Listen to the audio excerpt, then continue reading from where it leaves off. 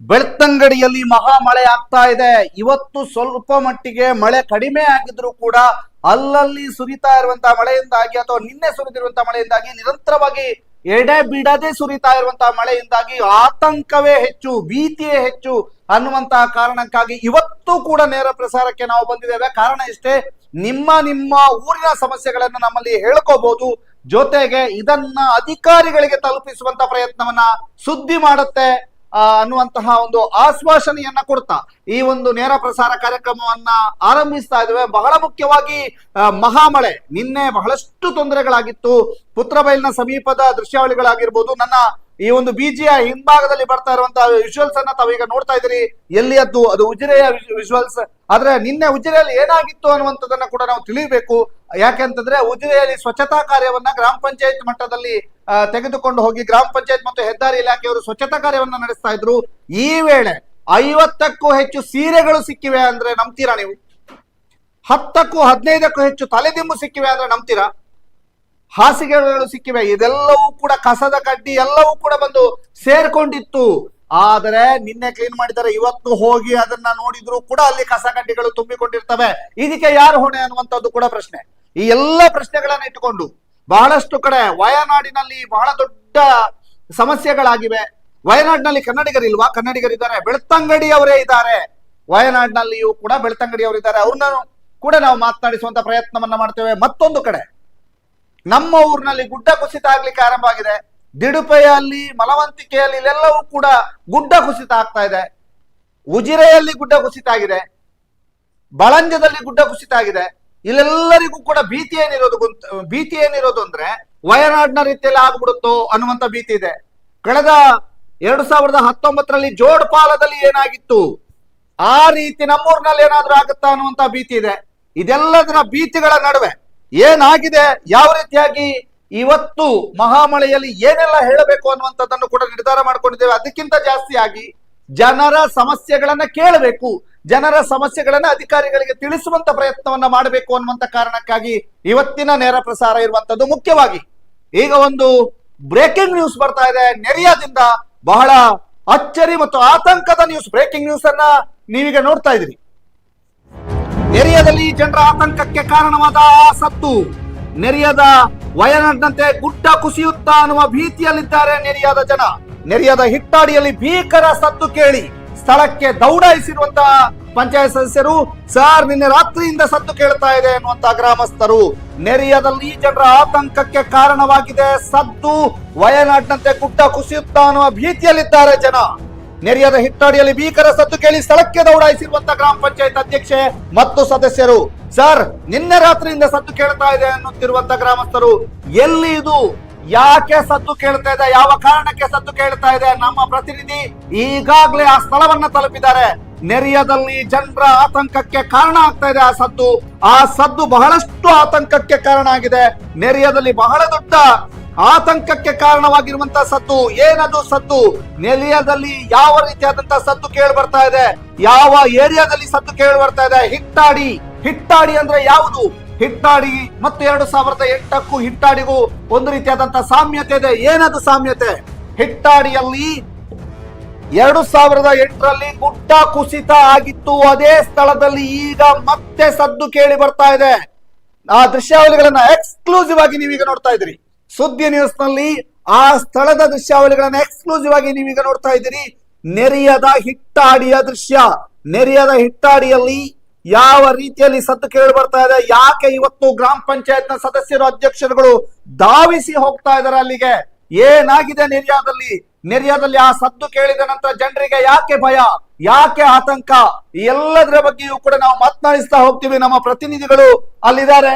ನಮ್ಮ ಪ್ರತಿನಿಧಿಯನ್ನು ಕೂಡ ಮಾತನಾಡಿಸುವಂತ ಪ್ರಯತ್ನವನ್ನ ಮಾಡ್ತಾರೆ. ನಾವೀಗ ಆನ್ ಕಾಲ್ಗೆ ಹೋಗ್ತಾ ಇದ್ದೇವೆ. ರಂಜನ್ ಅವರು ನಮ್ಮ ಕರೆಯನ್ನ ಸ್ವೀಕರಿಸಲಿಕ್ಕಿದ್ದಾರೆ. ರಂಜನ್ ಅವರನ್ನ ನಾವು ಸಂಪರ್ಕಿಸುವಂತ ಪ್ರಯತ್ನ ಮಾಡ್ತೇವೆ. ನಮ್ಮ ಪ್ರತಿನಿಧಿ ರಂಜನ್ ಅವರನ್ನ ಸಂಪರ್ಕ ಮಾಡುವಂತ ಪ್ರಯತ್ನವನ್ನ ಮಾಡ್ತಾ ಇದ್ದೇವೆ.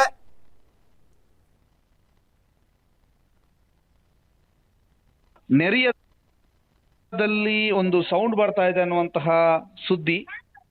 ಈ ಹಿನ್ನೆಲೆಯಲ್ಲಿ ಅಲ್ಲಿಗೆ ಸ್ಥಳಕ್ಕೆ ಹೋಗಿರುವಂತಹ ನಮ್ಮ ಪ್ರತಿನಿಧಿ ನೆರಿಯದ ರಂಜನ್ ಈಗ ನಮ್ಮ ಸಂಪರ್ಕದಲ್ಲಿದ್ದಾರೆ. ರಂಜನ್ ನಮಸ್ತೆ.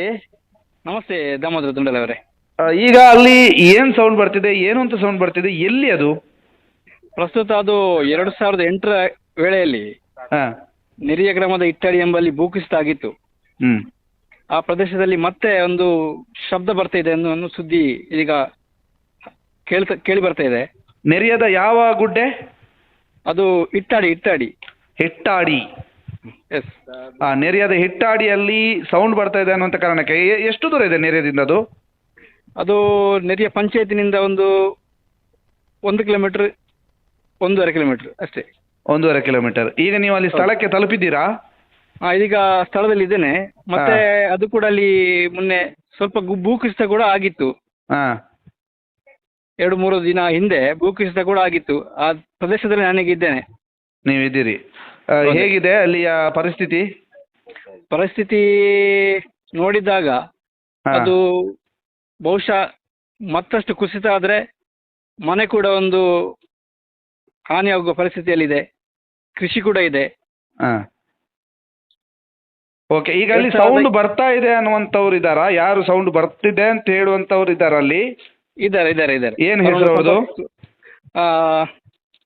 ಲೋಕಾಯಿಗೌಡ ಇಟ್ಟಾಡಿ ನಮ್ಮ ಜೊತೆಗಿದ್ದಾರೆ. ಲೋಕಾಯಗೌಡ ಇದ್ದಾರೆ. ಅವ್ರಿಗೆ ಕೊಡ್ಬೋದಾ, ನೀವು ಅಲ್ಲಿ ಫೋನ್ ಕೊಡ್ಬೋದಾ?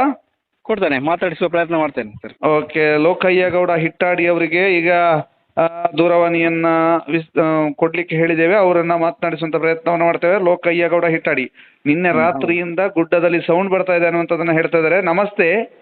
ನಮಸ್ತೆ. ಏನ್ ಸೌಂಡ್ ಬರ್ತಾ ಇತ್ತು? ಒಮ್ಮೆಲೆ ಒಂದು ಈ ಸಿಡಿಲು ಬಡಿದಾಗ ಆಯ್ತು, ಕಲ್ಲೆಲ್ಲ ಒಂದು ಕಲ್ಲಿಗೆ ಒಂದು ಕಲ್ಲು ಹೊಡೆಯುವಂತ ಶಬ್ದ ಆಗ್ತಲ್ಲ, ಅದೇ ರೀತಿ ಬರ್ತಾ ಇತ್ತು. ಎಷ್ಟೊತ್ತಿಗೆ? ನಿನ್ನೆ ಸಾಯಂಕಾಲ ಆಗುವಾಗ ಒಂದು 6 ಗಂಟೆಗೆ ಶಬ್ದ ಕೇಳಿತು, ಮತ್ತೆ 8 ಗಂಟೆಗೆ ಒಂದ್ಸರಿ ಶಬ್ದ ಕೇಳಿತು, ಮಧ್ಯಾಹ್ನ ಸಹ ಕೇಳಿತ್ತು ನಿನ್ನೆ. ಇವತ್ತು ಇಷ್ಟವರೆಗೆ ಕೇಳಲಿಲ್ಲ. ಹೌದು. ಇದು 2008ರಲ್ಲಿ ಅಲ್ಲೇ ಗುಡ್ಡ ಕುಸಿತ ಆಗಿದಾ? ಹೌದು, 2008 ಆಗಸ್ಟ್ 12 ತಾರೀಕು. ಹೌದು. ಅಲ್ಲಿ ಆದಾಗ ಇಂಥದ್ದೇ ಸೌಂಡ್ ಬಂದಿತ್ತ ಹಿಂದೆ? ಅದು ಒಮ್ಮೆಲೆ ಅದರ ಮುಂಚೆ ಬರಲಿಲ್ಲ, ಅವತ್ತು ಮಾತ್ರ ರಾತ್ರಿ ಶಬ್ದ ಒಂದು ಇಡೀ ಇದಾದ್ದು. ಅಲ್ಲ, 2008ರಲ್ಲಿ ಗುಡ್ಡ ಕುಸಿತ ಆಗುವಂತ ಸೌಂಡ್ ಬಂದಿತ್ತಲ್ಲ? ಹೌದೌದು. ಅದೇ ರೀತಿಯ ಸೌಂಡ್ ನಿನ್ನೆ ಏನಾದ್ರು ಬಂತಾ ಅಂತ? ನಿನ್ನೆ ಆಗಲ್ಲ, ಒಂದು ಈ ಕಲ್ಲು ಹೊಡೆದಾಗ ಆಯ್ತು ಸೌಂಡ್. ಓಕೆ. ಮೇಲಿಂದ ನಾವಲ್ಲಿ ಹೋಗ್ಲಿಲ್ಲ. ಮತ್ತೆ ಹೋಗಿ ಒಂದು ಸ್ವಲ್ಪ ಹೆದರಿಕೆ ಆಗ್ತಾ ಉಂಟು. ಹೆದರಿಕೆ ಆಗ್ತಾ ಉಂಟಾ? ಹೌದು. ಈಗ ಅಲ್ಲಿ ಪಂಚಾಯತಿನ ಅಧ್ಯಕ್ಷರೆಲ್ಲ ಬಂದಿರಲ್ಲ? ಬಂದ್ಯಾರೆ. ನೀವು ಅವರಲ್ಲಿ ಏನಂತ ವಿನಂತಿ ಮಾಡ್ತಾ ಇದ್ದೀರಿ? ಇಲ್ಲ ಅಂದ್ರೆ ಇಲ್ಲಿ ಕೆಳಗಡೆ ಸ್ವಲ್ಪ ಒಂದು ಮನೆ ಪಕ್ಕದಲ್ಲಿ ತುಂಬಾ ಒಂದು 100-150 ಲೋಡ್ನಷ್ಟು ಮಣ್ಣು ಬಿದ್ದಿದೆ, ಜರಿದು ಗುಡ್ಡ. ಆಗ ಅವ್ರು ನೋಡ್ಲಿಕ್ಕೆ ಬಂದದ್ದು. ಈಗ ನೋಡ್ಲಿಕ್ಕೆ ಬಂದಿಯಾರಾ? ಓಕೆ. ಈಗ ಹೇಗಿದೆ ಪರಿಸ್ಥಿತಿ? ಈಗ ಬೆಳಿಗ್ಗೆ ಜರಿದಿದೆ ಇಲ್ಲಿ ಮನೆ ಪಕ್ಕದಲ್ಲಿ, ಮನೆ ಎದುರುಗಡೆ. ಮೇಲೆ ಅಂತಂದ್ರೆ ಹೋಗ್ಲಿಲ್ಲ. ಇವತ್ತು ಮಳೆ ಕಡಿಮೆ ಆದ್ರೆ ಹೋಗ್ಬೇಕಷ್ಟೇ ನಾವು. ನೀವು ಯಾರೆಲ್ಲ ಇರೋದು ಮನೆಯಲ್ಲಿ? ನಮ್ದು ಇಲ್ಲಿ ಇದು ಅಣ್ಣನ ಮಕ್ಕಳು ಇಬ್ರು, ನಾನು, ನನ್ನ ಮಕ್ಕಳು ಇಬ್ರು, ಹೆಂಡತಿ. ಓಕೆ. ಈಗ ರಾತ್ರಿ ಅಲ್ಲಿ ಇರ್ಲಿಕ್ಕೆ ಭಯ ಆಗ್ತಾ ಇದೆಯಾ? ಅಲ್ಲ, ನಿನ್ನೆ ಅವರು ಒಂದು ಮನೆಯವರು ಅಲ್ಲಿಗೆ ಕೆಳಗಡೆ ನಿಂತದ್ದು, ಇಲ್ಲಿ ಇರ್ಲಿಲ್ಲ. ಇಲ್ಲಿ ಇರ್ಲಿಲ್ವಾ? ಬೇರೊಂದು ಮನೆಗೆ ಹೋಗ್ತು. ಓಕೆ ಸರ್, ನಮ್ಮ ಜೊತೆಗೆ ಮಾತನಾಡಿದ್ದಕ್ಕೆ ಧನ್ಯವಾದ ಲೋಕೇಶ್ ಅವರೇ. ಆಯ್ತು ಸರ್, ಆಯ್ತು. ನೆರಿಯದಲ್ಲಿ ಗುಡ್ಡದಲ್ಲಿ ಸೌಂಡ್ ಬರ್ತಾ ಇದೆ ಅನ್ನುವಂಥ ಕಾರಣಕ್ಕೆ ಹಿಟ್ಟಾಡಿಗೆ ಹೋಗಿರುವಂತಹ ನೆರಿಯ ಗ್ರಾಮ ಪಂಚಾಯತ್ನ ಅಧ್ಯಕ್ಷರಾಗಿರುವಂತಹ ವಸಂತಿ ಅವರಿಗೆ ನಮ್ಮ ಜೊತೆಗೆ ಸಂಪರ್ಕದಲ್ಲಿದ್ದಾರೆ. ವಸಂತಿ ಅವರೇ ನಮಸ್ಕಾರ. ನಮಸ್ತೆ. ಏನ್ ಸೌಂಡ್ ಅದು? ಹೌದಾ, ಅದು ಸೌಂಡ್ ಬರ್ತಾ ಇರೋದು ನಿಜ. ಇಲ್ಲಿ ನಾವು ಅಲ್ಲಿಗೆ ಬಂದಿದ್ದೇವೆ, ನಾವು ಅಲ್ಲಿ ಗುಡ್ಡಜರದಲ್ಲಿಗೆ ಬಂದಿದ್ದೇವೆ ನಾವು. ಅಲ್ಲಿ ಬಂದಾಗಲೇ ಮೇಲ್ಗಡೆಯಿಂದ ಸೌಂಡ್ ಕೇಳ್ತಾ ಇದೆ. ಅಲ್ಲಿ ಒಂದು ಮೊದಲು ಗುಡ್ಡ ಕುಸಿತಕ್ಕಿಂತ ಒಂದು ಎಷ್ಟು 500 ಮೀಟರ್ 500-600 ಮೀಟರ್ ದೂರದಲ್ಲಿ ಇದೀಗ ಮನೆ ಪಕ್ಕ ಜರಿದಿರೋದು, ಅಲ್ಲಿ ಅದ್ರ ಕೆಳಗಡೆ. ಈಗ ನಾವೆಲ್ಲ ಪಂಚಾಯತಿನೆಲ್ಲ ಬಂದಿದ್ದೇವೆ ನಾವಿಲ್ಲಿ. PD ಅವರು ಇದ್ದಾರೆ, ಅದು ಮೆಂಬರ್ ಅವರ ಅಶ್ರಫ್ ಅವರು ಮತ್ತೆ ಮೊಹಮ್ಮದ್ ಅವರು ಇದ್ದಾರೆ. ಓಕೆ. ಮತ್ತೆ ಕಂದಾಯ ಇಲಾಖೆಯವರು ಇದ್ದಾರೆ. ಈಗ ನಿಮಗೆ ಸೌಂಡ್ ಕೇಳ್ತಾ ಇದೆಯಾ? ಸೌಂಡ್ ಕೇಳಿಸ್ತಾ ಉಂಟು, ಅದು ಅದ್ರದ್ದು ಅಂತ ನಮಗೆ ಕನ್ಫರ್ಮ್ ಹೇಳಕ್ಕಾಗಲ್ಲ. ರಾತ್ರಿಯಲ್ಲ ತುಂಬಾ ಜೋರಿತ್ತಂತೆ. ಹೇಗ್ ಬರ್ತಿದೆ? ನೀರಿದ್ದು ಸೌಂಡು, ನೀರಿದ್ದು ಒಂಥರ ಬೇರೆ ಒಂಥರ ಸೌಂಡು. ಓಕೆ. ಅದೇನಂತ ನಮಗೆ ಕನ್ಫರ್ಮ್ ಗೊತ್ತಾಗ್ತಿಲ್ವಾ? ಹೌದು. ಓಕೆ. ನಮ್ಮ ಜೊತೆಗೆ ಈಗ ಏನು ಅವರನ್ನ ಏನಾದರೂ ಸ್ಥಳಾಂತರ ಮಾಡ್ತೀರಾ ಅಲ್ಲಿಂದ? ಈಗ ನಾವಲ್ಲಿ ಮಾತಾಡ್ತೇವೆ ಅವರಲ್ಲಿ ಅವರಲ್ಲಿ ಮಾತಾಡ್ತೀರಾ? ಮಾತಾಡ್ತೇವೆ, ಮನೆಯವರಲ್ಲಿ ಮಾತಾಡ್ತೇವೆ ನಾವು. ಓಕೆ ಮೇಡಮ್, ಧನ್ಯವಾದ ನಮ್ಮ ಜೊತೆಗೆ ಮಾತಾಡಿದ್ದಕ್ಕೆ.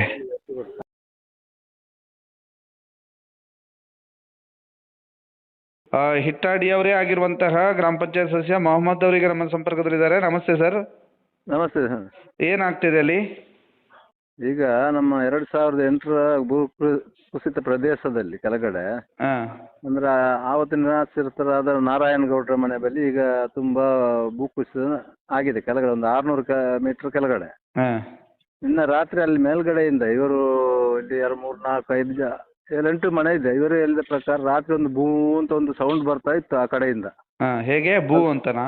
ಹೌದು, ಅದಕ್ಕೆ ಅಲ್ದ 2008ರಲ್ಲೂ ಅದೇ ಸೌಂಡ್ ಬಂದು ರಾತ್ರಿ ಬೆಳಿಗ್ಗೆ 12 ಗಂಟೆಗೆ ಆದಂಥದ್ದು ಭೂಕುಸಿತ. ಹಾಂ ಈಗ ಅದರಿಂದ ಇದು ಕೆಳಗಡೆ ತುಂಬ ಒಂದು 600-700 ಮೀಟರ್ ಇರ್ಬೋದು ಕೆಳಗಡೆ. ಹಾಂ ಅಂದ್ರೆ ನಮ್ಮ ರೋಡಿಂದ ಅದು 1.5 ಕಿಲೋಮೀಟರ್ ಮೇಲೆ ಆವತ್ತು ಕುಸಿತ ಆದಂಥದ್ದು. ಹಾಂ ಅದರಲ್ಲೇ ಕೆಳಗಡೆ ನಮ್ಮ ಅವರ ಕಡೆ ಮನೆಯ ಕೆಳಗಡೆ ನಮ್ಮ ಮನೆ ಕೂಡ ಇದೆ. ನಮ್ಮ ಅದೇ ಪ್ರದೇಶದಲ್ಲಿ ನಾವು ಇರುವಂಥವ್ರು. ಹಾಂ ಈಗ ಅವರ ಮನೆ ಪಕ್ಕದಲ್ಲಿ ಈಗ ಕುಸಿತ ಸ್ಟಾರ್ಟ್ ಆಗಿದೆ. ಓಕೆ ಈಗ ಅವರನ್ನು ಈಗ ಪಂಚಾಯತ್ನಿಂದ ಶಿಫ್ಟಿಗೆ ಕೂಡ ಲೆಟರ್ ಮಾಡಿದ್ದಾರೆ. ಓಕೆ ಶಿಫ್ಟ್ ಆಗಿದ್ದಾರೆ ನಿನ್ನೆ. ಹ್ಞೂ ಮತ್ತೆ ಈ ಬೇರೆ ಮನೆಗಳವರು ಒಂದು 2 ಜನ ಮನೆಗಳು ಶಿಫ್ಟ್ ಆಗ್ಬೋದು. ಅಂದ್ರೆ ಈ ಭಯದಿಂದ ನಾವು ಕೂಡ ಶಿಫ್ಟ್ ಬರ್ಬೋದು. ಅಂದ್ರೆ ಹೆದರಿಕೆ ಅಲ್ಲ ನಮ್ಗೂ ಆವತ್ತಿದ್ದು. ಓಕೆ. ಈಗ ಅಲ್ಲಿ ಆ 2008ರಲ್ಲಿ ಏನಾಗಿತ್ತು ಸರ್ ಎಕ್ಸಾಕ್ಟ್ಲಿ? ಅದೇ ಭೂಕುಸಿತ ಅಲ್ಲಿಂದಾಗಿ ನಮ್ಮ ರಸ್ತೆ PW ರಸ್ತೆ ದಾಟಿ ಡೊಂಬಗೌಡರ ಮನೆ ತನಕ ಬಂದಿದೆ ಮಣ್ಣು. ಒಂದು ಆವತ್ತಿನ 7 ಜನರ ಕೃಷಿಗಳು ಮನೆಗಳೆಲ್ಲ ಹಾನಿಯಾಗಿ ನಿರಾಶ್ರಿತರಾಗಿದ್ದಾರೆ ಅವತ್ತು. ನಾನು ಸಹ ಅದರಲ್ಲಿ ಒಬ್ಬ ಫಲಾನುಭವಿ. ಓಕೆ. ನನ್ನ ಮನೆ ಪಕ್ಕದಿಂದ ಸೈಡ್ನಿಂದದೇ ಆ ಮಣ್ಣು ಹೋದಂಥದ್ದು. 16 ವರ್ಷ ಆಯ್ತು ಈಗ? 16 ವರ್ಷ ಆಯ್ತು. ಈಗ ಮತ್ತೆ ಅಂಥದ್ದೇ ಸೌಂಡ್ ಕೇಳ್ತಾ ಇದೆ? ಅದೇ ಕೇಳ್ತಾ ಇದ್ದೆ. ನನ್ನ ಮನೆ ಅದರ ಸೈಡಲ್ಲಿ ಟ್ಯಾರಿಸ್ ಮನೆ. ಈ ಸ್ಫೋಟಕ್ಕೆ ನಂದೆಲ್ಲ ಅವತ್ತು ಫುಲ್ಲು ಕ್ರ್ಯಾಕ್ ಆಗಿ ಲೀಕ್ ಆಗಿ ನಾನೀಗ ಸೀಟ್ ಹಾಕಿರುವಂಥದ್ದು ಮನೆಗೆ. ಟ್ಯಾರಿಸ್ನ ಮೇಲೆ ಸ್ಲ್ಯಾಬ್ನ ಮೇಲೆ ಸೀಟ್ ಆಗಿರುವಂಥದ್ದು. ಅದು ಕೂಡ ಮೊನ್ನೆ ಗಾಳಿ ಬಂತಲ್ಲ, ಎಲ್ಲ ಹೋಗಿ ಮಣ್ಣು ಕೂಡ ಇಲ್ಲಿ ಸ್ವಲ್ಪ ಅನಾಹುತ ಆಯ್ತಲ್ಲ, ಅದ್ರ ಕೂಡ ನಮ್ಮ ಸೀಟೆಲ್ಲ ಹೋಗಿ ಇದಾಗಿದೆ. ಅದೇ ಪ್ರದೇಶದಲ್ಲಿ ನನಗೆ ರಾತ್ರಿ ಭಯ. ನಾನು ಈಗ 3 ದಿವಸ ಆಯ್ತು ಮನೆಯಲ್ಲಿ ಇರೋದಿಲ್ಲ. ಮಗಳ ಮನೆಗೆ ಉಜಿರೆಗೆ ಶಿಫ್ಟ್ ಆಗುದು ರಾತ್ರಿ. ಇವರಿಗೆ ಕೂಡ ಈಗ ನಿನ್ನೆಯಿಂದ ಈ ವರ್ಷ ಆ ಸೌಂಡ್ ಕೇಳಿದ ನಂತರ ಎಲ್ಲ ಶಿಫ್ಟ್ ಆಗಿದ್ದಾರೆ ಮನೆಗಳವರು. ಆಚೆಯವರ ಅಕ್ಕ ತಂಗಿ ಮನೆಗೆ ಇಲ್ಲಿ ಒಂದು ತರ ಭಯದ ವಾತಾವರಣ ಇದೆ. ಓಕೆ. ಈಗ ಪಂಚಾಯತ್ನಿಂದ PDO ಬಂದಿದ್ದಾರೆ, ಕಂದಾಯ ಇಲಾಖೆಯಿಂದ ಬಂದಿದ್ದಾರೆ, ಪತ್ರ ನಮ್ಮ ರಂಜನ್ರವರು ಕೂಡ ಬಂದಿದ್ದಾರೆ, ಅಧ್ಯಕ್ಷರೆಲ್ಲ ಇದ್ದಾರೆ. ಹಾಗೆ ಈಗ ಅವ್ರಿಗೆ ಏನು ಹೇಳಿದ್ರಿ? ಯಾವ ರೀತಿಯಾಗಿ ಸಪೋರ್ಟ್ ಮಾಡ್ತಾ ಇದ್ರಿ ಅಲ್ಲಿ ಸುತ್ತಮುತ್ತಲಿನವರಿಗೆ? ಈಗ ಸುತ್ತಮುತ್ತಲಿನವ್ರು ನಾನು ಕೂಡ ಅಲ್ಲಿಯವನ್ನೇ. ಆದ್ರೆ ನೀವು ಸಹ ಒಂದು ಅಲ್ಲಿ ಸಂತ್ರಸ್ತನೇ ಈಗ? ಹೌದೌದು, ಕಳೆದ ಬಾರಿಯ ಸಂತ್ರಸ್ತನೇ. ಅದ್ರಲ್ಲಿ ಓಕೆ. ಕಳೆದ ಬಾರಿ 7 ಜನ ಇತ್ತು. ಈಗ ಸ್ವಲ್ಪ 2 3 4 ಮನೆ ಅಲ್ಲಿ ಸೇರ್ಪಡೆ ಆಗಿದೆ. ಕಳೆದ ಬಾರಿ 7 ಫಲಾನುಭವಿಗಳು ನಿರಾಶ್ರಿತರಿದ್ದರು. ಅದರಲ್ಲಿ ಒಬ್ಬ ಕೂಡ ನಾನು ಕೂಡ ಒಬ್ಬ. ಓಕೆ. ಈಗ ನಾವೇನಂತ ನಾವೀಗ 2 3 ದಿನದಿಂದ ಈಗ ಶಿಫ್ಟ್ ಆಗ್ತಾ ಇದ್ದೇವೆ. ರಾತ್ರಿ ಹಗಲು ಬರ್ತೇವೆ ಅಲ್ಲಿಗೆ. ರಾತ್ರಿ ಏನಾದ್ರು ಕಳೆದ ಸಾರಿ 12:30 ಗಂಟೆಗೆ ಆದಂಥದ್ದಲ್ಲ ರಾತ್ರಿ. ಆದ ಕಾರಣ ಭಯ. ಮತ್ತೆ ಹೆಂಗಸರು ಯಾರು ನಿಲ್ಲುವುದಿಲ್ಲ, ಭಯ ಆಗಿ ಹೋಗುವ ಅಂತ ಹೇಳ್ತಾ ಇದ್ದಾರೆ. ನಮ್ಮ ಮನೆಯಲ್ಲೂ ಕೂಡ ನಾವು ಶಿಫ್ಟ್ ಆಗಿದ್ದೇವೆ 2 3 ದಿನ. ಮೊನ್ನೆ ಮಳೆ ಎಲ್ಲ ಗಾಳಿ ಬಂತಲ್ಲ, ಅದಕ್ಕೆ ಮೊದಲನೇ ದಿವಸ ಶಿಫ್ಟ್ ಆಗಿದ್ದೇವೆ. ಈಗ ಇವರು ಅದರ ಹತ್ತಿರ ಇರುವವರು ಲೋಕಾಯುಗೌಡರು ಇದ್ದಾರೆ. ಅವರು ಮಾಹಿತಿ ಕೊಟ್ಟದ್ದು ಇವತ್ತು ಬೆಳಿಗ್ಗೆ ಒಂದು ಸೌಂಡು ಕಳೆದ ಸಾರಿ ಬರ್ತಾ ಇತ್ತು 2008ರಲ್ಲಿ. ಆ ಸೌಂಡು ಅದು ಭೂ ಅಂತ ಒಂದು ಸೌಂಡ್ ಬರುವಂತ ಸೌಂಡ್ ಬಂದು ಮತ್ತೆ ಸ್ಪಾಟ್ ಆದದ್ದು. ಅಂದ್ರೆ ಇದು ಕನ್ನಡದಲ್ಲಿ ಉರುಳು ಪೊಟ್ಟು ಅಂತ ಹೇಳ್ತಾರಲ್ಲ, ಈಗ ಇದರಲ್ಲಿ ವಯನಾಡಲ್ಲಿ ಆಯ್ತು ಅದೇ ತರ ಇಲ್ಲಿ ಆದಂಥದ್ದು. ಅದೇ ತರ ಆದಂಥದ್ದು. ಹೌದು, ಈ ವಯನಾಡಿನ ಕೇಸ್ ಆಗಿರೋದ್ರಿಂದ ಸ್ವಲ್ಪ ಭಯ ಜಾಸ್ತಿ. ಹೌದೌದು. ಅಲ್ಲ, ನಮಗೂ ಆ ಕಳೆದ ಸಾರಿ ಭಯನೇ ಉಂಟಲ್ಲ, ಇಲ್ಲಿ ಆಗಿದೆ ಅಲ್ಲ. ಕಳೆದ ಸಾರಿ 2008ರ ಭಯ ಕೂಡ ಅದೇ ಭಯ ಈಗಲೂ ಇದೆ. ಮಳೆ ಬರುವಾಗ ನಾವೆಲ್ಲ ಅಲರ್ಟ್ ಆಗ್ತೇವೆ ಇಲ್ಲಿ. ಹಾಗೆ. Okay okay okay okay. ಧನ್ಯವಾದ ಸರ್ ನಮ್ಮ ಜೊತೆಗೆ ಮಾತನಾಡಿದ್ದಕ್ಕೆ. ನೋಡುವ ಅಲ್ಲಿ ಹೇಗಿತ್ತು.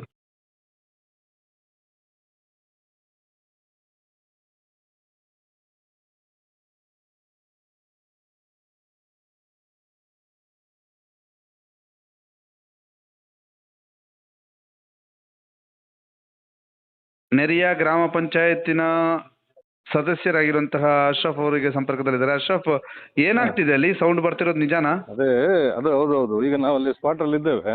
ಹಾ. 2008ರಲ್ಲಿ ನಾನು ಕೂಡ ಅವಾಗಲೂ ಪಂಚಾಯತಿ ಸದಸ್ಯರಾಗಿದ್ದೆ. ಹ್ಮ್. ಆ ಸಂದರ್ಭದಲ್ಲಿ ಇದೇ ತರ ಆಗಿ ಮತ್ತೆ ಬೃಹತಾಕಾರದ ಗುಡ್ಡ ಜರಿತ ಉಂಟಾಗಿದೆ. ಹ್ಮ್. ಈಗ ಅವರ ವಾಸದ ಮನೆ ಮೇಲ್ಗಡೆ ಜರಿದಿರುವಂತದ್ದು. ಹ್ಮ್. ಸಾಧಾರಣ ಮಣ್ಣು ಸುಮಾರು ಬಂದಿದೆ ಕೆಳಗಡೆ. ಅದೇ ಅವತ್ತು ಇದೆ ಅದು ಶಬ್ದ ಕಳಸ. ಅದು 2008ರಲ್ಲಿ ಕೂಡ ಇದೇ ಇನ್ಸಿಡೆಂಟ್ ತರ ಆಗಿದೆ. ಹೇಗಂತ ಹೇಳಿದ್ರೆ ಒಂದು ಶಬ್ದ ಬಂದಾಗೆ ಆಗಿ ಮತ್ತೆ ಸಡನ್ ಆಗಿ ಎಲ್ಲ ಜರಿತಾಗಿದೆ. ಈಗ ಅದೇ ಮನೆ ಹತ್ತಿರವರೆಗೆ ಬಂದಿದೆ ಈಗ ಮಣ್ಣಿತ್ತು. ಹ್ಮ್. ಹಾಗೆ ಸ್ವಲ್ಪ ಮನೆ ಕೂಡ ಇನ್ನೇನಾದ್ರೂ ಜರಿದ್ರೆ ಮನೆಗೂ ಕೂಡ ಸಮಸ್ಯೆ ಆಗ್ಬೋದು. ಆ ಥರ ಉಂಟು. ಓಕೆ. ಹಾ. ಓಕೆ, ಈಗ ಅಲ್ಲಿ ಏನು ಅವರನ್ನು ಸ್ಥಳಾಂತರ ಮಾಡ್ತೀರಾ? ಅದೇ ಈಗ ಅವರು ಹೇಳಿದ್ದೇವೆ. ಅದಕ್ಕೆ ಅವರು ನಮ್ಮ ಪಂಚಾಯತ್ ಸದಸ್ಯರು ಮೊಹಮ್ಮದ್ ಅವರ ಮನೆ ಕೂಡ ಅದರ ಕೆಳಗಡೆ ಇರುವಂತದಲ್ಲ. ಹೌದು. ಅದು ಅವರು ಕೂಡ ಹೇಳಿದ್ರು ಈಗ ನಿನ್ನೆಯಿಂದ ಅವರೇನೋ ಸ್ಥಳಾಂತರ ಮಾಡ್ತಾ ಇದ್ದಾರಂತೆ ರಾತ್ರಿ. ಸ್ವಲ್ಪ ಭಯ ಆಗ್ತದೆ ಅಂತ ಹೇಳಿ. ಎಲ್ಲಾದ್ರೂ ಅವತ್ತು ಕೂಡ ರಾತ್ರಿ ಇನ್ಸಿಡೆಂಟ್ ಆಗಿದೆಲ್ಲ. ಅಲ್ಲಿಯ ಪರಿಸ್ಥಿತಿ ನೋಡಿದಾಗ ಭಯ ಆಗುವಂತ ಪರಿಸ್ಥಿತಿ ಇದೆ ಅಲ್ವಾ? ಉಂಟು ಉಂಟು ಉಂಟು ಉಂಟು ಉಂಟು. ನೆರಿಯದ ಹಿಟ್ಟಾಡಿಯಲ್ಲಿ ಸದ್ದು ಕೇಳಿ ಬರ್ತಾ ಇರುವಂತಹ ದೃಶ್ಯಾವಳಿಗಳನ್ನು ತಾವು ಈಗ ನೋಡ್ತಾ ಇದ್ರಿ. ಎಲ್ಲರನ್ನು ಕೂಡ ಮಾತನಾಡಿಸಿದ್ವಿ ನಾವು. ಮೊದಲಿಗೆ ನಮ್ಮ ಪ್ರತಿನಿಧಿ ರಂಜನ್ ಅವರನ್ನ ಮಾತನಾಡಿಸಿದ್ವಿ, ಸ್ಥಳೀಯರಾದಂತಹ ಲೋಕಯ್ಯ ಅವರನ್ನ ಮಾತನಾಡಿಸಿದ್ವಿ, ನಂತರ ಗ್ರಾಮ ಪಂಚಾಯತ್ ಅಧ್ಯಕ್ಷೆಯನ್ನ ಮಾತಾಡಿಸಿದ್ವಿ, ಅಲ್ಲಿಗೆ ತೆರಳಿದಂತಹ 2 ಸದಸ್ಯರನ್ನು ಕೂಡ ಮಾತನಾಡಿಸಿದ್ವಿ. ಅಲ್ಲಿ ಸದ್ದು ಕೇಳಿ ಬರ್ತಾ ಇರೋದು ನಿಜ ಅನ್ನುವಂಥದ್ದನ್ನ ಎಲ್ಲರೂ ಕೂಡ ಒಪ್ಕೊಂಡಿದ್ದಾರೆ. ಅದರ ಜೊತೆಗೆ ಈ ಹಿಂದೆ 2008ರಲ್ಲಿ ಅಲ್ಲಿಂದ ಒಂದು 500ರಿಂದ 1 ಕಿಲೋಮೀಟರ್ ವ್ಯಾಪ್ತಿಯಲ್ಲಿ ಒಂದು ದೊಡ್ಡ ಗುಡ್ಡ ಕುಸಿತ ಆಗಿತ್ತು. ಆ ಸಂದರ್ಭದಲ್ಲಿ ಬಹಳಷ್ಟು ತೊಂದರೆಗಳು ಆಗಿತ್ತು. ಈ ದೃಶ್ಯದಲ್ಲಿ ಈಗ ಒಂದು ಕೆಂಪು ಕೊಡೆಯನ್ನು ಹಿಡ್ಕೊಂಡವರು ಮೊಹಮ್ಮದ್ ಅವರು ಅದೇ ಸ್ಥಳದಲ್ಲಿ ಮನೆಯನ್ನ ಮಾಡ್ಕೊಂಡಿದ್ದಾರೆ. ಅವರು ಈ ಹಿಂದೆಯೂ ಕೂಡ ತೊಂದರೆಗೆ ಒಳಗಾಗಿದ್ರು. ಈ ಸಂದರ್ಭದಲ್ಲಿ ಅವರಿಗೆ ನೆರವು ಬೇಕಾಗ್ತದೆ. ಯಾಕೆಂತಂದ್ರೆ ಆ ಸದ್ದು ಏನಾದ್ರೂ ಗುಡ್ಡ ಕುಸಿತಕ್ಕೆ ಮುನ್ಸೂಚನೆಯ ಅನ್ನುವಂತ ರೀತಿಯಲ್ಲೂ ಕೂಡ ಇದೆ. ಅದು ಹೌದೋ ಅಲ್ವೋ ಅನ್ನುವಂಥದ್ದು ನಮಗೂ ಗೊತ್ತಿಲ್ಲ. ಅದರ ಅಂತದೊಂದು ಸದ್ದು ಕೇಳ್ತಾ ಇರೋದ್ರಿಂದ ಜನರು ಆತಂಕಗೊಂಡಿದ್ದಾರೆ ಅನ್ನುವಂಥದ್ದನ್ನ ತಿಳಿಸುವಂತ ಪ್ರಯತ್ನವನ್ನ ಸುದ್ದಿ ನ್ಯೂಸ್ ನಿಮ್ಗಾಗಿ ಮಾಡ್ತಾ ಇದೆ. ಮತ್ತೊಂದು ಕಡೆ ನಾವು ಈಗ ಮುಂದಿನ ಸುದ್ದಿಗೆ ಮೂವ್ ಆಗ್ತಾ ಇದ್ದೇವೆ. ಮುಂದಿನ ಸುದ್ದಿ ಉಜಿರೆಯ ಎಳಚಿತ್ತಾಯ ನಗರದ್ದು. ನೋಡಿ, ನೀವೀಗ ನೋಡ್ತಾ ಇರುವಂತಹ ದೃಶ್ಯ ಉಜಿರೆಯ ಎಳಚಿತ್ತಾಯ ನಗರದ ದೃಶ್ಯ. ಅಲ್ಲಿರ್ತಕ್ಕಂಥ ಎಳಚಿತ್ತಾಯ ನಗರ ಅಥವಾ ಎಳಚಿತ್ತಾಯ ಅನ್ನುವಂತ ಊರಿನಲ್ಲಿ ನೋಡಿ ಆ ಒಂದು ಗುಡ್ಡ ಕುಸಿತ ಆಗಿರುವಂತದ್ದು. ಹಿಂಬದಿಯಲ್ಲಿ ಇದ್ದಂತಹ ಗುಡ್ಡ ಕುಸಿತ ಆಗಿ ಆ ಮುಂದೆ ಇರುವಂತಹ ಮನೆಗೆ ಸಂಪೂರ್ಣ ಹಾನಿಯಾಗಿದೆ. ನೀವೀಗ ಆ ದೃಶ್ಯವನ್ನು ಕೂಡ ನೋಡ್ತಾ ಇದ್ದೀರಿ. ಹಿಂಬದಿಯಲ್ಲಿದ್ದಂತಹ ಗುಡ್ಡ ಕುಸಿತವಾಗಿ ಸಂಪೂರ್ಣ ಹಾಳಾಗಿದೆ. ಸಂಪೂರ್ಣ ಹಾಳಾಗಿರುವಂತದ್ದು ಮಾತ್ರ ಅಲ್ಲ, ಮನೆಯ ಒಳಭಾಗವು ಕೂಡ ಸಂಪೂರ್ಣವಾಗಿ ಹೋಗಿರುವಂತದ್ದನ್ನ ನಾವೀಗ ನೋಡ್ಬೋದು. ಗುಡ್ಡ ಕುಸಿತ ಆಗಿದೆ. ಗುಡ್ಡ ಕುಸಿತ ಆಗಿರುವಂತಹ ಹಿನ್ನೆಲೆಯಲ್ಲಿ ಅಲ್ಲಿ ಏನಾಗಿದೆ ಅನ್ನುವಂಥದ್ದು ನೀವು ಸ್ಪಷ್ಟವಾಗಿ ನೋಡ್ತಾ ಇದ್ದೀರಿ. ಗುಡ್ಡದ ಮೇಲ್ಭಾಗದ ದೃಶ್ಯಾವಳಿಗಳನ್ನು ತಾವೀಗ ನೋಡ್ತಾ ಇರುವಂತದ್ದು. ಎಳಚಿತ್ತಾಯ ನಗರದ ಜಗದೀಶ್ ಆಚಾರ್ಯ ಮತ್ತು ಶಾರದಾ ಎಂಬವರಿಗೆ ಸೇರಿರುವಂತಹ ಮನೆ. ಆ ಮನೆ ಸಂಪೂರ್ಣವಾಗಿ ಹಿಂಬದಿ ಕಂಪ್ಲೀಟ್ ಆಗಿ ಡ್ಯಾಮೇಜ್ ಆಗಿದೆ. ಅಲ್ಲಿ ಒಳಗೆ ಹೋಗೋದಕ್ಕೂ ಕೂಡ ಕಷ್ಟಪಡುವಂತ ಪರಿಸ್ಥಿತಿ ಇದೆ. ಕೆಸರು ಮಯ ಆಗಿದೆ ಆ ಮನೆಯ ಒಳಭಾಗಕ್ಕೂ ಕೂಡ ನಾವು ಹೋಗಿದ್ವಿ. ಅಲ್ಲಿ ಅವರನ್ನು ಮಾತನಾಡಿಸುವಂತ ಪ್ರಯತ್ನವನ್ನ ಮಾಡಿದ್ವಿ. ಅದರ ನೇರ ಪ್ರಸಾರದಲ್ಲಿ ಅವರನ್ನ ನಿಮಗೆ ಮಾತನಾಡಿಸುವಂತಹ ಪ್ರಯತ್ನವನ್ನು ಕೂಡ ನಾವು ನಿರಂತರವಾಗಿ ಮಾಡ್ತೀವಿ. ಇದು ಈಗ ಅದರ ಪಕ್ಕದಲ್ಲೇ ಅಂದ್ರೆ ಕುಸಿದಿರುವಂತಹ ಪಕ್ಕದಲ್ಲಿ ಇನ್ನೊಂದು ಮನೆ ಇದೆ. ಆ ಮನೆಯು ಕೂಡ ಕುಸಿತದ ಭೀತಿಯಲ್ಲಿ ಇದೆ ಅನ್ನುವಂಥದ್ದು ಸ್ಪಷ್ಟ. ಆ ಮನೆಯು ಕೂಡ ಕುಸಿತದ ಭೀತಿಯಲ್ಲಿದೆ ಅನ್ನುವಂಥದ್ದು ಸ್ಪಷ್ಟ. ಆದ್ರಿಂದ ಉಜಿರೆಯ ಎಳಚಿತ್ತಾಯ ನಗರದ ದೃಶ್ಯಾವಳಿಗಳನ್ನು ತಾವೀಗ ನೋಡ್ತಾ ಇದ್ದೀರಿ.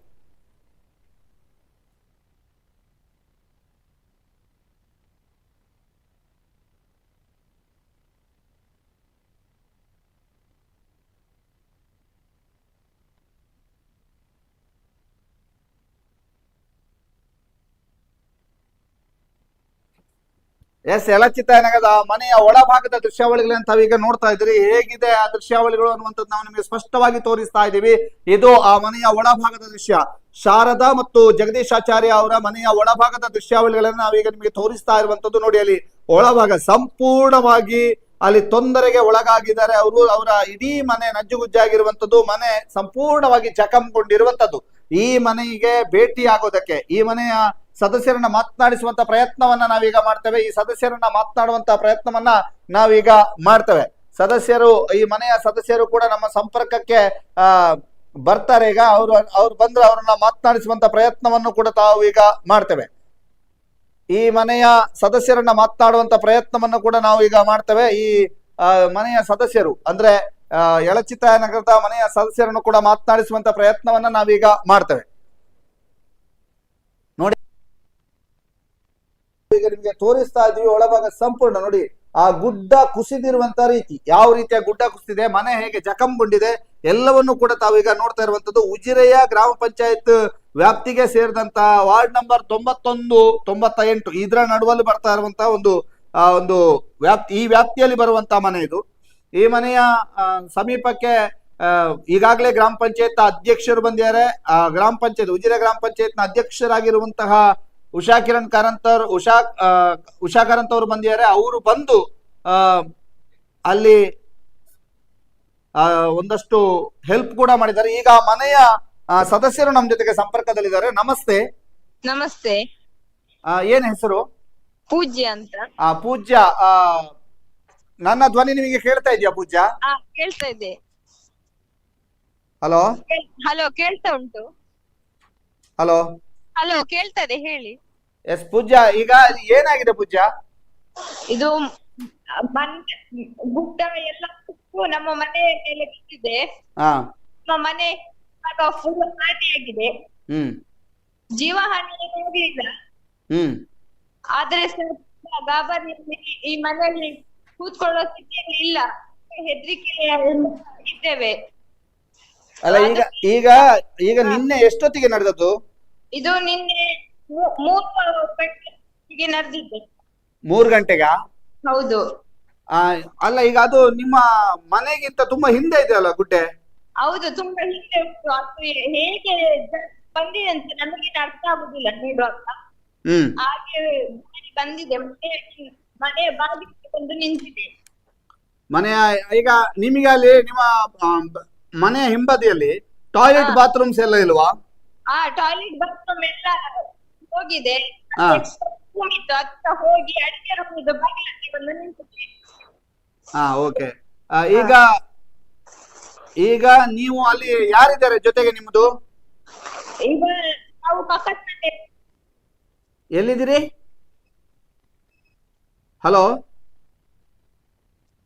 ಹಲೋ, ಮತ್ತೆ ಸಂಪರ್ಕ ಮಾಡುವಂತ ಪ್ರಯತ್ನವನ್ನ ಮಾಡ್ತೇವೆ. ಜಗದೀಶ್ ಆಚಾರ್ಯ ಅವರ ಪುತ್ರಿ ಪೂಜ್ಯ ಅವರಿಗೆ ನಾವೀಗ ಕರೆ ಮಾಡಿರುವಂತದ್ದು. ಅವರು ನಮ್ಮ ಜೊತೆಗೆ ಮಾತನಾಡ್ತಾ ಇದ್ರು, ಅಲ್ಲಿಯ ಸಮಸ್ಯೆಗಳ ಬಗ್ಗೆ ಮಾತನಾಡ್ತಿದ್ರು. ಅವರು ಮಾತನಾಡುವಂತ ಸಂದರ್ಭದಲ್ಲಿ ಏಕಾಏಕಿ ಗುಡ್ಡ ಕುಸಿದು ಇಡೀ ಮನೆಗೆ ಡ್ಯಾಮೇಜ್ ಆಗಿದೆ ಅನ್ನುವಂಥದ್ದನ್ನ ಹೇಳಿದ್ರು.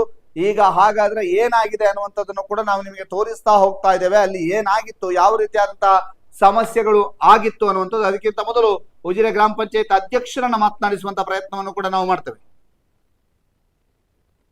ಇದೀಗ ಉಜಿರೆಯ ಯಲಚಿತ್ತಾಯ ನಗರದ ದೃಶ್ಯಾವಳಿಗಳನ್ನ ತಾವೀಗ ನೋಡ್ತಾ ಇದ್ದೀರಿ. ಏನಾಗಿದೆ ಅನ್ನುವಂಥದ್ದನ್ನ ಕೂಡ ನಾವು ನಿಮಗೆ ತೋರಿಸುವಂತ ಪ್ರಯತ್ನವನ್ನ ಮಾಡ್ತಾ ಇದ್ದೀವಿ. ಹೀಗೆ ನಿರಂತರವಾಗಿ ಬಹಳಷ್ಟು ಕಡೆಗಳಲ್ಲಿ ತೊಂದರೆಗಳಾಗಿವೆ. ಆ ತೊಂದರೆಗಳು ಆದಂತಹ ಸ್ಥಳದಿಂದ ನೀವು ಕೂಡ ಮಾತನಾಡಬಹುದು, ನಮಗೆ ಕರೆ ಮಾಡಬಹುದು. ನಮಗೆ ಕರೆ ಮಾಡಿ ನೀವು ಕೂಡ ಮಾತನಾಡಬಹುದು. ಏನಾಗಿದೆ, ಯಾವ ಸಮಸ್ಯೆಗಳಾಗಿವೆ ಅನ್ನುವಂಥದ್ರ ಬಗ್ಗೆಯೂ ಕೂಡ ತಾವು ಮಾತನಾಡಬಹುದು. ಆ ದೃಶ್ಯಾವಳಿಗಳನ್ನು ಈಗ ನೀವು ಉಜಿರೆ ಯಲಚಿತ್ತಾಯ ನಗರದ ದೃಶ್ಯಾವಳಿಗಳನ್ನು ನೋಡ್ತಾ ಇದ್ದೀರಿ. ಉಜಿರೆಯ ಗ್ರಾಮ ಪಂಚಾಯತ್ ಅಧ್ಯಕ್ಷರನ್ನ ಮಾತನಾಡಿಸುವಂತ ಪ್ರಯತ್ನವನ್ನ ಸುದ್ದಿ ನ್ಯೂಸ್ ಮಾಡುತ್ತೆ.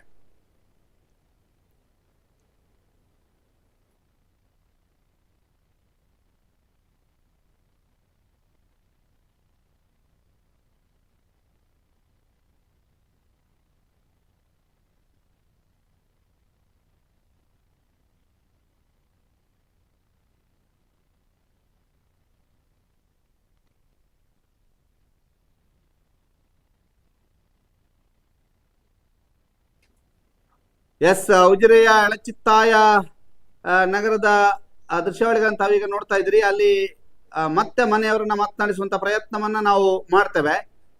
ಹಲೋ ಹಲೋ ಹಲೋ, ನಿಮ್ಮ ಜೊತೆಗೆ ಯಾರಿದ್ದಾರೆ ಪೂಜ್ಯ? ನನ್ನ ಜೊತೆ ಇದ್ದಾರೆ. ಹಲೋ ಹಲೋ, ಯಾರಿದ್ದಾರೆ? ತಾಯಿ ಇದ್ದಾರೆ. ತಾಯಿ ಇದ್ದಾರಾ? ಹೌದು. ಓಕೆ, ಅವರನ್ನ ಮಾತನಾಡಿಸ್ತೇವೆ. ಈಗ ಅಧ್ಯಕ್ಷರನ್ನು ಕೂಡ ಸಂಪರ್ಕಕ್ಕೆ ತೆಗೆದುಕೊಳ್ತೇವೆ. ಎಸ್, ನಮ್ಮ ಇನ್ನೊಂದು ಮೊಬೈಲ್ ನಿಂದ ಕರೆ ಮಾಡ್ತೀವಿ ಅಂತ ಅಧ್ಯಕ್ಷರಿಗೆ ಹೇಳಬೇಕು. ಅಧ್ಯಕ್ಷರಿಗೆ ಹೇಳ್ತೇವೆ. ಈಗ ಪೂಜ್ಯ ಅವರು, ಪೂಜ್ಯ ನಿಮ್ಮ ತಾಯಿಗೆ ಕೊಡ್ಬೋದಾ? ಕೊಡ್ತೇನೆ, ಕೊಡಿ. ನಮಸ್ತೆ ಶಾರದಾರ್ ಅವರೇ. ನಮಸ್ತೆ. ಈಗ ನಿನ್ನೆ ಏನಾಯ್ತು ಶಾರದಾ ಅವರೇ? ನಮ್ಮ ಮನೆಯಲ್ಲಿ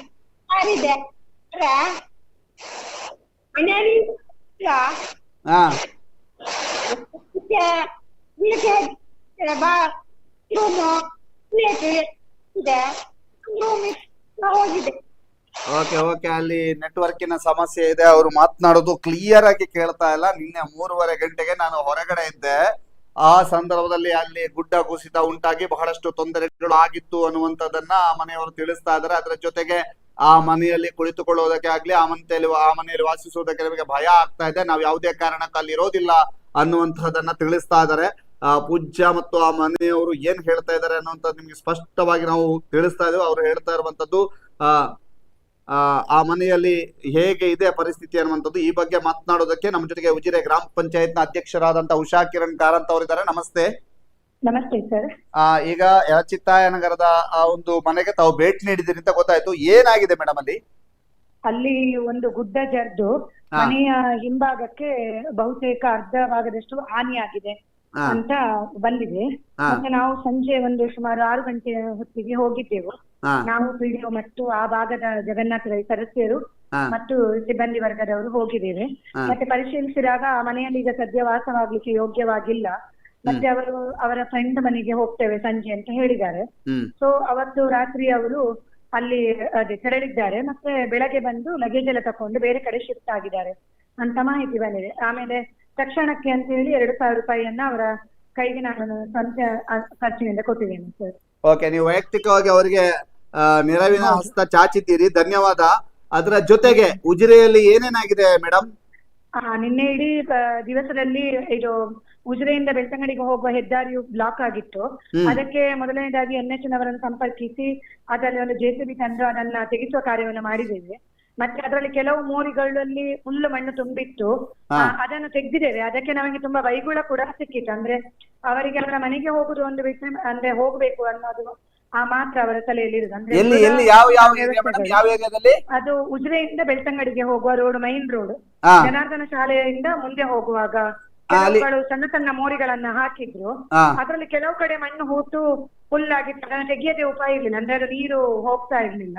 ಹಾಗಾಗಿ ಅದನ್ನು ತೆಗ್ದಿದ್ದೇವೆ. ಅದಕ್ಕೆ ಬೈಗುಳ ಕೂಡ ಸಿಕ್ಕಿದೆ ನಮ್ಗೆ. ಇವತ್ತು ಕೂಡ ಬೈತಾನೆ ಇದ್ದಾರೆ. ಏನಂತ ಯಾಕೆ ಬೈತಾ ಇದ್ದಾರೆ? ಬೈತಾ ಇದ್ದಾರೆ ಅಂದ್ರೆ ಅವರದು ಖರ್ಚು ಮಾಡಿ ಮೋರಿಯನ್ನ ಹಾಕಿದ್ದಾರೆ. ಈಗ ಅವರಿಗೆ ಹೋಗ್ಲಿಕ್ಕೆ ಆಗುದಿಲ್ಲ, ಕಷ್ಟ ಆಗ್ತದೆ ಅಂತ ನಾವಿವತ್ತು ಬೆಳಗ್ಗೆಯಿಂದ ಇನ್ನೊಮ್ಮೆ JCBಯಲ್ಲಿ ಅದನ್ನು ಸ್ವಲ್ಪ ಆಳ ಮಾಡಿ ಚರಂಡಿಯನ್ನು ಮಾಡುವ ಪ್ರಯತ್ನವನ್ನು ಮಾಡ್ಬೇಕು ಅಂತ ಹೇಳಿ NH ನವರನ್ನು ಸಂಪರ್ಕಿಸಿದ್ವಿ. ಅವರದ್ದು ತುರ್ತು ಕಾಮಗಾರಿ ಅಂತ ಬೇರೆ ಕಡೆ ಇದೆಯಂತೆ JCB. ಸೊ ಅದನ್ನ ನಮ್ಗೆ ಹಾಕ್ಲಿಕ್ಕೆ ಆಗ್ಲಿಲ್ಲ ಇವತ್ತು ಇಷ್ಟೊತ್ತವರೆಗೆ. ಸೊ ಅವರಿಗೆ ಅದು ಅಂದ್ರೆ ಒತ್ತಡ ಆಗ್ತದಲ್ಲ, ಅವರಿಗೆ ಹೋಗ್ಬೇಕು ಮನೆಗೆ ಅಂತ ಹೇಳಿ ಅದು ಒಂದು ಸ್ವಲ್ಪ ಅಡಚಣೆ ಇದೆ ಆ ಏರಿಯಾದಲ್ಲಿ. ಅದು ಅಲ್ಲದೆ ಮತ್ತೆ ಬಹುತೇಕ ಚಾರ್ಮಾಡಿ ರೋಡಿನಲ್ಲಿ 2 ಮನೆಗಳಿಗೆ ನೀರು ನುಗ್ಗಿತ್ತು. ಅಲ್ಲಿ ಹೋಗಿ ಪರಿಶೀಲಿಸಿದ್ವಿ. ಮತ್ತೆ SDM ಹಾಸ್ಪಿಟಲಿನ ತಡೆಗೋಡೆ ಮತ್ತು ಅದ್ರ ಹಿಂದ್ಗಡೆ ಒಬ್ರು ಅಜೀಜ್ ಅನ್ನುವರ ಮನೆಯ ಹಿಂಭಾಗ ಬಿರುಕು ಬಿಟ್ಟಿದೆ, ಅದನ್ನು ಕೂಡ ಪರಿಶೀಲನೆ ಮಾಡಿದ್ದೇವೆ. ಆಮೇಲೆ ಅತ್ತಾಚಿಯಲ್ಲಿ 2 ಕಡೆ ಫಾಲ್ಸ್ ಇಂದಾಗಿ ಓವರ್ಫ್ಲೋ ಆಗಿ ನೀರು ಅಪಾಯಕಾರಿ ಮಟ್ಟದಲ್ಲಿ ಹರಿತಾ ಇತ್ತು, ಅದನ್ನು ಪರಿಶೀಲನೆ ಮಾಡಿದ್ವಿ. ಮತ್ತೆ ಪಡುವೆಟ್ಟು ರಸ್ತೆಯಲ್ಲಿ ಒಂದು ಮನೆಗೆ ಭಾಗಶಃ ಮುಕ್ಕಾಲಂಶ ನೀರು ತುಂಬಿದೆ. ಅವರನ್ನು ರಕ್ಷಣಾ ಕಾರ್ಯ ನಮ್ಮ ಅಜಯ್ ಶೆಟ್ಟಿ ಅವರು ಅವರನ್ನೆಲ್ಲ ಮನೆಯಿಂದ ಈ ಕಡೆ ಕರೆಸಿ ಶಿಫ್ಟ್ ಮಾಡಿ ಅವರ ಸಂಬಂಧಿಕರ ಮನೆಗೆ ತೆರಳಿದ್ದಾರೆ ಇರ್ಲಿಕ್ಕೆ. ಅದಲ್ಲದೆ ಶಿವಾಜಿನಗರದಲ್ಲಿ ಓವರ್ಫ್ಲೋ ಆಗಿ ಕಾಂಪೌಂಡ್ ಕುಸಿತ ಆಗಿದೆ. ಮತ್ತೆ ಒಂದು ಗುಡ್ಡ ಕುಸಿತ ಶಿವಾಜಿನಗರದ ಫಸ್ಟ್ ಕ್ರಾಸ್ ಅಲ್ಲಿ ಒಂದು ಮನೆಯಲ್ಲಿ. ಹಾಗೆ ಕೆಲವು ಕಡೆಯಲ್ಲಿ ಹಾನಿ ಆಗಿದೆ ಸರ್ ನಿನ್ನೆ. ಈಗ ನಿಮಗೆ 7:30 ತನಕ ಮೇಡಮ್ ಈಗ ಎಲ್ಲರೂ ಕೂಡ ಪರಿಹಾರ ಕೇಳ್ತಾ ಇದ್ದಾರೆ ಅಂತ ಅನ್ಸುತ್ತೆ ನಮಗೆ. ಯಾರ್ಯಾರಿಗೆ ನಿಮಗೆ ಪರಿಹಾರ ಕೊಡೋದಕ್ಕಾಗತ್ತೆ? ಯಾರ್ಯಾರಿಗೆ ಪರಿಹಾರಕ್ಕಾಗಿ ಯಾವ ಯಾವ ಇಲಾಖೆಗಳಿಗೆ ಒತ್ತಾಯಿಸ್ತೀರಿ? ನಾವೀಗ ಯಲಚಿತ್ತಾಯ ನಗರದಲ್ಲಿ ಪರಿಹಾರಕ್ಕೆ ಅದೇ ಅವರು ನಮ್ಗೆ ಈಗ ಅಪ್ಲಿಕೇಶನ್ ಕೊಟ್ಟಿದ್ದಾರೆ. ಆದ್ರೆ ನಾವು ಕಂದಾಯ ಇಲಾಖೆ ಮತ್ತು ತಹಶೀಲ್ದಾರ್ ಅವರು ಏನ್ ಮೊದಲು ಮಾಡ್ತಾರೆ ಅಂದ್ರೆ ಮನೆಗೆ ಸಂಪೂರ್ಣ ಅಮೌಂಟ್ ಅವರಿಂದ ಮಾಡಿ ಅದೇ ಸಿಗ್ತದ ಅಂತ ನಾವು ನೋಡ್ತೇವೆ. ಈಗ ತತ್ಕಾಲ ಪರಿಹಾರವನ್ನ ಅವ್ರ ಬಾಡಿಗೆ ಮನೆಗೆ ಸ್ಥಳಾಂತರಿಸುವುದನ್ನು ಅವರು ಕಂದಾಯ ಇಲಾಖೆಯವರು ಮಾಡಿದ್ದಾರೆ, VA ಅವರು ಮಾಡಿದ್ದಾರೆ ಇವತ್ತು. ಆಮೇಲೆ ಅದನ್ನ ಪರಿಶೀಲನೆ ಮಾಡ್ತೇವೆ. ಸಂಪೂರ್ಣ ಅಮೌಂಟ್ ಅವರಿಗೆ ಮನೆ ಕಟ್ಟಲಿಕ್ಕೆ ಸಿಕ್ಕಿದೆ, ನಾವು ಅದನ್ನ JCB ಅಲ್ಲಿ ಅವರಿಗೆ ಮನೆಯನ್ನ ಇದು ಲೆವೆಲ್ ಮಾಡೋ ಕೆಲಸವನ್ನ ಮಾಡಿಕೊಡ್ತೇವೆ ಅವರಿಗೆ.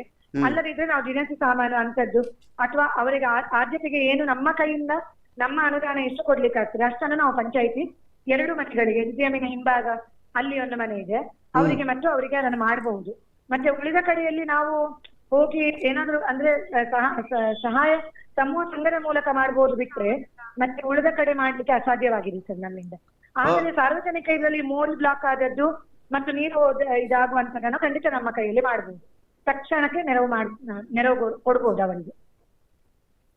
ಓಕೆ, ಈಗ ಅಲ್ಲಿ ಎಲ್ಲೆಲ್ಲಿ ನೀವು ಇವತ್ತು ಹೇಗಿದೆ ಮಳೆಯ ಪ್ರಮಾಣ? ಇವತ್ತು ಮಳೆ ಪ್ರಮಾಣ ಬೆಳಗ್ಗೆಯಲ್ಲಿಯೂ ಇಷ್ಟರವರೆಗೆ ವರದಿ ಆಗ್ಲಿಲ್ಲ. ಆದ ಕಾರಣ ಅಂದ್ರೆ ಕೆಲವು ಕಾಲ್ಗಳು ಬರ್ತಾ ಇತ್ತು. ಅದೇ ಅವರೆಲ್ಲ ಅಂದ್ರೆ ನಿನ್ನೆ ಇದಾಗಿದೆ ಅಂತ ಹೇಳಿ ಇದು ಮಾಡಿದ್ದಾರೆ. ಆ ಭಾಗದಲ್ಲಿ ಕೆಲವು ಮೆಂಬರ್ನವರು ಸದಸ್ಯರುಗಳು ಸ್ಪಂದಿಸಿದ್ದಾರೆ. ಅದು ಬಿಟ್ಟರೆ ಇವತ್ತು ಎಲ್ಲಿಯೂ ಇದು ನೀರಿನ ಹಾನಿ ಇದಾಗ್ಲಿಲ್ಲ. ಓಕೆ, ನೀವು ಈಗ ಮರ ಬಿದ್ದಂತಹ ಒಂದು ಮೊನ್ನೆ ಇತ್ತೀಚೆಗೆ ಇದೇ ಸಂದರ್ಭದಲ್ಲಿ ಮಳೆಯ ಸಂದರ್ಭದಲ್ಲಿ ಮರ ಬಿದ್ದಿರುವಂತ ಒಂದು ಘಟನೆ ನಡೆದಿತ್ತು. ಹೌದು, ರತ್ನಾಕರ್ ಅವರಿಗೆ, ಅವರಿಗೂ ಕೂಡ ಸ್ವಲ್ಪ ಗ್ರಾಮ ಪಂಚಾಯತ್ ನ ಮಟ್ಟದಿಂದ ನೆರವಾಗಿದೆ ಅನ್ನುವಂತ ಮಾಹಿತಿಗಳು ಬಂದಿದೆ. ಹೌದು. ಏನ್ ಮಾಡಿದಿರಿ ಮೇಡಮ್? ನಾವು ಇವತ್ತು 1 ತಿಂಗಳಿಗೆ ಆಗುವಷ್ಟು ದಿನಸಿ ಸಾಮಾನನ್ನು ಅವರಿಗೆ ಕೊಟ್ಟಿದ್ದೇವೆ. ಮತ್ತೆ ಏನು ಸಮಸ್ಯೆ ಆದ್ರೂ ನಾವು ಅವರ ಜೊತೆ ಇದ್ದೇವೆ ಅನ್ನೋ ಭರವಸೆಯನ್ನು ಕೂಡ ನೀಡಿದ್ದೇವೆ. ಮತ್ತೆ ಮಕ್ಕಳ ಎಜುಕೇಶನ್ಗೆ ಅದೇ ಅರ್ಜಿಯನ್ನು ಕೊಡಿ, ಅದರಲ್ಲಿ ಸಹಾಯ ಮೊತ್ತವನ್ನು ಕೂಡ ನೀಡಲಿಕ್ಕಾದ್ರೂ ನಾವು ಖಂಡಿತ ನೀಡ್ತೇವೆ ಅಂತ ಅವರಿಗೆ ಹೇಳಿದ್ದೇವೆ. ಮತ್ತು ನಿವೇಶನ ರಹಿತರದ್ದನ್ನು ಅವರೊಂದು ಅರ್ಜಿ ಹಾಕಿದ್ದಾರೆ ಮನೆ ಕಟ್ಟಲಿಕ್ಕೆ.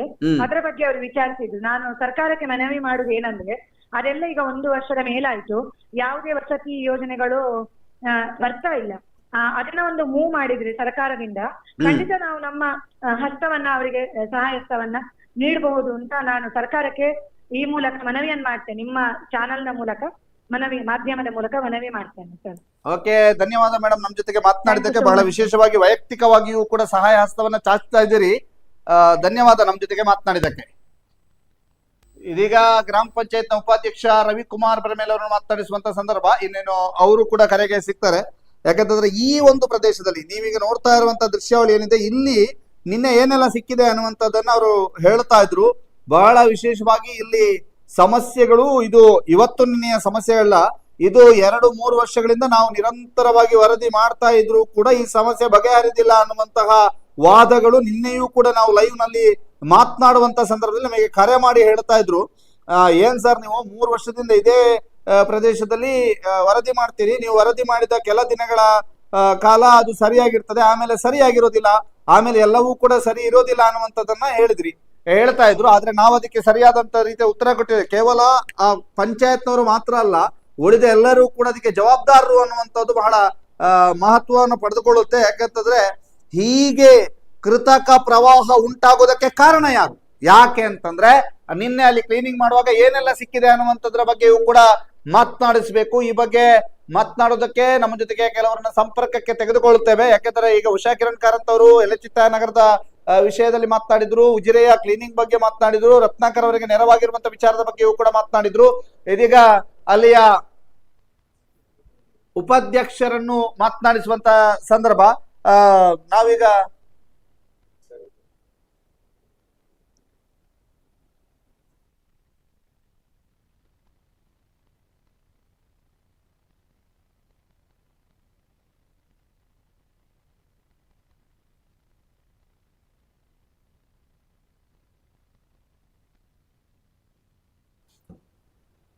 ಈ ಬಗ್ಗೆ ಸಂಪರ್ಕ ಸಾಧ್ಯ ಆಗ್ತಾ ಇಲ್ಲ. ಮತ್ತೊಂದು ಕಡೆ ಈಗ ಉಜಿರೆಯ ಸಮಸ್ಯೆಗಳ ಬಗ್ಗೆ ನೀವು ಕೂಡ ಕರೆ ಮಾಡಿ ಮಾತನಾಡಬಹುದು. ಮತ್ತೊಂದು ಇನ್ನೊಬ್ರು ವ್ಯಕ್ತಿಯನ್ನು ನಾವೀಗ ಸಂಪರ್ಕಕ್ಕೆ ತೆಗೆದುಕೊಳ್ತೇವೆ. ಅಜಯ್ ಅವರನ್ನ ಸಂಪರ್ಕಕ್ಕೆ ತೆಗೆದುಕೊಳ್ತೇವೆ. ಕಾರಣ ಇಷ್ಟೇ, ಅಜಯ್ ಅವರು ಬಹಳ ವಿಶೇಷವಾಗಿ ಆಫ್ ರೋಡ್ ನಲ್ಲಿ ಹೆಸರುವಾಸಿಯಾಗಿರುವಂತವರು.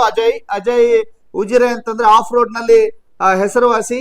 ಯಾಕೆಂತಂದ್ರೆ ಕಳೆದ 2019ರಲ್ಲಿ ಕೂಡ ಬಹಳಷ್ಟು ಕೆಲಸ ಕಾರ್ಯಗಳನ್ನ, ಇಂಥ ರಕ್ಷಣಾ ಕಾರ್ಯಗಳನ್ನ ಮಾಡಿದ್ರು.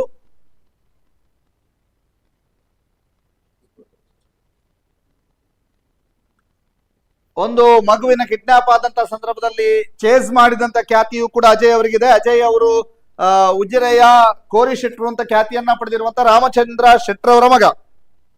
ಅವರು ಈಗ ಒಂದು ಆಶ್ವಾಸನೆಯನ್ನು ಕೂಡ ನಮಗೆ ಬೆಳಗ್ಗೆನೆ ಕೊಟ್ಟಿದ್ದಾರೆ. ಯಾವುದಾದ್ರೂ ಸಮಸ್ಯೆಗಳಿದ್ರೆ ನಾವು ರೆಡಿ ಇದ್ದೇವೆ ಅನ್ನುವಂಥದ್ದನ್ನು. ಅಜಯ್ ಈಗ ನಮ್ಮ ಸಂಪರ್ಕದಲ್ಲಿದ್ದಾರೆ. ಅಜಯ್ ನಮಸ್ತೆ. ಹಲೋ ಅಜಯ್ ನಮಸ್ತೆ. ನಮಸ್ತೆ ಒಳ್ಳೆ. ನಿಮಗೆ ಕೇಳ್ತಾ ಇದೆಯಾ ನಾನು ಮಾತಾಡೋದು?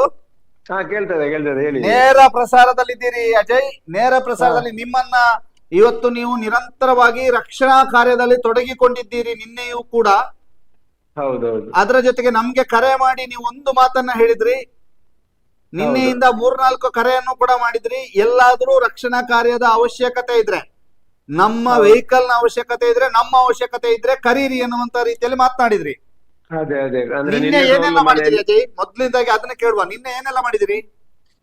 ನಿನ್ನೆ ಅಂದ್ರೆ ಒಂದು ಇಲ್ಲಿ ನಮ್ದು ಪಡ್ವೆಟ್ಟು ಅಂತ ಹೇಳುವ ಪಕ್ಕದಲ್ಲಿ ಒಂದು ಮನೆಯದ್ದು ಒಂದು ಮಳೆ ಬಂದು ನೀರು ನುಗ್ಗಿತ್ತು ಮನೆಗೆ ಒಳಗಡೆ. ಅವರೆಲ್ಲ ಮನೆದು ಮಾಡಿ ಮೇಲೆ ಪಾಪ ಎದುರ್ಕೊಂಡು ಕೂತಿದ್ರು. ಸೊ ಅಲ್ಲಿಗೆ ನನಗೆ ಫೋನ್ ಬಂತು ಅಲ್ಲಿಂದ ಬನ್ನಿ ಅಂತ ಹೇಳಿ. ಹಾಗೆ ತಕ್ಷಣ ಅಲ್ಲಿಗೆ ಹೋಗಿ ಅವರನ್ನೆಲ್ಲ ಅಲ್ಲಿಂದ ಸೇಫ್ ಆಗಿ ಅಲ್ಲಿಂದ ಕರ್ಕೊಂಡು ಇನ್ನೊಂದು ಅವರ ಸಂಬಂಧಿಕರ ಮನೆಗೆಲ್ಲ ರೆಸ್ಕ್ಯೂ ಮಾಡಿ ಅವ್ರನ್ನ ಬಿಟ್ಟು ಸೇಫ್ ಆಗಿ. ಅವ್ರಿಗೆ ಪಾಪ ಬಾರಿ ಭಯದಿಂದ ಅಂದ್ರೆ ಏಜ್ ಆದವರೆಲ್ಲ ಇದ್ರಲ್ಲಿ. ಹಾಗಾಗಿ ಅವರನ್ನು ಪಾಪ ಅವ್ರಿಗೆ ನಡ್ಕೊಂಡು ಬರ್ಲಿಕ್ಕೆ ಆಗ್ತಿರ್ಲಿಲ್ಲ. ಅಂದ್ರೆ ಒಂದು 3-4 ಅಡಿ ನೀರಿತ್ತು, ಅವ್ರ ಅಂಗಳದಲ್ಲಿ ಫುಲ್ ನೀರಿತ್ತು, ಮನೆ ಒಳಗಡೆ ನೀರು ಹೋಗಿದೆ. ಹಾಗಾಗಿ ಉಪಾಯ ಇರ್ಲಿಲ್ಲ ಪಾಪ ಅವರಿಗೆ ಹೊರಗಡೆ ಬರಕ್ಕೆ. ಸೊ ಹಾಗೆ ಒಳಗಡೆನೆ ಕೂತಿದ್ರು. ಹಾಗೆ ಅವ್ರನ್ನೆಲ್ಲ ಹೊರಗಡೆ ಕರ್ಕೊಂಡ್ ಬಂದು ಗಾಡಿಲೇ ಮನೆಯಿಂದ ಅವ್ರನ್ನ ಇನ್ನೊಂದು ಕಡೆ ನಾವು ಸ್ಥಳಾಂತರಿಸಿದ್ದು. ಓಕೆ ಅಜಯ್, ಯಾವ ಗಾಡಿಯಲ್ಲಿ ನೀವೀಗ ಈ ರಕ್ಷಣಾ ಕಾರ್ಯದಲ್ಲಿ ತೊಡಗಿಕೊಳ್ಳೋದು? ಯಾವುದು? ಯಾವ ಗಾಡಿಯಲ್ಲಿ ತೊಡಗಿಸಿಕೊಳ್ತಾ ಇದ್ದೀರಿ? ಅದು ನಾನು ಆಫ್ ರೋಡರ್ ನಾನು. ಸೊ ನನ್ನ ಹತ್ರ ರ್ಯಾಲಿದು ಜೀಪ್ಗಳಿದಾವೆ.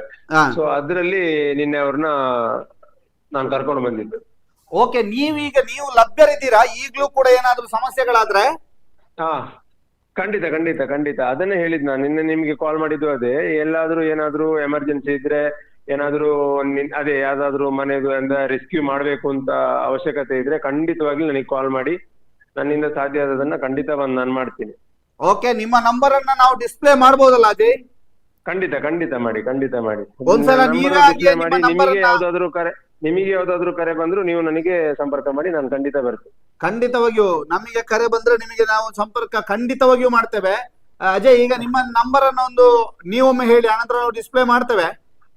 9591 9591 33 33 61 61 33. ಮತ್ತೊಮ್ಮೆ ಹೇಳಿ ಅಜಯ್, ನಾನು ಅದನ್ನ ನೋಟ್ ಮಾಡ್ಕೊಳ್ತೇನೆ. ಒಂದ್ 2-3 ಸಲ ಜನರಿಗೆ ಹೇಳುವ. 9591 33 61 33. ಅಜಯ್ ಅವರು ಆಫ್ ರೋಡ್ ನಲ್ಲಿ ಬಹಳ ಖ್ಯಾತಿಯನ್ನ ಪಡೆದಂತವರು. ಅಜಯ್ ಶೆಟ್ಟಿ, ಇವರ ಮಡದಿ ಅಕ್ಷ, ಅವರು ಕೂಡ ಆಫ್ ರೋಡ್ ನಲ್ಲಿ ಬಹಳಷ್ಟು ಸಾಧನೆಯನ್ನ ಮಾಡ್ತಾ ಇದ್ದಾರೆ. ಇವರ ಬಗ್ಗೆ ನಾವು ವಿಶೇಷವಾದಂತ ವರದಿಯನ್ನ ಸುದ್ದಿಯಲ್ಲಿ ಪ್ರಕಟ ಮಾಡಿದ್ವಿ. ಅವರು ಈಗ ನೆರವಿಗೆ ಧಾವಿಸ್ಲಿಕ್ಕೆ ರೆಡಿ ಇದ್ದಾರೆ, ಸುದ್ದಿಯ ಮೂಲಕ ನೆರವಿಗೆ ಧಾವಿಸ್ಲಿಕ್ಕೆ ರೆಡಿ ಇದ್ದಾರೆ. ಅವರ ತಂದೆ ರಾಮಚಂದ್ರ ಶೆಟ್ಟರು ಕೂಡ ಬಹಳಷ್ಟು ಸಮಾಜಮುಖಿ ಕೆಲಸ ಕಾರ್ಯದಲ್ಲಿ ತೊಡಗಿಕೊಂಡಿರುವವರು. ಈಗ ಇದಕ್ಕೆ ಹೇಗೆ ನೀವು ಎಷ್ಟು ದಿನ ಲಭ್ಯರಿದ್ದೀರಿ ಅಜಯ್? ಯಾಕೆಂತಂದ್ರೆ ಇಂಥ ಟೈಮ್ ಅಲ್ಲಿ ನಿಮ್ದು ಆಫ್ ರೋಡ್ ಜಾಸ್ತಿ ಅಲ್ವಾ?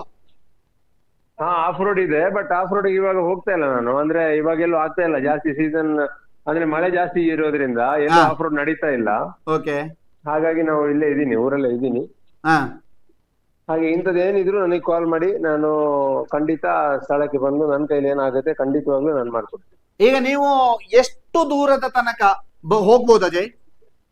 ಅಲ್ಲ, ನಮ್ದು ಇಲ್ಲಿ ಎಲ್ಲಿ ಬೆಳ್ತಂಗಡಿ ತಾಲೂಕಲ್ಲಿ ಎಲ್ಲಿ ಇದ್ರು ನಮಗೆ ಅಂದ್ರೆ ಆ ಸಮಯಕ್ಕೆ ನಾನು ತಲುಪುವ ಸಾಧ್ಯತೆ ಇರುವ ಜಾಗಕ್ಕೆ ಖಂಡಿತ ಹೋಗ್ತೇನೆ. ಅಂದ್ರೆ ಆದಷ್ಟು ಬೇಗ ಹೋಗುವಂತ ಜಾಗಕ್ಕೆ. ನಿಮಗೆ ಕರೆ ಮಾಡಿದ್ರೆ ಕರೆ ಮಾಡಿದ ಕ್ಷಣ ಮಾತ್ರದಲ್ಲೇ ಹೊರಡ್ತೇನೆ ಖಂಡಿತ. ನೀವು ಆಂಬ್ಯುಲೆನ್ಸ್ ರೀತಿಯಲ್ಲಿ ಕೆಲಸ ಮಾಡಕ್ ರೆಡಿ ಇದ್ದೀನಿ ಅಂತ ಹೇಳ್ತಾ ಇರೋದು? ಖಂಡಿತ ಖಂಡಿತ ಖಂಡಿತ. ಓಕೆ ಅಜಯ್ ಅವ್ರದ್ದು ಬಹಳ ವಿಶೇಷವಾಗಿ ನಮಗೆ ಖುಷಿ ಆಗತ್ತೆ. ಏನಂತಂದ್ರೆ ಸುದ್ದಿಯ ಜೊತೆಗೆ ಮಾತನಾಡ್ತಾ ಸುದ್ದಿಗೆ ಕರೆ ಮಾಡಿ ಅವ್ರು ತಿಳಿಸಿದ್ದಾರೆ. ಯಾವ್ದಾದ್ರು ಇದ್ರೆ ಹೇಳಿ, ಖಂಡಿತವಾಗಿಯೂ ನಾವು ರೆಸ್ಕ್ಯೂ ಮಾಡ್ಲಿಕ್ಕೆ ರೆಡಿ ಇದ್ದೀವಿ ಅಂತ ಸಂದರ್ಭದಲ್ಲಿ ನಮ್ಮ ತಂಡ ರೆಡಿ ಇರ್ತದೆ ಅನ್ನುವಂಥದ್ದನ್ನ ಹೇಳ್ತಾ ಇದ್ದಾರೆ. ಅಜಯ್ ಅವರ ನಂಬರ್ ಮತ್ತೊಮ್ಮೆ ನಾವು ನಿಮಗೆ ಹೇಳ್ತಾ ಇದ್ದೇವೆ, 9591 33 61 33. ಹೌದು, 9591 33 61 33. ಈ ನಂಬರ್ಗೆ ಕರೆ ಮಾಡಬಹುದು. ನಾನು ಮತ್ತೆ ನಿಮಗೆ ಕೊನೆಯದಾಗಿ ಅವರ ನಂಬರ್ ಮತ್ತೊಮ್ಮೆ ನಿಮಗೆ ಸ್ಕ್ರೀನ್ ನಲ್ಲಿ ಹಾಕ್ತೇವೆ ಕೊನೆಯದಾಗಿ. ಈಗ ನಮ್ ಜೊತೆಗೆ ಮಾತನಾಡಿದಕ್ಕೆ ಧನ್ಯವಾದ ಅಜಯ್. ನಿಮ್ಮ ಸಮಾಜಮುಖಿ ಕಾರ್ಯ ಹೀಗೆ ಮುಂದುವರಿಲಿ. ತುಂಬಾ ರಿಸ್ಕಿ ಇರುವಂತ ಟೈಮಲ್ಲಿ ಸೇಫ್ ಜಾಕೆಟ್ ಗಳನ್ನ ಹಾಕೊಳ್ಳಿ ಅಜಯ್. ಯಾಕೆಂತಂದ್ರೆ ಎಲ್ಲದಕ್ಕೂ ರಿಸ್ಕ್ ಅಂತ ಜಾಸ್ತಿ ತೆಗೆದುಕೊಳ್ಬೇಡಿ, ಸೇಫ್ ಜಾಕೆಟ್ ಗಳನ್ನ ಹಾಕೊಳ್ಳಿ. ನಿಮ್ಮ ಸಮಾಜಮುಖಿ ಕೆಲಸಕ್ಕೆ ಮೆಚ್ಚುಗೆಯನ್ನ ವ್ಯಕ್ತಪಡಿಸುತ್ತಾ ನಮ್ಮ ಜೊತೆಗೆ ಮಾತನಾಡಿದಕ್ಕೆ ಧನ್ಯವಾದ. ಇಂತಹ ಯುವಕರು ಬಹಳಷ್ಟು ಜನರಿಗೆ ಸ್ಫೂರ್ತಿ ಆಗ್ತಾರೆ ಅಂತ ಹೇಳ್ತಾ ಅಜಯ್ ಅವರ ಕಾರ್ಯವನ್ನ ಮೆಚ್ಚುತ್ತಾ, ಅಜಯ್ ಅವರು ಈಗ ಮತ್ತೆ ರಕ್ಷಣಾ ಕಾರ್ಯಕ್ಕೆ ತೊಡಗಿಕೊಳ್ತಾರೆ ಅಂತ ಹೇಳ್ತಾ ಅವರಿಗೆ ಧನ್ಯವಾದ ಹೇಳ್ತಾ ನಮ್ಮ ಜೊತೆಗೆ ಮಾತನಾಡಿದಕ್ಕೆ thank you Ajay. Yes, Ajay ಅವರು ನಮ್ ಜೊತೆಗೆ ಮಾತನಾಡಿದ್ರು. ಉಜಿರೆಯ ಆಫ್ ರೋಡ್ ಅಜಯ್ ಅವರು ನಮ್ ಜೊತೆಗೆ ಮಾತನಾಡಿದ್ರು. ಈಗ ಬಳಂಜದಲ್ಲಿಯೂ ಕೂಡ ಗುಡ್ಡ ಕುಸಿತ ಆಗಿರುವಂತದ್ದು. ಬಳಂಜದಲ್ಲಿ ಗುಡ್ಡ ಕುಸಿತ ಆಗಿರುವಂತದ್ದು. ಅಲ್ಲಿ ಉಸ್ಮಾನ್ ಅವರ ಜಾಗ ಮತ್ತು ಚಂದ್ರಹಾಸ್ ಅವರ ಜಾಗ, ಚಂದ್ರಾವತಿ ಎನ್ನುವಂತವರ ಜಾಗ ಮತ್ತು ಆನಂದಾಚಾರ್ಯರ ಜಾಗ, ಈ 4 ಜಾಗದಲ್ಲಿ ತೊಂದರೆಗಳಾಗಿವೆ. ಈ 4 ಜಾಗ ತೊಂದರೆಗೆ ಒಳಗಾಗಿರುವಂತದ್ದು ನಾವೀಗ ನೋಡ್ತಾ ಇರುವಂತದ್ದು. ಆಳದಂಗಡಿ, ಬಳಂಜ ಗ್ರಾಮ ಪಂಚಾಯತ್ ವ್ಯಾಪ್ತಿಯಲ್ಲಿ ಇರುವಂತಹ ಪ್ರದೇಶ ನೋಡಿ. ಅಲ್ಲಿಗ ಉಸ್ಮಾನ್ ಮತ್ತು ಆನಂದ ಆಚಾರ್ಯ ಅವರು ಮತ್ತು ಚಂದ್ರಹಾಸ್ ಮತ್ತು ಉಸ್ಮಾನ್ ಅವರ ಫ್ಯಾಮಿಲಿ ಬಳಂಜ ಗ್ರಾಮ ಪಂಚಾಯತಿನ ರಾಜೀವ್ ಗಾಂಧಿ ಸಭಾಂಗಣದಲ್ಲಿ ಇದೆ. ಯಾಕಂತಂದ್ರೆ ಅವರ ಆಶ್ರಯ ಆ ಸಭಾಂಗಣದಲ್ಲಿ ಪಡ್ಕೊಂಡಿದ್ದಾರೆ. ಅಲ್ಲೇ ಅಡಿಗೆ ಮಾಡ್ತಾ ಇದ್ದಾರೆ ಉಸ್ಮಾನ್ ಮತ್ತು ಚಂದ್ರಹಾಸ್ ಅವರ ಫ್ಯಾಮಿಲಿ. ಅಲ್ಲಿಗೆ ರಕ್ಷಿತ್ ಶಿವರಾಮ್ ಅವರು ಭೇಟಿ ನೀಡಿದ್ರು. ಅಲ್ಲಿ ರಕ್ಷಿತ್ ಶಿವರಾಮ್ ಭೇಟಿ ನೀಡಿ ಆ ಒಂದು ಗ್ರಾಮ ಪಂಚಾಯತಿನ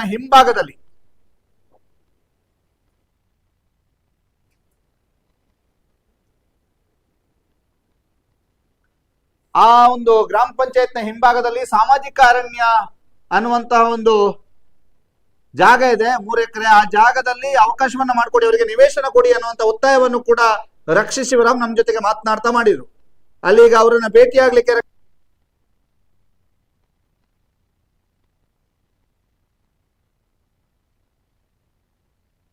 ನಾವು ಮಾಡಿದಂತ ವರದಿ ಇದೆ, ಅದನ್ನು ನೋಡ್ಕೊಂಡ್ ಬರುವ. ಸರ್, ನಮ್ದು ಪರಿಸ್ಥಿತಿ ಏನಾಗ್ಬೋದು, ನಾವು ಕೂಡ ವಯನಾಡ್ನಂತ ಪರಿಸ್ಥಿತಿಯಲ್ಲಿದ್ದೇವೆ ಅನ್ನುವಂಥದ್ರಲ್ಲಿ ಬಳಂಜದ 1-2 ಮನೆಯವರು ಇದೀಗ ಗ್ರಾಮ ಪಂಚಾಯತಿನ ಸಭಾಂಗಣದಲ್ಲಿ ವಾಸ್ತವ್ಯ ಹೂಡಿದ್ದಾರೆ. ಬಳಂಜದ ಧರ್ಮದೊಟ್ಟುವಿನ 2 ಮನೆಗಳು, ಒಂದು ಉಸ್ಮಾನ್ ಅವರ ಮನೆ, ನಾವೀಗ ಮೇಲ್ಭಾಗದಲ್ಲಿ ನಿಮಗೆ ತೋರಿಸ್ತಾ ಇರುವಂಥದ್ದು ಆನಂದಾಚಾರ್ಯ ಅವ್ರದ್ದು. ಈಗ ಎಡಭಾಗದಲ್ಲಿ ಅಂದರೆ ಅಲ್ಲಿ ಮೇಲೆ ನಿಂತಿರುವಂಥವ್ರು ಅದು ಉಸ್ಮಾನ್ ಅವರ ಮನೆಯ ದೃಶ್ಯಾವಳಿ. ಯಾಕೆಂತಂದರೆ ಅಲ್ಲಿ ಈಗ ಆ ಒಂದು ಗುಡ್ಡ ಕುಸಿದ್ರೆ ಉಸ್ಮಾನ್ ಅವರ ಮನೆಯೂ ಕುಸಿತದೆ, ಅದರ ಜೊತೆಗೆ ಕೆಳಭಾಗದಲ್ಲಿ ಇರ್ತಕ್ಕಂಥ ಚಂದ್ರಹಾಸ್ ಅವರ ಮನೆಯ ಮೇಲೆ ಕುಸಿತದೆ. ಇದು ಚಂದ್ರಹಾಸ್ ಅವರ ಮನೆಯ ಮುಂಭಾಗದಲ್ಲಿ ನಾವಿದ್ದೇವೆ. ಕೆಳಗೆ ಉಸ್ಮಾನ್ ಅವರ ಮನೆ ಮೇಲ್ಭಾಗದಲ್ಲಿದೆ. ಉಸ್ಮಾನ್ ಅವರ ಮನೆ ಕುಸಿದ್ರೆ ನೇರವಾಗಿ ಚಂದ್ರಹಾಸ್ ಅವರ ಮನೆಯ ಮೇಲ್ಭಾಗಕ್ಕೆ ಕುಸಿತದೆ. ಬನ್ನಿ, ನಿಮಗೆ ಆ ದೃಶ್ಯಾವಳಿಯನ್ನು ತೋರಿಸ್ತೀನಿ. ಇಲ್ಲಿ ಟಾರ್ಪಲ್ ಹಾಕಿ ಒಂದಷ್ಟು ರಕ್ಷಣೆಯನ್ನ ಆ ಗುಡ್ಡಕ್ಕೆ ಒದಗಿಸಿದ್ದಾರೆ.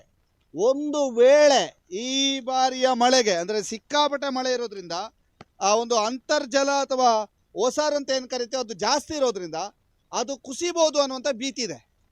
ಈಗಾಗಲೇ ಸ್ವಲ್ಪ ಕುಸಿದಿದೆ ಕೂಡ. ಕುಸಿದಿರುವಂಥದ್ರಿಂದ ಇಲ್ಲಿ ಬಹಳಷ್ಟು ಆತಂಕದಲ್ಲಿ ಜನರಿದ್ದಾರೆ. ಇದು ಬಳಂಜದ ಪರಿಸ್ಥಿತಿ. ಇದಕ್ಕೆ ಆದಷ್ಟು ಬೇಗ ಸೂಕ್ತ ಪರಿಹಾರ ಕೊಡಬೇಕು ಅನ್ನುವಂಥದ್ದು ಇಲ್ಲಿಯ ಗ್ರಾಮಸ್ಥರ ಒತ್ತಾಯ. ಈಗಾಗಲೇ ಇದು ಮಾತ್ರ ಅಲ್ಲ, ಇಲ್ಲಿ ಅಕ್ಕಪಕ್ಕದಲ್ಲಿ 2 ಮನೆಗಳಿದ್ದಾವೆ, ಅದರ ಬಗ್ಗೆಯೂ ಕೂಡ ಮಾತನಾಡಿಸಬೇಕು. ಪ್ರತಿ ವರ್ಷವೂ ಕೂಡ ಮಳೆಗಾಲದಲ್ಲಿ ಬಾಡಿಗೆ ಮನೆಗೆ ಹೋಗುವಂಥವರು ಆನಂದಾಚಾರ್ಯ ಅವರು. ಸರ್ ನಮಸ್ತೆ. ನಮಸ್ತೆ. ಯಾರೆಲ್ಲಿರೋದು ನೀವು? ನಾವು ಗಂಡ ಹೆಂಡತಿ 2 ಮಕ್ಕಳು. ಎಲ್ಲಿ ಹೋಗಿದ್ದೀರಿ ಈಗ? ಈಗ ಬಾಡಿಗೆ ರೂಮ್ನಲ್ಲಿ ಇದ್ದೇವೆ. ಎಲ್ಲಿ? ಇಲ್ಲಿ ಕರ್ಮಂಗಟ್ಟು ಭಟ್ರ ಮನೆಯಲ್ಲಿ. ನೀವು ಈಗ ನಿಮ್ಮದೊಂದು ಮನೆಯ ನಿವೇಶನ ಅಂತ ಏನಾದರೂ ಸರಿಪಡಿಸಬೇಕು ಅಂತ ಕೇಳಿದ್ದೀರಾ? ಕೇಳಿದ್ದೇವೆ, ಮನವಿ ಕೊಟ್ಟಿದ್ದೇವೆ ಸುಮಾರು ಸರಿ. ಆದರೂ ಅದಕ್ಕೆ ಸ್ಪಂದನೆ ಮಾಡಲಿಲ್ಲ, ಇಷ್ಟರವರೆಗೆ ಸ್ಪಂದಿಸಿಲ್ಲ. ಅಧಿಕಾರಿಗಳು ಪ್ರತಿ ವರ್ಷ ಬರ್ತಾರೆ ಹೋಗ್ತಾರೆ, ಭರವಸೆ ಕೊಡ್ತಾರೆ ಅಷ್ಟೇ. ಮತ್ತೆ ಕೃತಿಯಲ್ಲಿ ಏನು ಕೆಲಸದಲ್ಲಿ ಮಾಡುವುದಿಲ್ಲ. ಏನು ಮಾಡುವುದಿಲ್ಲ? ಇಲ್ಲ, ಬಂದವರು ಭರವಸೆ ಕೊಟ್ಟು ಹೋಗ್ತಾರೆ, ಮಾಡ್ತೇವೆ 8 ದಿವಸ ಬರ್ತಾರೆ, ಸ್ಯಾಂಕ್ಷನ್ ಆಗಿದೆ ಪಾಸ್ ಆಗಿದೆ ಅಂತ ಪಂಚಾಯತಿ ಮೆಂಬರ್ಗಳು ಸುಳ್ಳಿನ ಕಂತೆಯನ್ನೇ ಸುರಿಯುತ್ತಾರೆ. ಹೌದು, ಸುಳ್ಳೆ. ಅಲ್ಲ, 10-13 ವರ್ಷ ಆಯಿತು. ನಾವು 5-6 ವರ್ಷ ಬಾಡಿಗೆ ಮನೆಗೆ ಹೋಗ್ತೇವೆ ಮಳೆಗಾಲದಲ್ಲಿ ಪ್ರತಿ ವರ್ಷ. ಆದರೂ ಬರ್ತಾರೆ, ನೋಡ್ತಾರೆ, ಈ ಓಟಿಗಾಗ ಬರ್ತಾರೆ, ಈ ವರ್ಷ ಮಾಡುವ ಮಲ್ಪುಗ ನಿಕ್ಲಿಗೆ ಅರೆಗಲ ಬಂದಾಗ ಮಲ್ಪುಗ ಅಂತ ಹೇಳ್ತಾರೆ. ಅಷ್ಟೇ ಹೇಳ್ತಾರೆ ಹೋಗ್ತಾರೆ. ಮತ್ತೆ ಅವರು ಮಾಯನೆ ಎಂಚೆ ದಾಲ ಮಲ್ಪುಗೆ.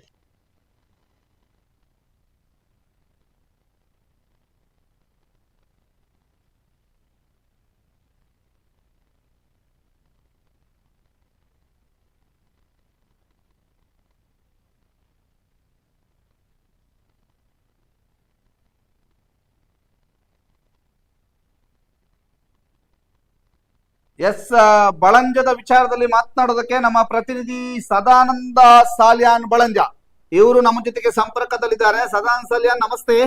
ನಮಸ್ತೆ ಸರ್, ನಮಸ್ತೆ. ಅಲ್ಲಿ ಯಾವ ರೀತಿಯಾದಂತಹ ಸಮಸ್ಯೆಗಳಾಗಿವೆ, ಅಲ್ಲಿ ಯಾರ್ಯಾರ ಮನೆಗಳಿಗೆ ಸಮಸ್ಯೆ ಆಗಿವೆ, ಆ ಪ್ರದೇಶ ಯಾವುದು, ಏನೇನಾಗಿದೆ ಅಲ್ಲಿ? ಅಲ್ಲಿ ಸರ್ ನೋಡಿ, ಬಳಂಜ ಗ್ರಾಮದ ಕರ್ಮನೊಟ್ಟಿನಲ್ಲಿ ಯಾವ್ದು, ಎಂತ ಹೆಸರು? ಅದು ಬಳಂಜ ಗ್ರಾಮದ ಕರ್ಮನೊಟ್ಟು ಜನತಾ ಕಾಲೋನಿ. ಹಾ, ಅಲ್ಲಿ ಈಗಾಗಲೇ ಸಾಧಾರಣ ಒಂದು 4 ಮನೆಗೆ ಭಾರಿ ಅಪಾಯ ಉಂಟು ಪರಿಸ್ಥಿತಿ. ಹಾ, ಅದರಲ್ಲಿ ಈಗ ಆನಂದಾಚಾರ್ಯ ಮತ್ತು ಉಸ್ಮಾನ್ ಅವರ ಮನೆ ಭಾರಿ ನಮ್ಮ ಗುಡ್ಡದ ಮೇಲೆ ಉಂಟು. ಅದು ಬಿದ್ದರೆ ಹಾ, ಕೆಳಗಿನ ಚಂದ್ರಹಾಸಮ ಮತ್ತು ಚಂದ್ರಾವತಿ ಅವರ ಮನೆ ಸಹ ಬೀಳುವ ಪರಿಸ್ಥಿತಿಗೆ ನಿರ್ಮಾಣವಾಗಿದೆ. ಓಕೆ. ಈಗಾಗಲೇ ಅಲ್ಲಿಗೆ ಎಲ್ಲ ಗ್ರಾಮ ಪಂಚಾಯತ್ನವರು, ಗ್ರಾಮಸ್ಥರು, ಪಂಚಾಯತ್ ಸದಸ್ಯರಲ್ಲಿ ಭೇಟಿ ಕೊಟ್ಟಿದ್ದಾರೆ. ಓಕೆ. ಆದ್ರೂ ತಹಸೀಲ್ದಾರ್ ಸಹ ಈಗ ಮಧ್ಯಾಹ್ನ 2 ಗಂಟೆಗೆ ತಹಸೀಲ್ದಾರ್ ಸಹ ಭೇಟಿ ಕೊಟ್ಟಿದ್ದಾರೆ. ಓಕೆ. ಆದ್ರೆ ಪರಿಸ್ಥಿತಿಯಲ್ಲಿ ಏನಂದ್ರೆ, ಸದ್ಯದ ಪರಿಸ್ಥಿತಿಯಲ್ಲಿ ಅಲ್ಲಿ ಮನೆ ಕಟ್ಟುವ ಪರಿಸ್ಥಿತಿ ಇಲ್ಲ. ಓಕೆ. ಅಲ್ಲಿ ಕಾಳಜಿ ಕೇಂದ್ರದಲ್ಲಿ ಒಂದು 2-3 ಕುಟುಂಬ ಕಾಳಜಿ ಕೇಂದ್ರ ತಾತ್ಕಾಲಿಕವಾಗಿ ಬಳಂಜ ಪಂಚಾಯತ್ನಲ್ಲಿ ಮಾಡಿದ್ದಾರೆ. ಅಲ್ಲಿ ವಾಸಿಸ್ತಾ ಇದ್ದಾರೆ. ಆದ್ರೆ ಅಲ್ಲಿ ಅವರಿಗೆ ಅಗತ್ಯವಾದಂತ ಒಂದು ಮನೆ ವ್ಯವಸ್ಥೆ ಮತ್ತು ಸ್ಥಳ ಬೇರೆ ಕೊಟ್ಟು ಅವರಿಗೆ ಮನೆ ನಿರ್ಮಾಣ ಮಾಡ್ಬೇಕಂದ್ರೆ ಎಲ್ಲ ಗ್ರಾಮಸ್ಥರು ಒತ್ತಾಯ ಮಾಡ್ತಾ ಇದ್ದಾರೆ ಸರ್. ಓಕೆ. ಹಾ, ಈಗ ಅವರಿಗೆ ಯಾವ ರೀತಿಯಾಗಿ ಈಗ ಒತ್ತಾಯ ಮಾಡ್ತಾ ಇದ್ದಾರೆ, ಅದಕ್ಕೆ ಯಾವ ರೀತಿಯಾದಂತ ಸಪೋರ್ಟ್ ಸಿಗ್ತಾ ಇದೆ? ಸಪೋರ್ಟ್ ಅಂದ್ರೆ ಎಲ್ಲಾ ಗ್ರಾಮಸ್ಥರು ಅವರ ಈಗ 4 ಕುಟುಂಬದ ಮನೆಯವರ ಜೊತೆ ಎಲ್ಲಾ ಗ್ರಾಮಸ್ಥರು ಒಟ್ಟಾಗಿ ಏನು ಯಾವುದೇ ಪ್ರತಿಭಟನೆ ನೀವು ಸಿದ್ಧ ಅಂತ ಹೇಳ್ತಾ ಇದ್ದಾರೆ. ಹಾ, ಓಕೆ. ಮತ್ತೆ ಗ್ರಾಮ ಪಂಚಾಯತಿಗೆ ಅವರು ಅಧ್ಯಕ್ಷರು, ಉಪಾಧ್ಯಕ್ಷರು ಅಥವಾ ಅಭಿವೃದ್ಧಿ ಅಧಿಕಾರಿಗಳು ಇರ್ಬೋದು. ಆದ್ರೆ ಅವರಿಗೆ ಇಲ್ಲಿಂದ ನಮ್ಮ ಫಂಡಿನಿಂದ ಏನು ಮಾಡ್ಲಿಕ್ಕೆ ಸಾಧ್ಯ ಇಲ್ಲ. ಸರ್ಕಾರ ಇದಕ್ಕೆ ಸೂಕ್ತವಾದಂತ ಅನುದಾನವನ್ನು ಬಿಡುಗಡೆ ಮಾಡಿ ವ್ಯವಸ್ಥೆ ಮಾಡ್ಬೇಕಂತ ಅವರು ಅಲ್ಲಿನ ಸ್ಥಳೀಯ ಅಧಿಕಾರಿಗಳು ಹೇಳ್ತಾ ಇದ್ದಾರೆ ಸರ್. ಸ್ಥಳೀಯ ಅಧಿಕಾರಿಗಳು? ಹಾ. ಈಗ ಇವ್ರು ಏನ್ ಕೇಳ್ತಾ ಇದ್ದಾರೆ? ಇವರು ಅಂದ್ರೆ ನಮ್ಗೆ ಅಲ್ಲಿ ವಾಸ ಮಾಡ್ಲಿಕ್ಕೆ ಸಾಧ್ಯ ಇಲ್ಲ, ನಮ್ಗೆ ಬೇರೆ ಜಾಗ ಕೊಟ್ಟು ನಮ್ಮ ಈಗ ಇರುವಂತಹ ಮನೆಗೆ ಪರಿಹಾರವನ್ನು ಕೊಟ್ಟು ಹೊಸ ಮನೆ ಕಟ್ಟಿಸಿಕೊಡ್ಬೇಕಂತ ಹೇಳ್ತಾ ಇದ್ದಾರೆ. ಹೊಸ ಮನೆ ಕಟ್ಟಿಸ್ಬೇಕು ಅಂತ? ಅಂದ್ರೆ ನಮ್ಗೆ ಸದ್ಯ ಈಗ ಇರುವಂತ ಮನೆಯ ರೀತಿಯಲ್ಲಿ ಕಟ್ಟಿಕೊಟ್ರೆ ಸಾಕು, ಜಾಸ್ತಿ ಬೇಡ. ಆದ್ರೆ ನಮಗೆ ಬದುಕು ಕಟ್ಟಿಕೊಡ್ಲಿಕ್ಕೆ ಇಲ್ಲಾಂದ್ರೆ ನಮ್ಮ ಪ್ರಾಣ ಹಾನಿ ಆಗ್ತದೆ ಅಂತ ಹೇಳ್ತಾ ಇದ್ದಾರೆ. ಹಾಗೆ ಬಳಂಜ ಪಂಚಾಯತ್ನ ಪಕ್ಕ ಜಾಗ ಸ್ವಲ್ಪ 1 ಎಕರೆ ಜಾಗ ಉಂಟ ಇಲ್ಲಿನ ಗ್ರಾಮಸ್ಥರೇ ಹೇಳ್ತಾ ಇದ್ದಾರೆ. ಆದ್ರೆ ಸರಿಯಾದ ಮಾಹಿತಿಯನ್ನು ಕಂದಾಯ ಇಲಾಖೆಯವರು ಕೊಡ್ತಾ ಇಲ್ಲ. ಇವತ್ತೀಗ ಅಲ್ಲಿಗೆ ಸ್ಥಳಕ್ಕೆ ರಕ್ಷಿಶ್ವರಂ ಭೇಟಿ ಕೊಟ್ಟು ಏನ್ ಹೇಳಿದ್ರು? ರಕ್ಷಿಶ್ವರಂ ಈಗಾಗಲೇ ಬೆಳಿಗ್ಗೆ ಅಲ್ಲಿ ಆ ಕ್ಷೇತ್ರಕ್ಕೆ ಅಲ್ಲಿ ಸ್ಥಳಕ್ಕೆ ಭೇಟಿ ಕೊಟ್ಟು ತಹಸೀಲ್ದಾರ್ ಅವರಿಗೆ, ಎಇಒ ಅವರಿಗೆ ಮತ್ತು DC ಅವರಿಗೆ ಫೋನ್ ಮಾಡಿ ಮಾತಾಡಿದ್ದಾರೆ. ಅಲ್ಲಿಗೆ ನಾವು ತಕ್ಷಣ ಭೇಟಿ ಕೊಟ್ಟು ಅಲ್ಲಿಗೆ ನಾವು ಬರ್ತೇವೆ ಅಂತ ಹೇಳಿದ್ದಾರೆ. ಬಂದು ಸ್ಥಳ ಪರಿಶೀಲನೆ ಮಾಡಿ ಸರ್ಕಾರದಿಂದ ಆಗುವಂತ ಯಾವುದೇ ಸೂಕ್ತ ಕ್ರಮವನ್ನು ನಾವು ತೆಗೆದುಕೊಳ್ತೇವೆ ಅಂತ ಹೇಳ್ತಾ ಇದ್ದಾರೆ.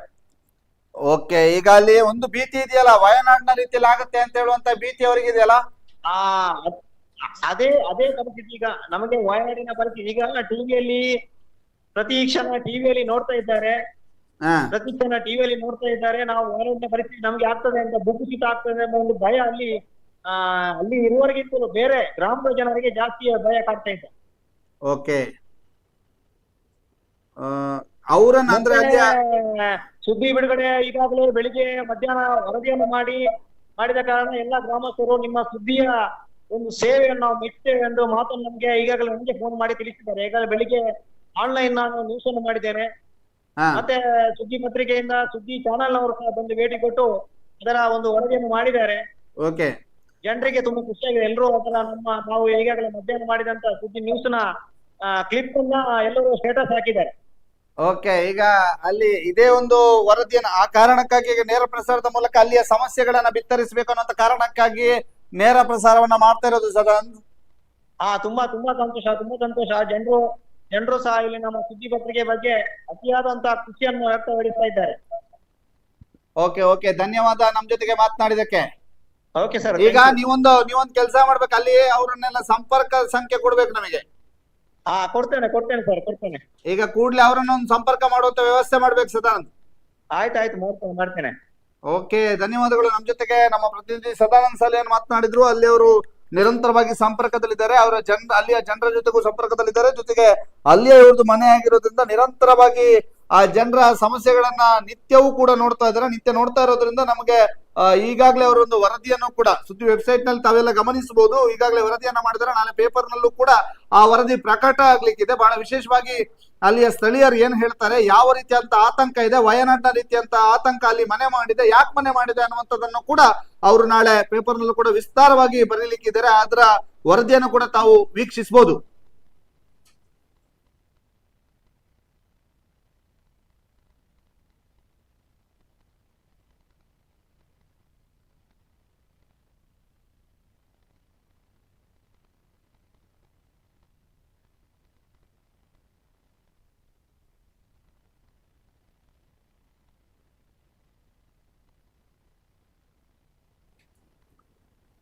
ಎಸ್, ಇದೀಗ ತಾವು ನೋಡ್ತಾ ಇದ್ದೀರಿ ಏನಾಗಿದೆ ಅಲ್ಲಿ ಅಂತ ಹೇಳುವಂಥದ್ದು. ಬಳಂಜದ ಗ್ರಾಮ ಪಂಚಾಯತ್ ವ್ಯಾಪ್ತಿಯಲ್ಲಿ ಗುಡ್ಡ ಕುಸಿಯುವಂತ ಭೀತಿ, ಕೊಮದೊಟ್ಟು ಅನ್ನುವಂತ ಪ್ರದೇಶದಲ್ಲಿ ಅಲ್ಲಿರ್ತಕ್ಕಂಥ ಪ್ರದೇಶದಲ್ಲಿ ಗುಡ್ಡ ಕುಸಿಯುವಂತ ಭೀತಿ ಇದೆ. ನಾವು ಮನೆ ಮಾಡಿ ಆಗಿದೆ ಸರ್, ಏನ್ ಮಾಡೋದು ಅನ್ನುವಂಥದ್ದು. ಮತ್ತೊಂದು ಕಡೆಯಿಂದ ನಮಗೆ ಬೇರೆ ಕಡೆ ಮನೆ ಮಾಡಿ ಕೊಡಿ ಅಥವಾ ಒಂದು ಜಾಗವನ್ನ ಕೊಡಿ, ಹಾಗೆ ಆ ಜಾಗವನ್ನ ಕೊಟ್ರೆ ನಾವಲ್ಲಿ ವ್ಯವಸ್ಥೆಯನ್ನ ಮಾಡ್ಕೊಳ್ತೀವಿ ಅನ್ನುವಂಥದ್ದಿದ್ದಾರೆ. ನಮಗೆ ಮನೆ ಕಟ್ಟಿ ಕೊಡ್ಲೇಬೇಕು ಅನ್ನುವಂತ ಒತ್ತಾಯವನ್ನು ಕೂಡ ಮಾಡ್ತಿದ್ದಾರೆ.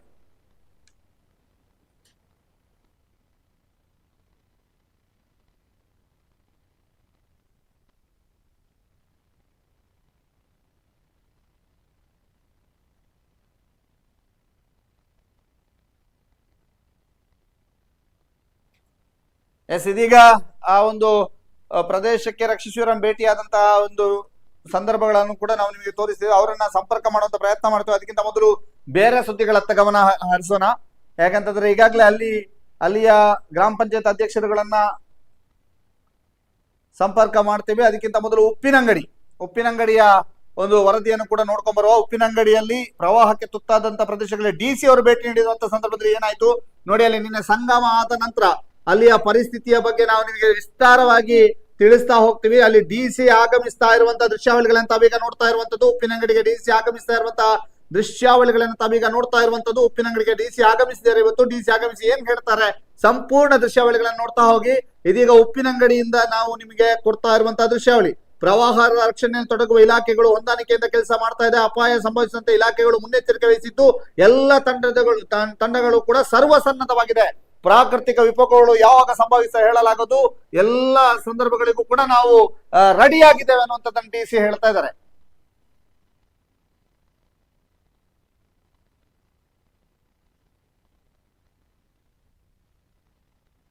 ಇದೀಗ ಒಂದು ಕರೆ ಇದೆ. ನಮಸ್ತೆ. ನಮಸ್ತೆ. ಯಾರು ಸರ್? ನಮಸ್ತೆ, ತಮ್ಮ ಹೆಸರು? ನಾನು ದಿನೇಶ್ ಬಿಕೆ ಅಂತ, ಬಳಂಜದಿಂದ. ಹೇಳಿ ಸರ್. ನಾನು ಫ್ಯಾಕ್ಸ್ ಹಳದ ಅಂಗಡಿಯ ಡೈರೆಕ್ಟರ್. ನಿನ್ನೆ ಸಂಜೆ ನಮ್ಗೆ ಆ ವಿಷಯ ಗೊತ್ತಾಯ್ತು.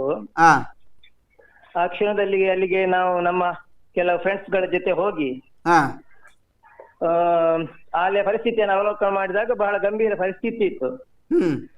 ಆದ್ರಿಂದ ತಕ್ಷಣ ಅವರನ್ನು ಅಲ್ಲಿಂದ ತೆರವು ಮಾಡಬೇಕಾದಂತ ಅವಶ್ಯಕತೆ ಇತ್ತು. ಕ್ಷಣದಲ್ಲಿ ನಾವು ಅವರನ್ನ ಅಲ್ಲಿಂದ ಎಲ್ಲಿಗೆ ಕಳಿಸುವುದು ಅಂತ ಪಂಚಾಯತ್ ಅನ್ನು ಸಂಪರ್ಕ ಮಾಡಿದವಾಗ ಸರಿಯಾದ ಒಂದು ಪ್ರಥಮವಾಗಿ ಸ್ಪಂದನೆ ಸಿಗ್ಲಿಲ್ಲ. ನಂತರವಾಗಿ ನಾವು ತಹಶೀಲ್ದಾರನ್ನು ಸಂಪರ್ಕ ಮಾಡಿದೆವು. ಅವರು ಕೂಡಲೇ ಅದಕ್ಕೆ ಸ್ಪಂದಿಸಿ ಅವರಿಗೆ ಒಂದು ಕಾಳಜಿ ಕೇಂದ್ರವನ್ನು ಮಾಡಬೇಕು, ವ್ಯವಸ್ಥೆಯನ್ನು ನಾವು ಮಾಡ್ತೇವೆ ಅಂತ ಹೇಳಿದ್ರು. ಕ್ಷಣದಲ್ಲಿ ಸರಿಯಾದ ವ್ಯವಸ್ಥೆ ಅಲ್ಲಿ ಇರ್ಲಿಲ್ಲ. ನಂತರ ಪಂಚಾಯತ್ನವರು ಕೂಡಲೇ ಅಲ್ಲಿ ಮೇಲಿನ ಮಹಡಿಯಲ್ಲಿ ಪಂಚಾಯತಿನ ಅಲ್ಲಿಂದ ವ್ಯವಸ್ಥೆಯನ್ನ ಮಾಡಿದ್ರು ತಾತ್ಕಾಲಿಕವಾಗಿ. ಈಗ ಸದ್ಯಕ್ಕೆ ಏನು ತೊಂದರೆ ಇಲ್ಲ ಸರ್. ಆದ್ರೆ ಈ ಪರಿಹಾರ ಈ ಒಂದು ಸಮಸ್ಯೆ ಕಳೆದೊಂದು 7 ವರ್ಷದಿಂದ ಅಲ್ಲಿ ಉದ್ಭವಿಸ್ತಾ ಇದೆ. ಗುಡ್ಡೆ ಜರಿತ ಆಗ್ತಾ ಇದೆ, ಆದ್ರೆ ಸರಿಯಾದಂತ ವ್ಯವಸ್ಥೆ ಆಗ್ಲಿಲ್ಲ. ಅದ್ರಿಂದ ನಮ್ಮ ಒಂದು ಬೇಡಿಕೆ ಇದೆ, ಅಲ್ಲಿ ಒಂದು ಸರಿಯಾದಂತ ವ್ಯವಸ್ಥೆ ಆಗ್ಬೇಕು. ಆ ಮನೆಯವರು ತುಂಬಾ ಮಳೆಗಾಲದಲ್ಲಿ ಒದ್ದಾಟವನ್ನ ಮಾಡ್ತಾ ಇದ್ದಾರೆ. ಅಲ್ಲಿ 4 ಮನೆ ಇದೆ. ಅಲ್ಲಿ ಆನಂದಾಚಾರ್ಯ ಹೇಳುವವರು ಈ ಸಮಸ್ಯೆಯಿಂದಾಗಿ ಮಳೆಗಾಲದಲ್ಲಿ ಪ್ರತಿ ವರ್ಷ ಅವ್ರು ಬೇರೆ ಕಡೆ ಹೋಗಿ ಕೂತ್ಕೊಳ್ತಾ ಇದ್ದಾರೆ. ಅಲ್ಲಿ ಉಸ್ಮಾನ್ ಅಂತ ಒಂದು ಒಬ್ಬರ ಮನೆ ಇದೆ, ಅದು ಬಹಳ ಎತ್ತರದಲ್ಲಿ ಇದೆ ಆ ಪ್ರದೇಶ. ಅಲ್ಲಿಗೆ ಸಹ ಆಗ ನೀವು ಬಂದಿದ್ರಿ. ಆ ಪ್ರದೇಶವನ್ನು ಕೂಡ ನೀವು ಒಮ್ಮೆ ತೋರಿಸ್ಬೇಕು. ಅಲ್ಲಿ ಬಹಳ ಅಪಾಯ ಸ್ಥಿತಿ ಇದೆ. ಆದ್ರಿಂದ ಇದಕ್ಕೆ ಒಂದು ಸರಿಯಾದಂತ ವ್ಯವಸ್ಥೆ ಮಾಡಬೇಕು. ನಿಮ್ಮ ಸುದ್ದಿಯ ಪ್ರಯತ್ನಕ್ಕೆ ನಾವು ಬಹಳ ಮೆಚ್ಚುಗೆ ಇದೆ ನಮ್ಗೆ. ಒಳ್ಳೆ ಪ್ರಯತ್ನವನ್ನು ಮಾಡಿದ್ದೀರಿ. ನೀವು ಅಲ್ಲಿಂದ ಬಂದಿದ್ರಿಂದ ಎಲ್ಲರೂ ಎಚ್ಚೆತ್ತುಕೊಂಡಿದ್ದಾರೆ, ಗ್ರಾಮಸ್ಥರು, ಅಧಿಕಾರ ವರ್ಗದವರು ಎಲ್ಲರೂ ಕೂಡ ಒಳ್ಳೆ ಕೆಲಸವನ್ನು ಮಾಡಿದ್ದಾರೆ. ಅದಕ್ಕಾಗಿ ನಿಮ್ಗೆ ಧನ್ಯವಾದವನ್ನು ಸಲ್ಲಿಸ್ತಾ ಇದ್ದೇನೆ. ಖಂಡಿತವಾಗಿಯೂ ಸರ್, ನಿಮ್ಮ ಜೊತೆಗೆ ನಾವಿರ್ತೇವೆ. ಅಲ್ಲಿ ಯಾವುದೇ ಸಮಸ್ಯೆಗಳಾದಂತ ಸಂದರ್ಭದಲ್ಲಿ ನಮ್ಮ ಜವಾಬ್ದಾರಿ ಅನ್ನುವಂತ ರೀತಿಯಲ್ಲಿ ಜನಪರವಾದಂತಹ ನ್ಯೂಸ್ ಅನ್ನ ಮಾಡ್ತಾ ಹೋಗ್ತೀವಿ. ಓಕೆ. ಈಗ ಅಲ್ಲಿಯ ಸಮಸ್ಯೆಗಳ ಬಗ್ಗೆ ಜನರಿಗೆ ತಿಳಿಸುವಂತ ಕಾರಣಕ್ಕಾಗಿ ಈ ವಿಶೇಷವಾದಂತ ನೇರ ಪ್ರಸಾರ ಮತ್ತು ಅಧಿಕಾರಿಗಳಿಗೆ, ಶಾಸಕರಿಗೆ, ಸಂಸದರಿಗೆ ಎಲ್ಲರಿಗೂ ಕೂಡ ತಿಳಿಸುವಂತ ಪ್ರಯತ್ನಕ್ಕಾಗಿ ಇವರ ನೇರ ಪ್ರಸಾರವನ್ನ ಮಾಡ್ತಾ ಇದ್ದೇವೆ ದಿನೇಶ್. ಸಂತೋಷ ಸರ್. Okay, thank you. ನೋಡಿ, ಇದು ಬಳಂಜದ ದೃಶ್ಯಾವಳಿಗಳನ್ನ ನಾವೀಗ ನಿಮಗೆ ತೋರಿಸ್ತಾ ಇದ್ದೇವೆ. ಬಹಳ ಮುಖ್ಯವಾಗಿ ಇವತ್ತು ಬೆಳಗ್ಗೆ ಕಾಂಗ್ರೆಸ್ನ ಮುಖಂಡ ರಕ್ಷಿ ಶಿವರಾಮಲ್ಲಿಗೆ ಭೇಟಿ ನೀಡಿದಂತ ಸಂದರ್ಭ, ಆ ಭೇಟಿ ನೀಡಿದಂತ ಸಂದರ್ಭ ತಾವೀಗ ವೀಕ್ಷಣೆಯನ್ನ ಮಾಡ್ತಾ ಇದ್ದೀರಿ. ಅಲ್ಲಿ ಆ ಒಂದು ಮಹಿಳೆ ಚಂದ್ರಾವತಿ ಅವರು ಅಲ್ಲಿಯ ಒಂದು ಪರಿಸ್ಥಿತಿಯ ಬಗ್ಗೆ ವಿವರವನ್ನ ನೀಡ್ತಾ ಇದ್ದಾರೆ. ಅಲ್ಲಿ ಬಿದ್ದಂತಹ ಮಣ್ಣನ್ನ ತೆಗೆಯುವಂತದ್ದಕ್ಕೂ ಕೂಡ ಮುಂದಾಗ್ಲಿಕ್ಕೆ ಭಯ ಆಗ್ತಾ ಇದೆ. ಯಾಕಂತಂದ್ರೆ ತೆಗೆದ್ರೆ ಮತ್ತಷ್ಟು ಕುಸಿಯುವಂತ ಭೀತಿ ಇದೆ. ಆದ್ರಿಂದ ಇದು ವಾಸ್ತವ ಪರಿಸ್ಥಿತಿ ಹೇಗಿದೆ ಅನ್ನುವಂಥದ್ದನ್ನ ನಾವು ನಿಮಗೆ ತೋರಿಸ್ತಾ ಇದೀವಿ. ಬಳಂಜದ ವಾಸ್ತವ ಪರಿಸ್ಥಿತಿ ಹೇಗಿದೆ ಅನ್ನುವಂಥದ್ದು ನಾವು ನಿಮಗೆ ತೋರಿಸ್ತಾ ಇದ್ದೀವಿ.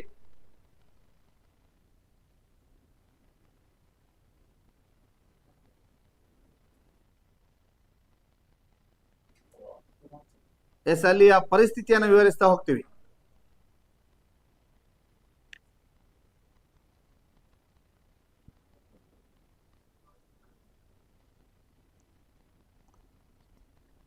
ಇದೀಗ ಸಮಸ್ಯೆಗೆ ಒಳಗಾಗಿರುವಂತಹ ಬಳಂಜದ ಆನಂದಾಚಾರ್ಯ ಅವರು ಈಗ ನಮ್ಮ ಜೊತೆಗೆ ಸಂಪರ್ಕದಲ್ಲಿದ್ದಾರೆ. ನಮಸ್ತೆ. ನಮಸ್ತೆ. ಏನಾಗಿದೆ ಸರ್? ನೀವು ಕೂಡ ಅಲ್ಲಿಂದ ಮನೆಯಿಂದ ಹೊರ ಬಂದು ಒಂದು ಬಾಡಿಗೆ ಮನೆಯಲ್ಲಿದ್ದೀರಿ ಅಂತ ಗೊತ್ತಾಗ್ತಾ ಇದೆ. ಏನಾಗಿದೆ ಸರ್? ಅಲ್ಲಿ ಎಲ್ಲ ಮೇಲ್ಗಡೆ ಎಲ್ಲ ಬರೆ ಎಲ್ಲ ಜರ್ದಿದೆ. ಮನೆ ಹಿಂದ್ಗಡೆ ಎಲ್ಲ ಜರ್ದಿದೆ ಅಲ್ಲಿ. ಮತ್ತೆ ಮನೆಯಲ್ಲಿ ವಾಸ ಮಾಡ್ಲಿಕ್ಕೆ ಧೈರ್ಯ ಇಲ್ಲ. ಆಮೇಲೆ ನಾವು 5-6 ವರ್ಷದಿಂದ ಮಳೆಗಾಲದಲ್ಲಿ ಪ್ರತಿ ವರ್ಷನೂ ಬಾಡಿಗೆ ಮಾಡಿ ಮನೆಯಲ್ಲಿ ಬೇರೆ ಮನೆಗೆ ಬರುವುದು. ಪಂಚಾಯತ್ನವರು ಹೇಳಿದ್ರೆ PDO ಗ್ರಾಮ ಮೆಂಬರ್ಗಳು ಯಾವುದಕ್ಕೂ ಗಮನ ತಗೊಳ್ಳುವುದಿಲ್ಲ. ಹಾಗಾಗಿ ನಾವು ಪ್ರತಿ ವರ್ಷನೂ ಇದೇ ತರ ಮಾಡಿ ಈ ವರ್ಷನೂ ನಾವು 2 ತಿಂಗಳ ಹತ್ತಿರ ಆಯ್ತು ಬಾಡಿಗೆ ಮನೆಗೆ ಕೂತು. ಈಗ ನೀವು ಎಷ್ಟು ವರ್ಷದಿಂದ ಬಾಡಿಗೆ ಮನೆಗೆ ಹೋಗ್ತಾ ಇದ್ದೀರಿ? ನಾವು ಬಾಡಿಗೆ ಮನೆಗೆ ಹೋಗ್ತಾ ಇದ್ದೇವೆ. ಎಷ್ಟು ವರ್ಷ? 6 ವರ್ಷ. 6 ವರ್ಷದಿಂದ? ಹೌದು. ನೀವೀಗ 6 ವರ್ಷದಿಂದ ಬಾಡಿಗೆ ಮನೆಗೆ ಹೋಗ್ತಾ ಇದ್ದೀರಿ. ಎಷ್ಟು ಸಲ ಮನವಿ ಮಾಡಿದಿರಿ ಗ್ರಾಮ ಪಂಚಾಯತ್ನವರಿಗೆ? ಅವರಿಗೆ ಪ್ರತಿ ಸಲನು ಮನವಿ ಮಾಡ್ತೇವೆ. ಬಂದವರು PDO ಅವರೆಲ್ಲ ಹೇಳ್ತಾರೆ, ನೀವು ಬಾಡಿಗೆ ಮನೆಗೆ ಹೋಗಿ ಬಾಡಿಗೆ ಮಾಡಿ ಕೂತ್ಕೊಳ್ಳಿ ಅಂತ ಹೇಳ್ತಾರೆ. ಅಷ್ಟೇ ಹೇಳ್ತಾರೆ, ಹೋಗ್ತಾರೆ ಅಷ್ಟೇ. ಅವ್ರು ಹಾಗೆ ಹೇಳ್ತಾರೆ, ನೀವು ಬಾಡಿಗೆ ಮನೆಗೆ ಹೋಗ್ತಾನೆ ಇದ್ದೀರಿ. ಹೌದೌದು. ಈಗ ಏನಾಗ್ಬೇಕು ಮತ್ತೆ? ಸಮಸ್ಯೆ ಹೇಗೆ ಬಗೆಹರಿದೆ? ಹೇಗೆ ಏನ್ ಮಾಡ್ಬೇಕು ಅವರು?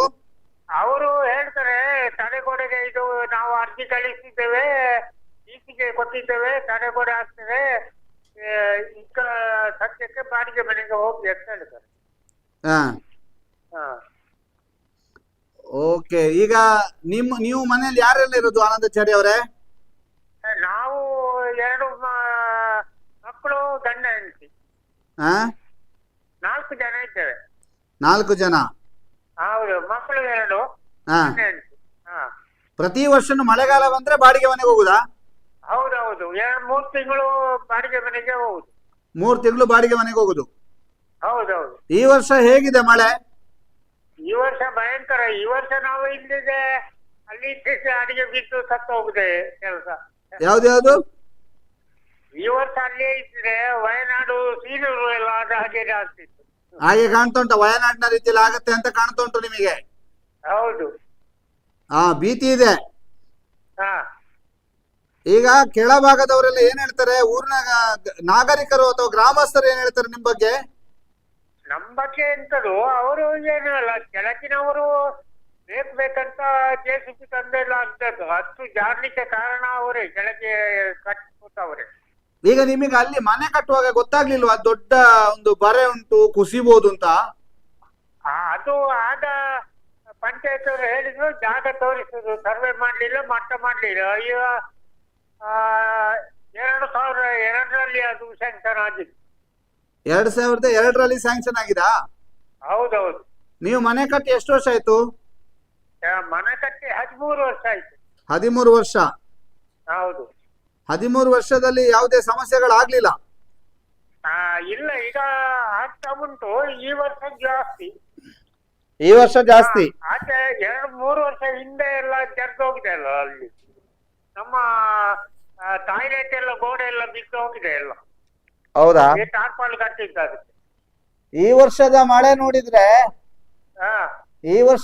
ನೋಡಿದ್ರೆ 3 ತಿಂಗಳಲ್ಲಿ ಬಾಡಿಗೆ ಮನೆಯಿಂದ ಬಿಟ್ಟು ಆ ಮನೆಗೆ ಸೇರ್ಕೊಳ್ಬಹುದಾ ಅಥವಾ ಇನ್ನು ಜಾಸ್ತಿ ದಿನ ಬಾಡಿಗೆ ಮನೆಯಲ್ಲಿ ಇರ್ಬೇಕಾದೀತಾ? ಅಲ್ಲ, ಜಾಸ್ತಿನ ಅಲ್ಲ, ಹಾಗೆಲ್ಲ ಮನೆ ಬೇಗ ಸೆಕ್ಷನ್ ಆದ್ರೆ ಮನೆ ಕಟ್ಟಿ ಕೂತ್ಕೊಳ್ಳುದು. ಅವರು ಇಲ್ಲಿ ಸರ್ಕಾರದಿಂದ ಏನಾದ್ರೂ ಒಂದು 5 ಲಕ್ಷ ಆದ್ರೂ ಮನೆ ಕಟ್ಟಿಗೆ ಪರಿಹಾರ ಕೊಟ್ಟರೆ ಆಗ್ಬಹುದು. 5 ಲಕ್ಷ ಪರಿಹಾರ ಬೇಕು?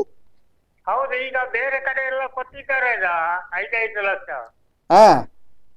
ಅದೇ ತರ ನಮಗೂ ಕೊಟ್ರೆ ನಾವು ಖಾಲಿ ಜಾಗ ತೋರಿಸಿದ್ರೆ ಅಲ್ಲಿ ಹೋಗಿ ಕೂತ್ಕೊಳ್ಳಿ ಅಂತ ಹೇಳಿದ್ರೆ ಹಣ ಎಲ್ಲಿ ಉಂಟು? ಹಾಗೆ 5 ಲಕ್ಷ ಆದ್ರೂ ಕನಿಷ್ಠ ಪಕ್ಷ ಬೇಕು. ಈಗ ಬೇರೆ ಕಡೆ ಚಿಕ್ಕಮಗಳೂರು ಡಿಸ್ಟ್ರಿಕ್ಟ್ ಬೇರೆ ಕಡೆ ಎಲ್ಲ 5-5 ಲಕ್ಷ ಕೊಟ್ಟಿದ್ದಾರಲ್ಲ, ಅವರು ಮನೆ ಮಾಡಿ ಕೂತ್ಕೊಳ್ಳಿಲ್ವಾ? ಬೇರೆ ಕಡೆ 5-5 ಲಕ್ಷ ಕೊಟ್ಟಿದ್ದಾರಾ? ಹೌದೌದು. ನೀವು ಅದನ್ನೇ ಒತ್ತಾಯಿಸ್ತಾ ಇದ್ದೀರಿ? ಅದೇ. ಮತ್ತೆ 1-1.5 ಲಕ್ಷ ಕೊಟ್ಟರೆ ಅದರಲ್ಲಿ ಮನೆ ಆಗ್ತದ? ಆಗುದಿಲ್ಲ ಅಲ್ಲ? ಆಗುದಿಲ್ಲ. ನಿಮ್ಮ ಮನೆಯಲ್ಲಿ ನಿಮ್ಮ ಮಕ್ಳು ಏನ್ ಹೇಳ್ತಾರೆ? ಮಕ್ಕಳು ಹಾಗೆ ಬೇರೆ ಕಡೆ ಹೋಗುವ ವಿಧಿ ಇಲ್ಲದೆ ಕೂತದ್ದು ಅಷ್ಟೇ. ಏನ್ ಮಾಡೋದು ಸರ್ ನಿಮ್ಮ ಮಕ್ಕಳು? ಮಗಳಿಗೆ ಈ ವರ್ಷ ಮದುವೆ ಆಯ್ತು. ಮಗ ಇದ್ದಾನೆ. ಎಂತ ಮಾಡುದು ಮಗ? ಮಗ ಈಗ ಮನೆಯಲ್ಲೇ ಇದ್ದಾನೆ, ಅವನಿಗೂ ಕೆಲಸ ಇಲ್ಲ. ಓ, ನೀವು ಏನ್ ಮಾಡ್ತಾ ಇದ್ದದ್ದು?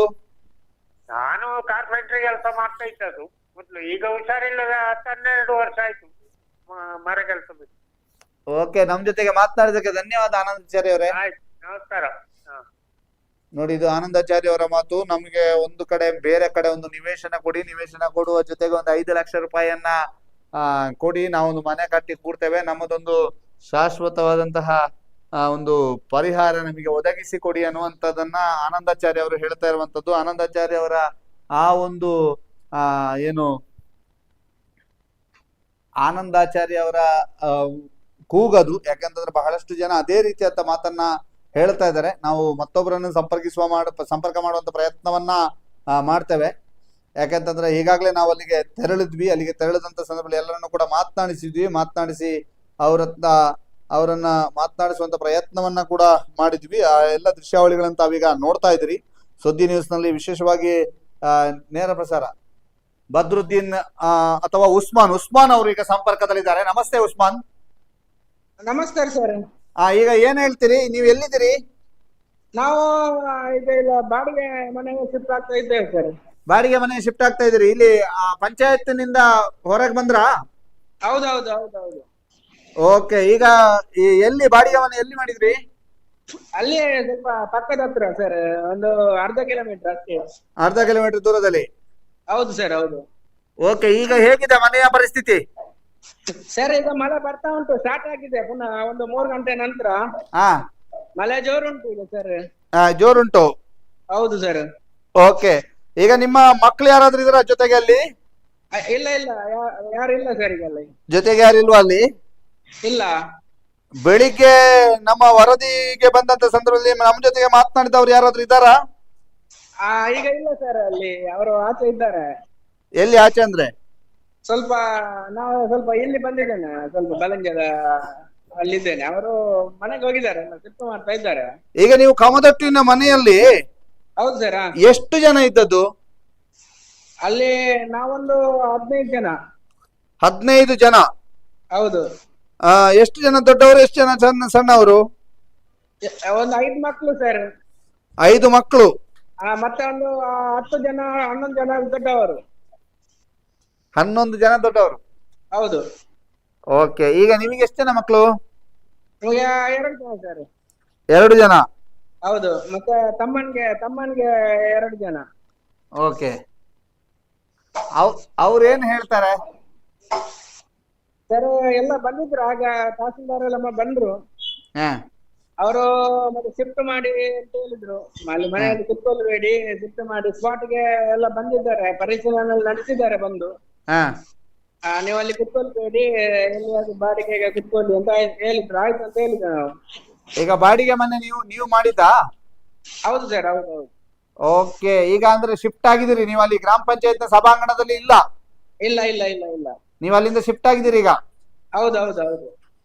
ಓಕೆ, ಈಗ ಸಮಸ್ಯೆಗಳು, ಈಗ ನಿಮ್ಮಲ್ಲಿ 15 ಜನ ಇದ್ದಾರೆ. ಹೌದು ಸರ್. ಕೆಳಭಾಗದಲ್ಲಿ, ನಿಮ್ಮ ಕೆಳಭಾಗದಲ್ಲಿ ಇರುವವರ ಮನೆಯವ್ರದ್ದು ಹೆಸರು ಎಂತ? ಅವರದ್ದು ಚಂದ್ರಹಾಸ ಅವರು. ಹೌದು, ಚಂದ್ರಹಾಸ್. 2 ಮನೆಗಳಿಗೂ ಕೂಡ ಆಪತ್ತಿದೆ. ಹೌದು ಸರ್, ಹೌದು. ಈಗ ನೀವು ಏನು ಅಂತ ಒತ್ತಾಯ ಮಾಡೋದು? ಯಾವ ಸರ್? ನೀವು ಏನು ಅಂತ ಒತ್ತಾಯ ಮಾಡೋದು?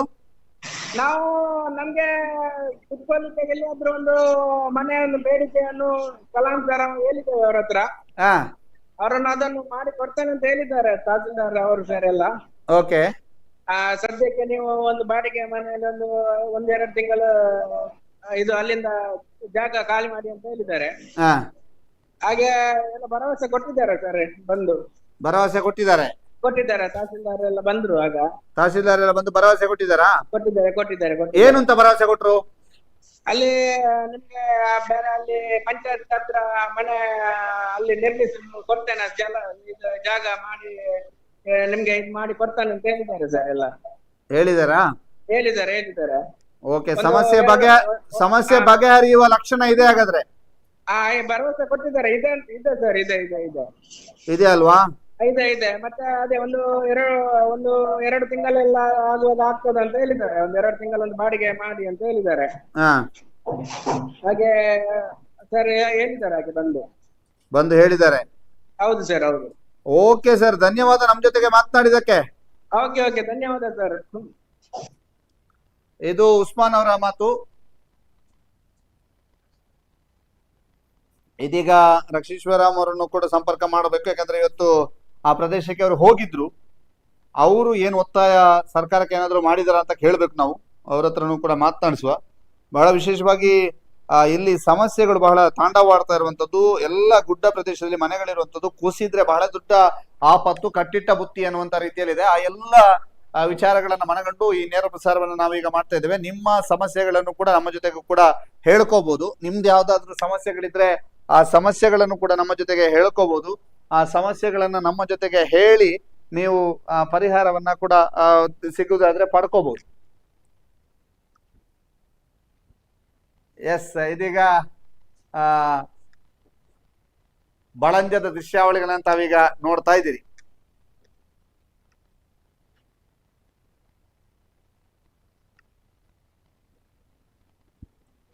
ಎಸ್, ಮತ್ತೊಂದು ನಾವೀಗ ಉಪ್ಪಿನಂಗಡಿಯತ್ತ ಒಮ್ಮೆ ಉಪ್ಪಿನಂಗಡಿಗೆ DC ಬಂದಿದ್ದಾರೆ. ಆ DC ಬಂದು ಉಪ್ಪಿನಂಗಡಿಯಲ್ಲಿ ನಿನ್ನೆ ಸಂಗಮ ಆದಂತ ಪ್ರದೇಶವನ್ನ ಬಂದು ನೋಡಿದ್ದಾರೆ. DC ಅವರು ಮಾತನಾಡಿದ್ದಾರೆ. ಏನ್ ಮಾತನಾಡಿದ್ದಾರೆ ಅಂತ ನೋಡ್ಕೊಂಬರೋಣ. ಇದು ಉಪ್ಪಿನಂಗಡಿಯಿಂದ ಬೆಳ್ತಂಗಡಿಗೆ ಬರೋರಿದ್ರು, ಆದ್ರೆ ಬೆಳ್ತಂಗಡಿಗೆ ಇವತ್ತು ಬರುವ ಸಾಧ್ಯತೆ ಕಡಿಮೆ ಅನ್ನುವಂತ ಮಾಹಿತಿಗಳು ನಮಗೆ ಲಭ್ಯವಾಗ್ತಾ ಇದೆ. ಉಪ್ಪಿನಂಗಡಿಯಿಂದ ನೀವೀಗ ನೋಡ್ತಾ ಇದ್ರಿ, ಉಪ್ಪಿನಂಗಡಿ DC ಬಂದಿದ್ದಾರೆ. ಉಪ್ಪಿನಂಗಡಿಯ ಸಹಸ್ರಲಿಂಗೇಶ್ವರ ದೇವಸ್ಥಾನದ ಮುಂಭಾಗಕ್ಕೆ DC ಬಂದಿರುವಂತಹ ದೃಶ್ಯಾವಳಿಗಳನ್ನು ತಾವೀಗ ನೋಡ್ತಾ ಇದ್ದೀರಿ.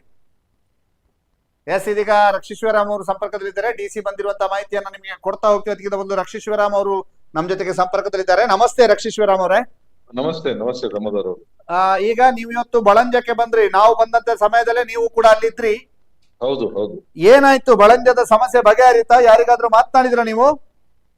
ಈಗಾಗಲೇ ತಹಸೀಲ್ದಾರ್ಗೆ ಗಮನಕ್ಕೆ ತಂದಿದ್ದೇನೆ. ಇಒ ಅವ್ರ ಹತ್ರನೂ ಮಾತಾಡಿದ್ದೇನೆ. ಈಗ 4 ಮನೆಗೆ ಬಹಳ ಸಂಕಷ್ಟದ ಪರಿಸ್ಥಿತಿಯಲ್ಲಿ ಇದ್ದಾರೆ. ಓಕೆ, ಅದು 5 ಸೆನ್ಸ್ ಕಾಲೋನಿ. ಅದು ಮೇಲ್ 2 ಮನೆ ಇದೆ, ಕೆಳಗಡೆ 2 ಮನೆ ಇದೆ. ಮೇಲ್ಗಡೆ ಮನೆಯವ್ರಿಗೆ ಗುಡ್ಡ ಕುಸಿದು ಅದು ಬೀಳ್ಬೋದು ಅನ್ನೋ ಭಯ. ಕೆಳಗಡೆ ಮನೆಯವ್ರಿಗೆ ಮೇಲಿನ ಗುಡ್ಡ ಕೆಳಗಡೆ ಬಿದ್ದು ಅವ್ರ ಮನೆ ಧ್ವಂಸ ಆಗ್ಬೋದು ಅನ್ನೋ ಆತಂಕ. ಈ ಪರಿಸ್ಥಿತಿಯಲ್ಲಿ ಈಗ ಮೇಲ್ಗಡೆ ಇರೋರು ಇಬ್ಬರನ್ನು ಶಿಫ್ಟ್ ಮಾಡಿ ನಿನ್ನೆ ಅವರು ಎಲ್ಲೂ ಇರಲ್ಲ ಅಂತ ಹೇಳಿದಕ್ಕೆ ಲಾಸ್ಟ್ ಅಲ್ಲಿ ಪಂಚಾಯತ್ ನ ಮೇಲ್ಗಡೆ ಸಭಾಂಗಣದಲ್ಲಿ ಅವ್ರಿಗೆ ವ್ಯವಸ್ಥೆ ಮಾಡಲಾಗಿದೆ. ಅಲ್ಲಿ ಪಂಚಾಯತ್ ಸಿಬ್ಬಂದಿ ಅವರೆಲ್ಲ ಮಾಡ್ಕೊಟ್ಟಿದ್ದಾರೆ. ಆದ್ರೆ ಇದು ಇವತ್ತಿನ ಮಾತ್ರ ಸಮಸ್ಯೆ ಅಲ್ಲ. ಕಳೆದ ವರ್ಷನೂ ಅಲ್ಲಿ ಗುಡ್ಡ ಕುಸಿತ ಆಗಿದೆ, ಒಂದು ಸಣ್ಣ ಪ್ರಮಾಣದ ಗುಡ್ಡ ಕುಸಿತ ಕಳೆದ ವರ್ಷನೂ ಆಗಿತ್ತು. ಈ ವರ್ಷ ನಾವು ಅವ್ರನ್ನ ಅಲ್ಲಿಂದ ಸಂಪೂರ್ಣವಾಗಿ ಸ್ಥಳಾಂತರಗೊಳಿಸಲಿಲ್ಲ ಅಂದ್ರೆ ಇವತ್ತು ಅಪಾಯ ಆಗಿಲ್ದೇ ಇರ್ಬೋದು, ಆದ್ರೆ ಮುಂದಿನ ದಿನಗಳಲ್ಲಿ ಅಪಾಯ ಕಟ್ಟಿಟ್ಟ ಬುತ್ತಿ. ಆದ್ರಿಂದ ಈಗ ಸೋಷಿಯಲ್ ಫಾರೆಸ್ಟ್ ಇದು ಒಂದ್ ಸ್ವಲ್ಪ ಜಾಗ ಇದೆ ಅಂತ ನನಗೆ ತಿಳ್ಕೊಂಡೆ ಅಧಿಕಾರಿಗಳ ಮುಖಾಂತರ. ಅಲ್ಲಿ ಇವ್ರಿಗೆ ಏನಾದ್ರು ಬದಲಿ ಒಂದು ನಿವೇಶನಗಳನ್ನ ಕೊಟ್ರೆ ಇವರು ಅಲ್ಲಿ ಯಾವುದೇ ಅಪಾಯ ಇಲ್ಲದೆ ಅವರು ಬದುಕಬಹುದು. ಆಮೇಲೆ ಸಣ್ಣ ಸಣ್ಣ ಮಕ್ಕಳಿರುವಂತ ಕುಟುಂಬ ಇವತ್ತು ಬಹಳ ಕಷ್ಟದಲ್ಲಿ ಪಂಚಾಯತ್ ನ ಕಚೇರಿಯಲ್ಲಿ ಇದ್ದಾರೆ. ಕೆಳಗಡೆ ಮನೆಯವರು ಹೊಸದಾಗಿ ಮನೆ ನಿರ್ಮಾಣ ಮಾಡಿರೋದ್ರಿಂದ ಅಲ್ಲೂ ಕೂಡ ಒಂದ್ ಸ್ವಲ್ಪ ಗುಡ್ಡನ ನಾವು JCB ಸ್ವಲ್ಪ ಲೆವೆಲ್ ಮಾಡಿ ಅವ್ರಿಗೂ ಆತಂಕ ಆಗದೆ ಇರೋ ರೀತಿಯಲ್ಲಿ ನಾವು ಅಲ್ಲಿ ಸಮಸ್ಯೆನ ಬಗೆಹರಿಸಬಹುದು. ಈಗಾಗ್ಲೇ ಇನ್ನೊಂದಲ್ಲೊಂದು ಲೈನ್ ಇದೆ, ಎಲೆಕ್ಟ್ರಿಕ್ ಲೈನ್ ಇದೆ, ಅದನ್ನ AWL ಅವ್ರಿಗೂ ರಿಕ್ವೆಸ್ಟ್ ಮಾಡಿದೀನಿ, ಅದನ್ನ ಸ್ವಲ್ಪ ಶಿಫ್ಟ್ ಮಾಡ್ಕೊಡಿ ಅಂತ. ಅವರು ಈಗ ಮಳೆ ನಿಂತ ಮೇಲೆ ಬಂದ್ ಮಾಡ್ಕೊಡ್ತೀನಿ ಅಂತ ಅವರು ಹೇಳಿದ್ದಾರೆ. ಓಕೆ, ಧನ್ಯವಾದ ನಮ್ ಜೊತೆ ಮಾತನಾಡಿದಕ್ಕೆ. ನಿಮ್ಮ ಸುದ್ದಿಯ ಎಲ್ಲಾ ಕಾರ್ಯಕ್ರಮ ನೋಡ್ತಾ ಇದ್ದೀನಿ, ಎಲ್ಲಾ ಜಾಗಕ್ಕೆ ನೀವು ಭೇಟಿ ಕೊಡ್ತಾ ಇದ್ದೀರಾ. ನಿಮ್ಮ ಒಂದು ಲೈವ್ ಕಾರ್ಯಕ್ರಮ ಮಾಡ್ತಾ ಇದ್ದೀರಾ, ನಿಮ್ಮ ಲೈವ್ ಅಲ್ಲಿ ದೂರವಾಣಿ ಸಂಖ್ಯೆ ಕೂಡ ಕೊಟ್ಟಿದ್ದೀರಾ. ಅಟ್ಲೀಸ್ಟ್ ಇಷ್ಟಾದ್ರೂ ಮಾಡೋದ್ರಿಂದ ಈ ವಿಚಾರ ರಾಜ್ಯ ಮತ್ತು ಜಿಲ್ಲಾ ಆಡಳಿತಕ್ಕೆ ತಿಳಿಲಿ, DC ಅವರಿಗೆ ಮತ್ತೆ ಇದಕ್ಕೆ ಸಂಬಂಧಪಟ್ಟ ಎಲ್ಲ ಅಧಿಕಾರಿಗಳಿಗೆ ತಿಳಿಸಿ ಬೆಳ್ತಂಗಡಿಗೆ ಸೂಕ್ತವಾದ ಪರಿಹಾರ ಮತ್ತು ಈಗ ಮಳೆ ಹಾನಿ ಆಗಿರುವಂತಹ ಕುಟುಂಬಗಳಿಗೆ ಒಳ್ಳೆ ರೀತಿಯಂತ ಪರಿಹಾರವನ್ನ ಸರ್ಕಾರ ಕೊಡ್ಲಿ ಅಂತ ನಾನು ಕೇಳ್ಕೊಳ್ತೀನಿ. ನಿಮ್ಗೂ ಕೂಡ ಧನ್ಯವಾದ. ಥ್ಯಾಂಕ್ ಯು ನಮ್ ಜೊತೆಗೆ ಮಾತನಾಡಿದಕ್ಕೆ Rakshishwara. Thank you. Yes, Rakshishwaram ಅವರು ಮಾತನಾಡಿದ್ರು. ಅವರು ಭೇಟಿ ಕೊಟ್ಟಂತದ್ದನ್ನ ನಾವು ನೋಡಿದ್ವಿ. ಈಗ ಮತ್ತೆ ನಾವು DC ಭೇಟಿ ಕೊಟ್ಟು ಏನ್ ಹೇಳಿದ್ರು ಅನ್ನುವಂಥದ್ದನ್ನ ನಿಮಗೆ ತಿಳಿಸ್ತಾ ಹೋಗ್ತೀವಿ. ನೇತ್ರಾವತಿ ಮತ್ತು ಕುಮಾರಧಾರಾ ನದಿಯ ನಿನ್ನೆ ಸಂಗಮ ಆಗಿರುವಂತಹ ಸಂದರ್ಭ, ಈಗ ಸಂಗಮ ಆದ ನಂತರ ಅಲ್ಲಿಗೆ DC ಅವರು ಭೇಟಿ ಕೊಡ್ತಾ ಇರುವಂತದ್ದು. ಅಲ್ಲಿ ಭೇಟಿ ಕೊಟ್ಟಂತ ಸಂದರ್ಭದ ದೃಶ್ಯಾವಳಿಗಳನ್ನ ನಾವೀಗ ನಿಮಗೆ ಮತ್ತೆ ತೋರಿಸ್ತಾ ಇದೀವಿ. ಯಾವ ರೀತಿಯಲ್ಲಿ ಅಲ್ಲಿ DC ಏನ್ ಹೇಳಿದ್ರು ಅನ್ನುವಂಥದ್ದನ್ನ ನಾವೀಗ ನಿಮಗೆ ತಿಳಿಸ್ತಾ ಹೋಗ್ತೀವಿ. ಅಲ್ಲಿಯ ಸಂಪೂರ್ಣ ದೃಶ್ಯಾವಳಿ ಎಕ್ಸ್ಕ್ಲೂಸಿವ್ ಆಗಿ ನಿಮಗೆ ಸುದ್ದಿ ನ್ಯೂಸ್ ನಲ್ಲಿ ಲಭ್ಯವಾಗ್ತಾ ಇದೆ.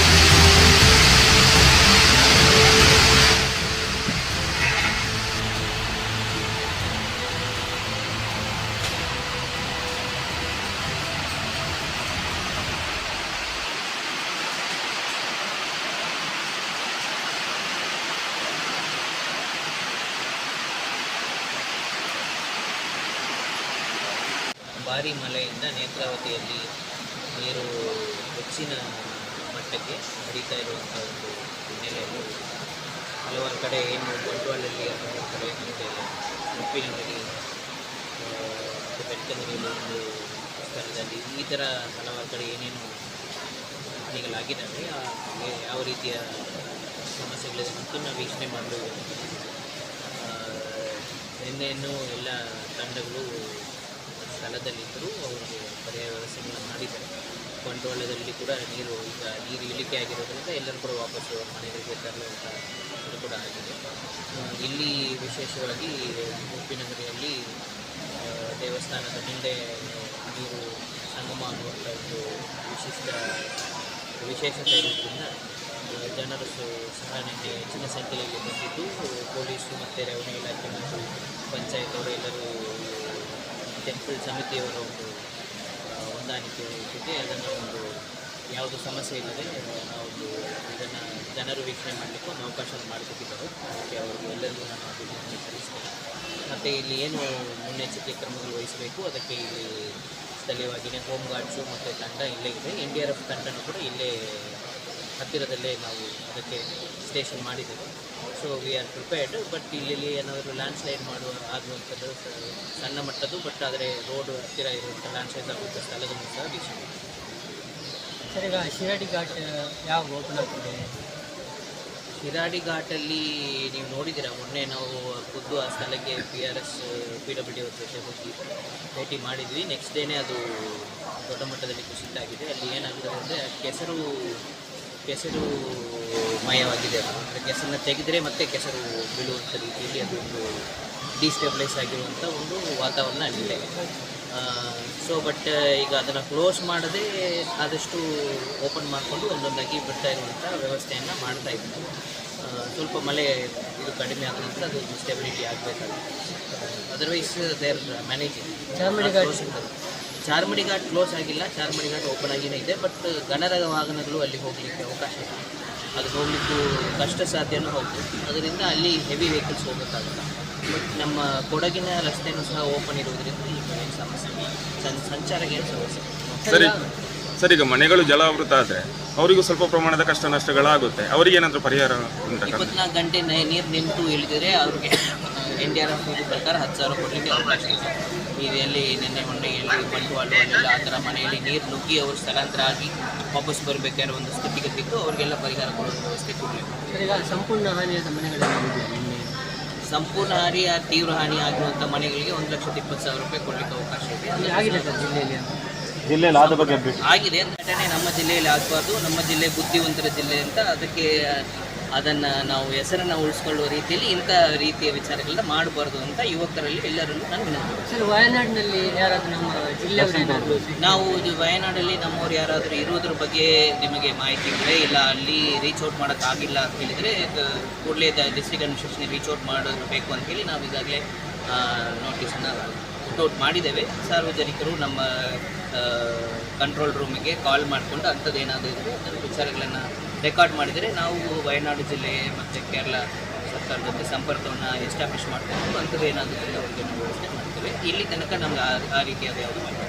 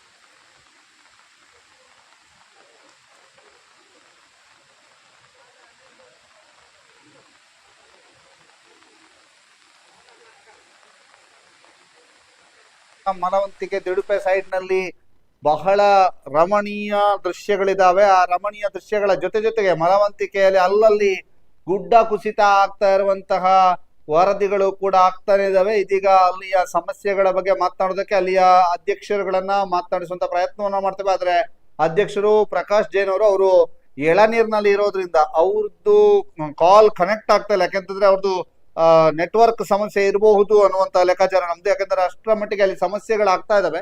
ಆ ಸಮಸ್ಯೆಗಳ ನಡುವೆ ಏನೇನ್ ಆಗ್ತಾ ಇದೆ ಅನ್ನುವಂಥದ್ದನ್ನ ಕೇಳೋಣ ಅನ್ನುವಂತ ಕಾರಣಕ್ಕಾಗಿ ಅವರಿಗೆ ಸಂಪರ್ಕ ಕಲ್ಪಿಸುವಂತ ಪ್ರಯತ್ನವನ್ನ ಮಾಡ್ತೇವೆ. ಮಲವಂತಿಕೆಯಲ್ಲಿ ಏನೇನಾಗಿದೆ ಅನ್ನುವಂಥದ್ದನ್ನ ತಿಳ್ಕೊಳ್ಳುವಂತಹ ಪ್ರಯತ್ನಕ್ಕಾಗಿ, ಯಾವ ರೀತಿಯಾಗಿ ಇದೆ ಅಲ್ಲಿಯ ಪರಿಸ್ಥಿತಿ ಅನ್ನುವಂಥದ್ದನ್ನ ತಿಳ್ಕೊಳ್ಳೋದಕ್ಕಾಗಿ ನಾವು ಅವರನ್ನ ಸಂಪರ್ಕ ಮಾಡುವಂತ ಪ್ರಯತ್ನವನ್ನ ಮಾಡ್ತಾ ಇದ್ದೇವೆ. ಆ ಸಂಪರ್ಕ ಸದ್ಯ ಆಗ್ತಾ ಇಲ್ಲ. ಯಾಕೆ ಅಂತಂದ್ರೆ ಅವರು ಮೋಸ್ಟ್ಲಿ ನೆಟ್ವರ್ಕ್ ಇರುವಂತಹ ಪ್ರದೇಶದಲ್ಲಿ ಇಲ್ಲ, ಹೊರಗಿದ್ದಾರೆ ಅಂತ ಅನ್ಸುತ್ತೆ. ಅಷ್ಟರ ಮಟ್ಟಿಗೆ ಅಲ್ಲಿ ಸಮಸ್ಯೆಗಳಾಗಿವೆ ಅನ್ನುವಂಥದ್ದು ನಾವು ನಿಮಗೆ ತಿಳಿಸ್ತಾ ಇದೀವಿ.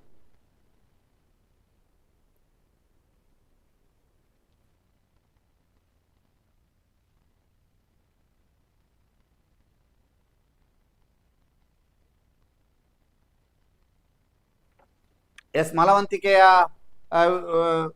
ವಿಚಾರಗಳ ಬಗ್ಗೆ ನಾವು ಇನ್ನಷ್ಟು ತಿಳಿದುಕೊಳ್ಳಬೇಕಿದೆ. ತಿಳಿದುಕೊಳ್ಳುವುದಕ್ಕಾಗಿ ನಾವು ಒಂದಷ್ಟು ಜನರನ್ನ ಸಂಪರ್ಕ ಮಾಡ್ತೇವೆ.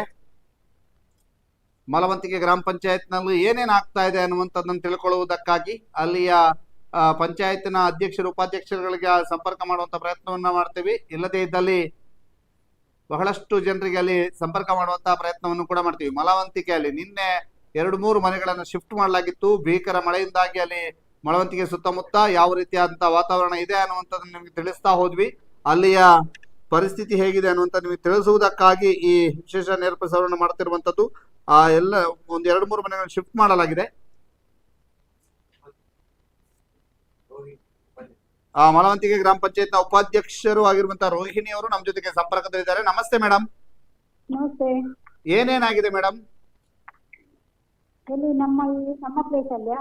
ಹೌದೌದು, ಮಲವಂತಿಕೆಯ ಸುತ್ತಮುತ್ತ ಕೆಲವು ಮನೆ ಹತ್ತಿರ ಬರಡಿಕೆ ಎಲ್ಲ ಬೆರೆತು ಮಳೆಗೆ ತುಂಬಾ ಅನಾಹುತ ಆಗಿದೆ. ಮತ್ತೆ ಕರೆಂಟ್ ಲೈನ್ ಎಲ್ಲ ಸ್ವಲ್ಪ ಸಮಸ್ಯೆ ಉಂಟು. ಎಲ್ಲೆಲ್ಲಿ ಕರೆಂಟ್ ಲೈನ್ ಎಲ್ಲೆಲ್ಲಿ ಸಮಸ್ಯೆ? ನಮ್ಗೆ ಇಲ್ಲಿ ಕಲ್ಪೆಟ್ಟು ಹತ್ರ ಬ್ರಿಡ್ಜ್ ಉಂಟು. ಕಲ್ಪೆಟ್ಟು ಪಂಕಲವಾಡಿ ಪಂಚಾಯತ್ ಹತ್ರ. ಕಲ್ಪೆಟ್ಟು ಪಂಕಲವಾಡಿ. ಮತ್ತೆ ಬೇರೆ ಎಲ್ಲಾ ಕಡೆ ಅಲ್ಲ, ಲೈನ್ ಎಲ್ಲೆಲ್ಲಿ ಉಂಟು ಅಲ್ಲಿ ಎಲ್ಲ ಸ್ವಲ್ಪ ಫಾಲ್ಟ್ ಉಂಟು. ಓಕೆ, ನಿನ್ನೆ 2-3 ಮನೆಗಳನ್ನ ಶಿಫ್ಟ್ ಮಾಡಲಾಗಿದೆ ಅಂತ ಗೊತ್ತಾಯ್ತು. ಎಲ್ಲಿಗೆ ಶಿಫ್ಟ್ ಮಾಡಿದಿರಿ? ಯಾವುದು? ನಿನ್ನೆ ಒಂದು 2-3 ಮನೆಗಳನ್ನ ಸ್ಥಳಾಂತರ ಮಾಡಲಾಯ್ತಲ್ಲ? ಹೌದೌದು, ಅದು ಅಲ್ಲಿ ಅವರ ಸಂಬಂಧಿಕರ ಮನೆ ಹತ್ತಿರ ಅವರು ಇದ್ದಾರೆ ಈಗ. ಎಲ್ಲಿ ಅವರನ್ನ ಗಜಕ್ಕೆ ಅವರಲ್ಲ ಅವರು? ಒಂದು ಕಜಕ್ಕೆ ಅವರು, ಮತ್ತೆ ಇಲ್ಲಿ ತೋಟ ಸಂಜೀವಗೌಡ. ಓಕೆ, ಎಲ್ಲಿಗೆ ಅವ್ರೀಗ ಅವರ ಮನೆಯ ಪರಿಸ್ಥಿತಿ ಹೇಗಿದೆ? ಅಲ್ಲಿ ಗುಡ್ಡ ಕುಸಿತ ಹೇಗಿದೆ? ಹಾಗೇನೆ ಉಂಟು. ಈಗ ಮಳೆ ಬರುವಾಗ ಸ್ವಲ್ಪ ಹೆದರಿಕೆ ಆಗ್ತದೆ ಅಷ್ಟೇ. ಎಂತ ಆಗ್ತದೆ ಯಾವ ಹೊತ್ತಲ್ಲಿ ಎಂತ ಆಗ್ತದೆ ಅಂತ ಗೊತ್ತಾಗುದಿಲ್ಲ. ಓಕೆ, ಯಾರೆಲ್ಲ ಕಾರ್ಯಾಚರಣೆಗೆ ಇಳಿದಿದ್ದೀರಿ ಮೇಡಮ್? ಕಾರ್ಯಾಚರಣೆಯಲ್ಲಿ ಊರಿನವರೆಲ್ಲ ಸೇರಿಕೊಂಡು ಮಾಡ್ತಿದ್ದಾರೆ. ಊರಿನವರು, ಗ್ರಾಮ ಪಂಚಾಯತ್ ಅವರು ಬೇರೆ ಅಷ್ಟೇ, ಊರಿನವರು ಮತ್ತು ಪಂಚಾಯತಿಯವರು ಮನೆಯವರೆಲ್ಲ ಸೇರ್ಕೊಂಡಿದ್ದೀರಿ. ಹೌದು. ಹೇಗಿದೆ ಮಳೆ? ಹೇಗಿದೆ ಮಳೆ? ಸ್ವಲ್ಪ ಜೋರ ಉಂಟಲ್ಲ ನಿನ್ನೆಯಿಂದ. ಇವತ್ತು ಕಡಿಮೆ ಆಗಿಲ್ವಾ? ಸ್ವಲ್ಪ ಮಧ್ಯಾಹ್ನದ ಹತ್ರ ಕಡಿಮೆ ಇತ್ತು, ಈಗ ಸ್ಟಾರ್ಟ್ ಆಯ್ತಲ್ಲ ಪುನಃ ಸಂಜೆ. ಹಾಗೆ ಬರ್ತಾ ಇದೆಯಾ ಮತ್ತೆ? ನೀರಿನ ಮಟ್ಟ ಏನಾದ್ರೂ ಏರುವ ಸಾಧ್ಯತೆ ಇದೆಯಾ ಈಗ ಮತ್ತೆ? ಎಂತ ಸರ್?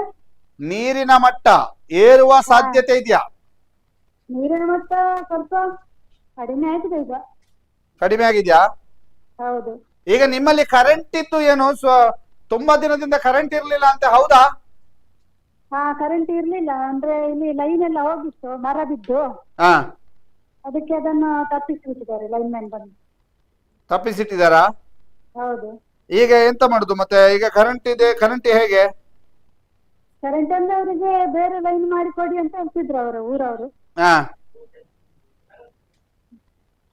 ಅಲ್ಲ, ಬೇರೆ ಲೈನ್ ಮಾಡಿ ಕೊಡ್ತಾರಂತ? ಗೊತ್ತಿಲ್ಲ, ಇವತ್ತು ರಜೆ ಅಂತ ಯಾರು ಬರ್ಲಿಲ್ಲ. ಇವತ್ತು ರಜೆ? ಯಾಕೆ ರಜೆ? ಗೊತ್ತಿಲ್ಲಪ್ಪ, ಫೋನ್ ಮಾಡಿದಕ್ಕೆ ರಜೆಯಲ್ಲಿದ್ದೇವೆ ಅಂತ ಹೇಳಿದ್ರಂತೆ ಲೈನ್ ಮ್ಯಾನ್. ಲೈನ್ ಮ್ಯಾನಾ? ಹೌದು. ಎಷ್ಟು ದಿನ ಆಯ್ತು ಕರೆಂಟ್ ಇಲ್ಲದೆ? ಕರೆಂಟ್ ಇಲ್ಲದೆ ಒಂದು 7 ದಿವಸ ಆಯ್ತು. ಓಕೆ, ಕರೆಂಟ್ ಇಲ್ಲದೆ 7 ದಿನ ಆಯ್ತಾ? ಹಾ, ಅವರಿಗೆ. ನಮಗೆಲ್ಲ ಉಂಟು ಇಲ್ಲಿ ರಾಜ್ಯದಲ್ಲೆಲ್ಲ ಲೈನ್ ಫಾಲ್ಟ್ ಉಂಟಲ್ಲ, ಆ ಕಡೆ ಇಲ್ಲ. ಹಾ, ಓಕೆ, ಧನ್ಯವಾದ ಮೇಡಮ್. ಆಯ್ತು, ಸರಿ. ಓಕೆ, ಮಳವಂತಿಕೆಯಿಂದ ರೋಹಿಣಿ ಅವರು ಉಪಾಧ್ಯಕ್ಷರು, ಅವರನ್ನು ಸಂಪರ್ಕ ಮಾಡಿದ್ದು. ಈಗ ಒಂದು ಕರೆ ಬರ್ತಾ ಇದೆ. ನಮಸ್ತೆ. ಹಲೋ. ಹಲೋ, ನಮಸ್ತೆ. ನಮಸ್ತೆ, ಎಲ್ಲಿಂದ? ಇದು ಸುದ್ದಿ ಲೈವ್ ಇದಲ್ವಾ? ಹೌದೌದು, ಸುದ್ದಿ ಲೈವ್. ಎಲ್ಲಿಂದ ಕರೆ ಮಾಡ್ತಿರೋದು ಸರ್ ತಾವು? ನಾವು ಕರೆ ಮಾಡ್ತಿರೋದು ಗುರಿಂಗಾನ ಅಂತೇಳಿ, ಪುತ್ರಬೈಲು ಲೈಲಾ ಗ್ರಾಮ, ಬೆಳ್ತಂಗಡಿ ತಾಲೂಕು. ಓಕೆ, ಪುತ್ರಬೈಲು ಅಂದ್ರೆ ಅಲ್ಲಿ ನಾವು ಗುರಿಂಗಾನ ಅಂತ ಹೇಳಿದ್ರೆ ಇದು ನಮ್ಮ ಪುತ್ರಬೈಲು ಸೇತುವೆಯ ಹಿಂದ್ಗಡೆ ಇರುವಂತಹ ಸೇತುವೆ. ಹೌದು ಸರ್, ಅದು ಸೋಮಾವತಿ ನದಿ. ನೀವು ಮೊನ್ನೆ ಬಂದು ರಿಪೋರ್ಟ್ ಮಾಡಿದಿರಿ ಆ ನದಿಯ ಸೇತುವೆ ಬಗ್ಗೆ. ಹೌದೌದು, ಅಲ್ಲಿ ಒಬ್ರು ಗ್ರಾಮ ಪಂಚಾಯತ್ ಸದಸ್ಯರು ಕೂಡ ಇದ್ದಾರಲ್ವಾ ಅಲ್ಲಿ? ಹೌದು, ಗ್ರಾಮ ಪಂಚಾಯತ್ ಸದಸ್ಯರು ಇದ್ದಾರೆ ಒಬ್ಬರು. ಹೇಳಿ ಸರ್. ಈಗ ಏನಾಗಿದೆ ಅಂತ ಹೇಳಿ, ನಿನ್ನೆ ಬಂದಿರುವಂತ ಭಾರಿ ಮಳೆಯಿಂದಾಗಿ ಸರ್, ತಮ್ಮ ಹೆಸರು ಹೇಳಿ ಒಮ್ಮೆ. ನನ್ನ ಹೆಸರು ಸಹನ್. ಹೌದು. ಸಹನ್, ಹೇಳಿ. ಇಲ್ಲಿ ಈ ಪುತ್ರಬೈಲಿಂದ ಗುರಿಂಗನಕ್ಕೆ ಹೋಗೋ ದಾರಿ, ಆ ಸೇತುವೆ ಏನಾಗಿದೆ, ನಿನ್ನೆ ಮಳೆಯಲ್ಲಿ ಸೈಡ್ ಅಂದ್ರೆ ಆ ಕಾಂಕ್ರೀಟ್ ರೋಡ್ ಬಿಟ್ಟು ನೀವು ಈ ಕಡೆ ಲೈಟ್ ಕಂಬ ಇದಲ್ವಾ, ಅದೆಲ್ಲ ಕಿತ್ತೋಗಿದೆ. ಈಗ ನಮಗೆ ಇಲ್ಲಿಂದ ಹೋಗ್ಬೇಕಾದ್ರೆ ಈ ಸ್ಮಶಾನ ರೋಡ್ ಇದೆ ಲೈಲಾ ಗ್ರಾಮದವರು ಸಹ, ಅಲ್ಲಿಂದ ಒಂದು 4 ಕಿಲೋಮೀಟರ್ ಸುತ್ತಿಕೊಂಡು ಹೋಗ್ಬೇಕು ಈಗ ಪೇಟೆಗೆ. ನಮಗೆ ತಕ್ಷಣ ಅಂದ್ರೆ ಅದಕ್ಕೆ ರಸ್ತೆ ಅದೊಂದು ಸೇತುವೆ ದುರುಪಡಿಸಿಕೊಟ್ರೆ, ಯಾಕಂದ್ರೆ ನನ್ನ ಹೆಂಡತಿ ಗರ್ಭಿಣಿ, ಇಲ್ಲಿ ಇದ್ದವರಿಗೆ ಸ್ವಲ್ಪ ಪರಿಹಾರ ಆಗ್ತದೆ ಅಂತ ಅಟ್ಲೀಸ್ಟ್ ನಡ್ಕೊಂಡು ಹೋಗ್ಬೋದು. ಓಕೆ, ಈಗ ಏನ್ ಮಾಡ್ಬೇಕಾದ್ರೆ ಸೇತುವೆನ ಹೇಗೆ ರೆಡಿ ಮಾಡೋದು ಅಂದ್ರೆ ಹೇಗೆ ರೆಡಿ ಮಾಡುದಂತೆ, ಈಗ ಕಲ್ಲು ಹೋಗಿದ್ದಲ್ವಾ, ಹೌದು, ಒಂದು ಮಣ್ಣು ಹಾಕಿದ್ರೆ ಸಾಕು ಸದ್ಯಕ್ಕೆ. ಒಂದು ಗಾಡಿ ಹೋಗುತ್ತೆ ಅಷ್ಟೇ, ಒಂದು ಬೈಕೋ ಒಂದು 4 ವೀಲ್ ಹೋಗುತ್ತೆ, ಮಣ್ಣು ಹಾಕಿದ್ರೆ ಒಂದು ತಾತ್ಕಾಲಿಕ ಪರಿಹಾರ ಸಾಕಾಗುತ್ತೆ ಅಲ್ಲಿ. ಓಕೆ, ಯಾಕೆಂತ ಹೇಳಿದ್ರೆ ಒಂದು ಎಮರ್ಜೆನ್ಸಿ ಕೇಸಿಗೆ ಹೋಗ್ಬೇಕಾದ್ರೆ ನಾವು ಆ ಕಾಡು ದಾರಿಯಿಂದ ಹೋಗ್ಬೇಕು. ಆ ದಾರಿಯಲ್ಲಿ ಈಗ ಮುಂಚೆ ಯಾವ ಗಾಡಿಗಳು ಹೋಗ್ತಿಲ್ಲ, ಆದ ಕಾರಣ ಬೇಗ ಗಾಡಿಗಳಲ್ಲೇ ಬಾಕಿ ಆಗ್ತಾ ಇದೆ. ಓಕೆ, ಮತ್ತೊಂದು ಬೇಕಾಗಿರೋದು, ಇಲ್ಲಿ ಇವತ್ತು ಲೈಲಾ ಗ್ರಾಮ ಪಂಚಾಯತಿನ ಸ್ವಲ್ಪ ಜನ ಎಲ್ಲ ಬಂದ್ರು, ಇಲ್ಲಿ ಹೊಳೆ ಬದಿಯಲ್ಲಿರುವಂತ ಕಾಳಜಿ ಕೇಂದ್ರಕ್ಕೆ ಶಿಫ್ಟ್ ಮಾಡ್ಬೇಕಂತೇಳಿ ಬಂದ್ರು. ಅದು ಬಾರಿ ಒಳ್ಳೆ ಕೆಲಸ. ಬಹಳಷ್ಟು ಜನ ಕಾಳಜಿ ಕೇಂದ್ರಕ್ಕೆ ಹೋಗ್ಲಿಕ್ಕೆ ಕೇಳಲಿಲ್ಲ ಅಂತೆ, ಹೌದಾ? ಹೌದೌದು, ಕರೆಕ್ಟ್. ಅದು ನಿಜಾನೇ ಸರ್. ಯಾಕೆ ಕೇಳ್ತಿಲ್ಲ? ಯಾಕೆ ಕೇಳ್ತಿಲ್ಲ ಅಲ್ಲ, ಅದು ಅವ್ರದೇ ರೀಸನ್, ಅವ್ರದೇ ಪರ್ಸನಲ್ ರೀಸನ್ಗಳು. ನಮ್ಮ ಹತ್ರ ಹೇಳಿಲ್ಲ. ನಮ್ದೇ ಮನೆ ಈ ಕಡೆ ಮನೆ, ನೀವು ಸೇತುವೆಯಲ್ಲಿ ರಿಪೋರ್ಟ್ ಮಾಡಿದ್ರಲ್ವಾ? ಹೌದು, ಅದು 3ನೇ ಲೈನ್ ಅಲ್ಲಿ ನಮ್ಮ ಮನೆ ಬರುತ್ತೆ. ಸೊ ನಮಗೆ ಹೊಳೆ ನೀರಿನ ಸಮಸ್ಯೆ ನಮಗೆ ಬರುದಿಲ್ಲ. ನಿಮಗೆ ಬರುದಿಲ್ಲ? ಓಕೆ, ಧನ್ಯವಾದಗಳು. ನಮ್ ಜೊತೆಗೆ ಮಾತಾಡಿದ ಸಮಸ್ಯೆಯನ್ನ ಅವ್ರು ಹೇಳ್ತಾ ಇದಾರೆ ನೋಡು, ಅವ್ರ ಜೊತೆಗೆ ನಾವು ಇದನ್ನ ತಿಳಿಸುವಂತ ಪ್ರಯತ್ನವನ್ನ ಮಾಡ್ತೇವೆ. ಇದೀಗ ಮತ್ತೆ ಒಂದು ಕರೆ ಬರ್ತಾ ಇದೆ. ನಮಸ್ತೆ, ಮಾತಾಡ್ಬೇಕು. ಬಹಳ ವಿಶೇಷವಾಗಿ ಸಹನ್ ಅವರು ಮಾತನಾಡಿದ್ರು. ಸಹನ್ ಅವರು ಮಾತಾಡಿದಂತ ಸಂದರ್ಭದಲ್ಲಿ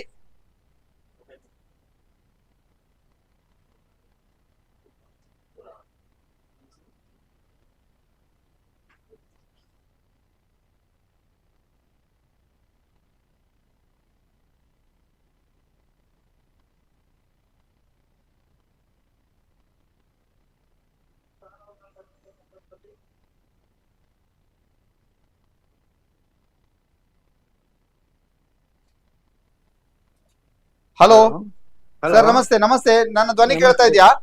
ಕೇಳಿಸ್ತಾ ಇದೆ ಸರ್. ಎಲ್ಲಿಂದ? ನಾನು ಇಲ್ಲಿ ಮುಂಡಾಜೆ ಕಡರುದ್ಯಾವರ.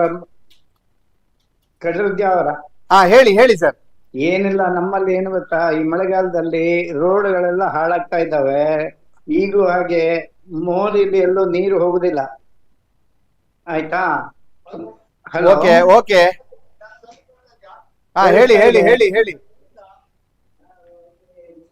ಹೇಳಿ. ಏನಂತಂದ್ರೆ ಈ ರೋಡ್ಗಳೆಲ್ಲ ಹಾಳಾಗಿದೆಯಲ್ಲ, ಹೌದು. ಎಲ್ಲ ನೀರು ಹೋಗಕ್ಕೆ ಸಮರ್ಪಕವಾದ ವ್ಯವಸ್ಥೆ ಇಲ್ಲ. ಎಲ್ಲ ಚರಂಡಿ ನೀರು ಬ್ಲಾಕ್ ಆಗಿ ರೋಡ್ ಮೇಲೆನೆ ಹೋಗ್ತಾ ಇದೆ.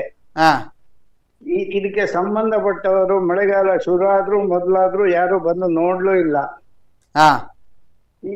ರೋಡ್ ಎಲ್ಲ ಹಾಳಾಗಿದೆ, ಹೋಗೋದು ಬರೋದು ಬಹಳ ಕಷ್ಟ, ಎಲ್ರಿಗೂ ಕಷ್ಟ ಆಗಿದೆ. ಮಕ್ಕಳು ಬಸ್ಸಲ್ಲಿ ಹೋಗ್ತಾರೆ, ಆ ಜಂಪಿಗೆಲ್ಲ ಬಿದ್ದು ತಲೆ ಮೊಣಕಾಲು ಎಲ್ಲ ನೋವು ಅವರಿಗೆ ಆಗಿರ್ತದೆ. ಹೌದು. ಸೊ ಅದನ್ನ ಸಂಬಂಧಪಟ್ಟವರಿಗೆ ನೀವು ಒಂದ್ ಸ್ವಲ್ಪ ಗಮನಕ್ಕೆ ತರ್ಸೋದು ಒಳ್ಳೇದು. ಈಗ ನೋಡಿ, ಯಾರಾದ್ರೂ ಬಂದು ನೀವು ನೋಡಿದ್ರೆ ಗೊತ್ತಾಗುತ್ತೆ ವಿಷಯ. ಓಕೆ. ಎಲ್ಲ ನೀರೇ ರೋಡಲ್ಲಿ, ಚರಂಡಿಲೆಲ್ಲ ಹೋಗುದಿಲ್ಲ. ಮತ್ತೆ ಲೈಟ್ ಕಂಬಗಳು ಬೀಳೋದಕ್ಕೂ ಕಾರಣ ಏನು ಅಂತಂದ್ರೆ, ಚರಂಡಿ ಲೈಟ್ ಕಂಬ ಹಾಕ್ತಾರೆ 3 ಫೀಟು, ಅದ್ರ ಬದಿಗೆ ತಾಗಿ ಈ ಚರಂಡಿ ತೆಗಿತಾರೆ 2 ಫೀಟು. ಮಳೆಗಾಲದಲ್ಲಿ ಕಂಬ ಉಳಿತಾವ, ಎಲ್ಲ ಬಿದ್ದು ಹೋಗ್ತವೆ. ಇದೇ ಸಮಸ್ಯೆ. ಇದನ್ನ ಸ್ವಲ್ಪ ಸಂಬಂಧಪಟ್ಟವರಿಗೆ ಎಲ್ಲ ತಿಳಿಸಿ ಅಂತ. ಖಂಡಿತ ಸರ್, ಇದೇ ಕಾರಣಕ್ಕಾಗಿ ನಾವು ನೇರ ಪ್ರಸಾರವನ್ನ ಮಾಡ್ತಾ ಇರೋದು. ಅದೇ. ಓಕೆ ಸರಿ ಸರಿ ಸರ್, ನಿಮ್ಮ ಗ್ರಾಮ ಪಂಚಾಯತ್ನವರಿಗೆ ಯಾರಿಗೂ ಗಮನಕ್ಕೆ ನೀವು ತರ್ಲಿಲ್ವಾ? ತಂದಿದೆ, ಅವ್ರಿಗೆ ನೋಡ್ತಾರೆ. ಕೆಲವು ಕಡೆ ಅವರು ವ್ಯವಸ್ಥೆ ಮಾಡ್ತಾರೆ ಸರಿ ಮಾಡ್ಲಿಕ್ಕೆ. ಆದ್ರೆ ಇದು ದೀರ್ಘಕಾಲದ ಸಮಸ್ಯೆ ಇದು. ಇದನ್ನ ಪರ್ಮನೆಂಟ್ ಆಗಿ ಸೊಲ್ಯೂಷನ್ ತೆಗೆದ್ರೆ ಆಗುತ್ತೆ. ರಸ್ತೆ ಉಳಿತದೆ, ಲೈಟ್ ಕಂಬ ಉಳಿತದೆ. ನೋಡಿ, ಕೆಲವು ದಿವಸಗಳಿಂದ ನಮ್ಮೂರಲ್ಲೆಲ್ಲ 3-4 ದಿವಸದಿಂದ ಕತ್ಲೆಲ್ಲೇ ಇದ್ದಾರೆ. ಯಾರಿಗಾದ್ರೂ ಸಂಪರ್ಕ ಮಾಡ್ಬೇಕು ಅಂದ್ರೆ ಫೋನ್ ಇಲ್ಲ, ಚಾರ್ಜ್ ಇರೋದಿಲ್ಲ. ಈ ತರ ಸಮಸ್ಯೆ ಇದೆ. ನೀವು ದಯವಿಟ್ಟು ಸಂಬಂಧಪಟ್ಟವರಿಗೆಲ್ಲ ತಿಳಿಸಿ ಅದನ್ನೊಂಚೂರು ಇದ್ ಮಾಡಿ. ಓಕೆ ಓಕೆ, ಧನ್ಯವಾದ ಸರ್ ನಮ್ಮ ಜೊತೆಗೆ ಮಾತನಾಡಿದ್ದಕ್ಕೆ. ಇದೀಗ ಮಲವಂತಿಕೆ ಗ್ರಾಮ ಪಂಚಾಯತ್ ಅಧ್ಯಕ್ಷರು ಪ್ರಕಾಶ್ ಜೈನ್ ಅವರು ಅವರನ್ನು ಸಂಪರ್ಕಿಸುವಂತ ಪ್ರಯತ್ನವನ್ನು ನಾವು ಮಾಡ್ತೇವೆ. ಬಹಳಷ್ಟು ಜನರು ಬಂದು ಸಮಸ್ಯೆಗಳನ್ನ ಹೇಳ್ತಾ ಇದ್ರು. ನಿನ್ನೆಯ ದೃಶ್ಯ, ಜುಲೈ 30ರ ದೃಶ್ಯವನ್ನು ನಾವೀಗ ನಿಮಗೆ ತೋರಿಸ್ತಾ ಇರುವಂತದ್ದು. ಇವತ್ತು ಅಷ್ಟು ನೀರಿಲ್ಲ ಅಲ್ಲಿ, ಇವತ್ತು ಸಂಪೂರ್ಣವಾಗಿ ನೀರು ಕುಗ್ಗಿದೆ. ಇವತ್ತು ಇಂತಹ ವಾತಾವರಣ ಇಲ್ಲ. ಆದ್ರೆ ನಿನ್ನೆ ಹೀಗಾಗಿತ್ತು ಅನ್ನುವಂಥದ್ದನ್ನು ತಿಳಿಸುವುದಕ್ಕಾಗಿ ನಿಮಗೆ ಈ ದೃಶ್ಯವನ್ನ ತೋರಿಸ್ತಾ ಇದ್ದೀವಿ. ಇದು ನಿನ್ನೆ ಪುತ್ರಬೈಲ್ ಸಮೀಪದ ದೃಶ್ಯ ಇದು.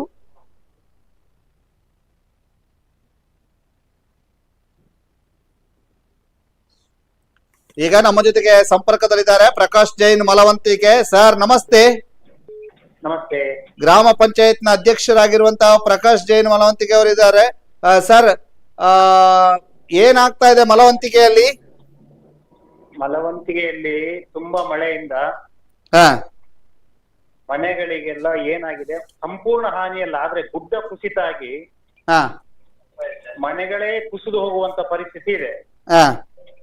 ನಮ್ಮ ವಿಚಾರ ಏನಂತ ಕೇಳಿದ್ರೆ, ನಾವು ಇವತ್ತೀಗ ಜಸ್ಟ್ ಇನ್ನು VA ಅವರು, ನಮ್ಮ PD ಅವರು, ನಾವು ಜೊತೆಯಲ್ಲಿ ಒಂದು 4-6 ಸ್ಪಾಟ್ಗಳಿಗೆ ಹೋಗಿ ಬಂದು ಈಗ ಒಟ್ಟಿಗೆ ಇದ್ದೇವೆ ನಾವು. ನಮ್ಮ ಅಭಿಪ್ರಾಯ ಏನಂತ ಕೇಳಿದ್ರೆ, ಒಂದು ಮನೆ ಹತ್ತಿರ ಕನಿಷ್ಠ ಒಂದು 300 ಲೋಡ್ ಮೇಲೆ ಮಣ್ಣು ಬಂದು ಅವರ ಕೋರ್ಟಿಗೆ ಹೋಗ ಕೂತಿದೆ. ಎಲ್ಲಿ ಎಲ್ಲಿ ಎಲ್ಲಿ ಮನೆ? ಮನೆ ದಿಡುಪೆ. ಯಾರ್ದು ಸರ್? ಯಾರ ಮನೆಯಲ್ಲಿ? ಅರ್ತಿದಡಿ ಅಂತ ಹೇಳಿ ಹರೀಶ್ ಅಂತ ಅವ್ರ ಮನೆಯವರ ಹೆಸರು.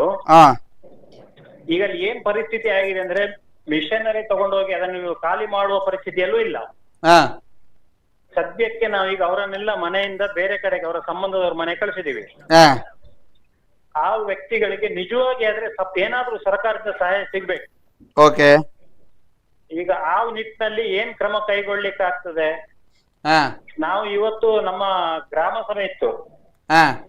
ಗ್ರಾಮ ಸಭೆಯಲ್ಲೂ ಕೂಡ ಒಂದು ಪಂಚಾಯತ್ ಅಧ್ಯಕ್ಷನ ಒಂದು ಹಿನ್ನೆಲೆಯಲ್ಲಿ ನಾನು ನಮ್ಮ PDO ಮತ್ತು VA ಅವರಿಗೆ ಒಂದು ನಿರ್ಣಯ ಮಾಡಿ ಕಳಿಸಿ ಅಂತ ಹೇಳುವಂತದನ್ನು ಮನವಿ ಮಾಡಿದ್ದೇನೆ.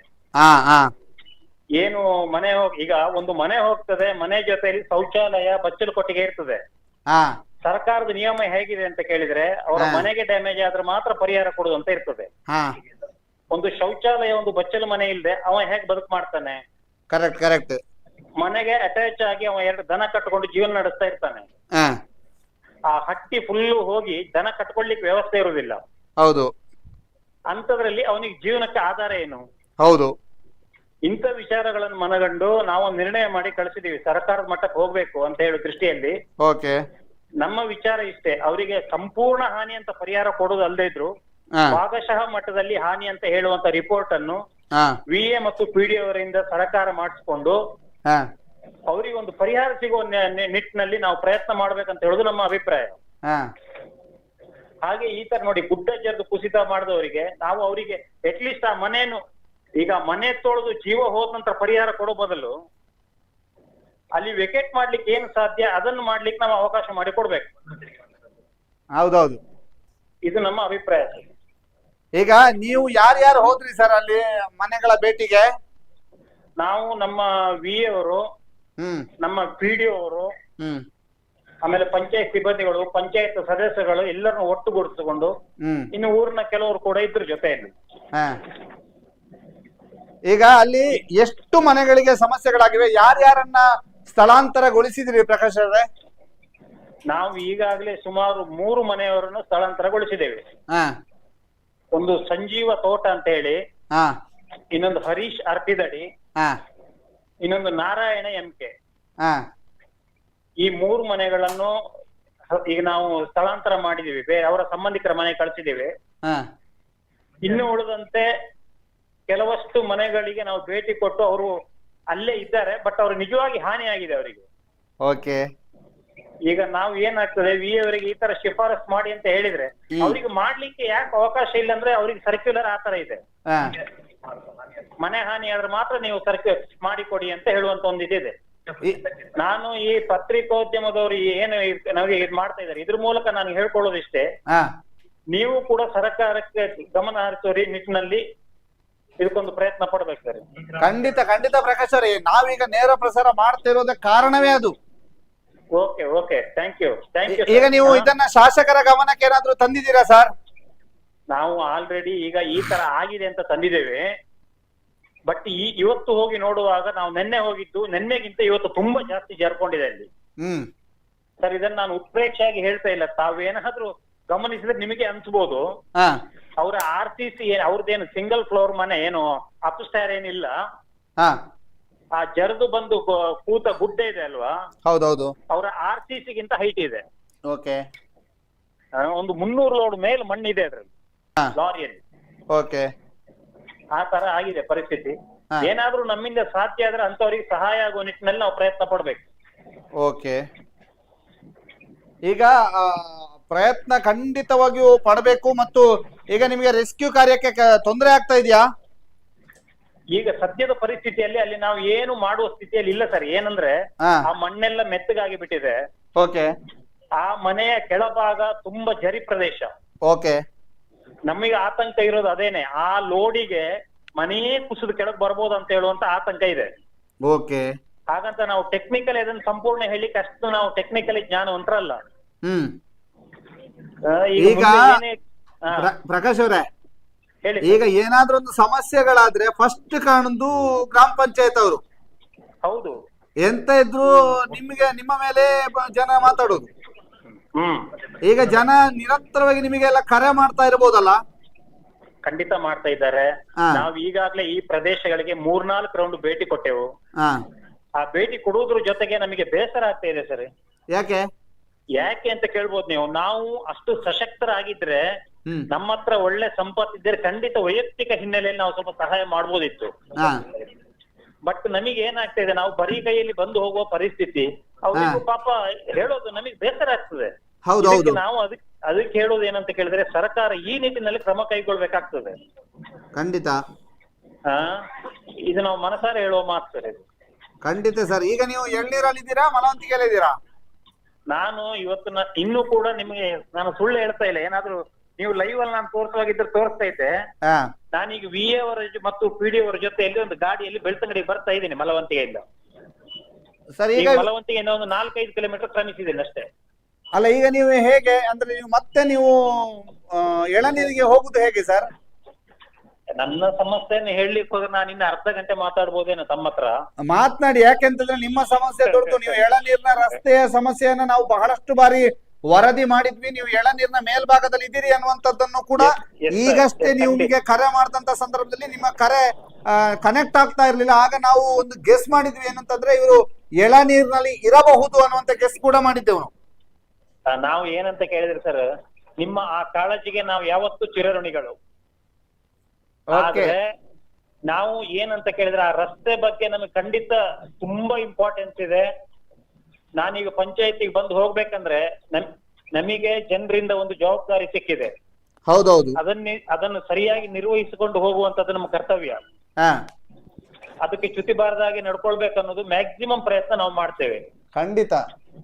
ನಾನಿಗೆ ನನ್ನ ಪಂಚಾಯತಿಗೆ ಬರ್ಲಿಕ್ಕೆ 120 ಕಿಲೋಮೀಟರ್ ಕ್ರಮಿಸ್ಬೇಕೀಗ. ಕನಿಷ್ಠ 4 ಗಂಟೆ ಜರ್ನಿ ತಗೊಳ್ತದೆ. ಕನಿಷ್ಠ 4 ಗಂಟೆ ನೀವು ಬಜಗೋಲಿಯಾಗಿ ಬರ್ಬೇಕು. ನಾನ್ ನೋಡಿ ಬೆಳಿಗ್ಗೆ 6 ಗಂಟೆಗೆ ಹೊರಟ್ರೆ 10 ಕಾಲ ಆಗ್ತದೆ ಪಂಚಾಯತ್ ತಲುಪುವಾಗ. ಓಕೆ. ಇವತ್ತು ಬೆಳಿಗ್ಗೆ 10 ಕಾಲಕ್ಕೆ ಬಂದವನು ಈವರೆಗೂ ಕೂಡ ಪಂಚಾಯತ್ ನಲ್ಲೇ ಇದ್ದು ಅಲ್ಲೇ ಸುತ್ತಮುತ್ತ ಫೀಲ್ಡ್ಗೆಲ್ಲ ಹೋಗಿ ಈಗ ವಾಪಸ್ ಹೊರಟಿದ್ದೇನೆ. ನನಗೆ ಬೆಳ್ತಂಗಡಿಯಿಂದ ಬಜಗೊಳಿವರೆಗೆ ಹೋಗ್ಬೋದು. ಇದು ನನ್ನ ವೈಯಕ್ತಿಕ ಸಮಸ್ಯೆ ಅಂತ ಹೇಳ್ತಾ ಇಲ್ಲ, ಊರಿಗೆ ಒಳ್ಳೇದಾಗ್ಲಿ ಅನ್ನೋ ದೃಷ್ಟಿಯಲ್ಲಿ. ಹೇಳಿ ಹೇಳಿ ಹೇಳಿ. ಈಗ ಬಜಗೊಳಿಯ ನಂತರ ನಾನು ಹೇಗೆ ಹೋಗುದಂತ ಇಲ್ಲಿಂದ ಈಗ ಯೋಚನೆ ಶುರುವಾಗಿದೆ ನನಗೆ. ಇದ್ದವರಿಗೆಲ್ಲ ಸಂಪರ್ಕ ಮಾಡ್ತಾ ಇದ್ದೇನೆ, ಯಾವ್ದಾದ್ರು ಮಂಗಳೂರು ಕಡೆ ಹೋದ ಗಾಡಿ ಇದಾವ, ಯಾವ್ದು ಇಲ್ಲ ಅಂತ ಹೇಳಿದ್ರೆ ಕೊನೆಗೆ ಏನ್ ಮಾಡ್ತೇನಂದ್ರೆ ಬಜಗೊಳಿಯಿಂದ 10 ಕಿಲೋಮೀಟರ್ ಹೋದ್ರೆ ಅಲ್ಲೊಂದು ಮಾಳ ಗೇಟ್ ಇದೆ, ಫಾರೆಸ್ಟ್ ಗೇಟ್, ಅಲ್ಲಿ ಹೋಗಿ ನಿಂತ್ಕೊಳ್ತೇನೆ. ಓಕೆ. ಅಲ್ಲಿ ಯಾವ್ದಾದ್ರೂ ಗಾಡಿ ಬರ್ತದ ಅಂತ ಕಾಯ್ತಾ ಇರೋದು. ಯಾವ್ದು ಬರ್ಲಿಲ್ಲ ಅಂದ್ರೆ ಅಲ್ಲಿ ಫಾರೆಸ್ಟ್ ಇಲಾಖೆಯಿಂದ ಒಂದು 2-3 ಜನ ಗೇಟ್ ನಲ್ಲಿ ಇರ್ತಾರೆ. ಓಕೆ. ಒಂದು ಧೈರ್ಯ ಏನಂತ ಕೇಳಿದ್ರೆ ಬೆಳಗಾಗುವವರೆಗೂ ಅಲ್ಲಿ ನಿಲ್ಬಹುದು ಅನ್ನೋ ಒಂದು ಧೈರ್ಯ ಇರ್ತದೆ. ಜನ ಇರ್ತಾರೆ ಅಲ್ಲಿ ಅಂತ ಅಷ್ಟೇ. ಆ ನಂತರ ಮತ್ತೆ ಬೆಳಿಗ್ಗೆ ಯಾವ ಗಾಡಿ ಅದ್ರಲ್ಲಿ ಹತ್ತಿ ಹೋಗ್ಬೇಕು. ಅದರ್ವೈಸ್ ನಾನು ಯಾವ್ದಾದ್ರು ಪ್ರೈವೇಟ್ ಗಾಡಿಗೆ ಹೇಳಿ ಹೋಗ್ಬೇಕು ಅಲ್ಲಿಂದ. ಪ್ರಕಾಶ್ ಅವರೇ, ಈಗ ಪ್ರಕಾಶ್ ಅವರೇ ಕನಿಷ್ಠ ಬೇಸಿಗೆ ಕಾಲದಲ್ಲಿ ನೀವು ಮಲವಂತಿಕೆಗೆ ಎಳನೀರಿನ ಮಾರ್ಗವಾಗಿ ಹೋಗ್ಲಿಕ್ಕೆ ಸಾಧ್ಯ ಆಗತ್ತಾ? 100% ಅದೊಂದು ವ್ಯವಸ್ಥೆ ಈಗ ನಮಗೆ ತುಂಬಾ ಅನುಕೂಲ ಆಗಿದೆ. ಇನ್ನು ಹೇಳ್ತೇನೆ, ಇದರಲ್ಲಿ ನಾನು ರಾಜಕೀಯ ಪ್ರಸ್ತಾಪ ಮಾಡ್ತಾ ಇಲ್ಲ ಸರ್.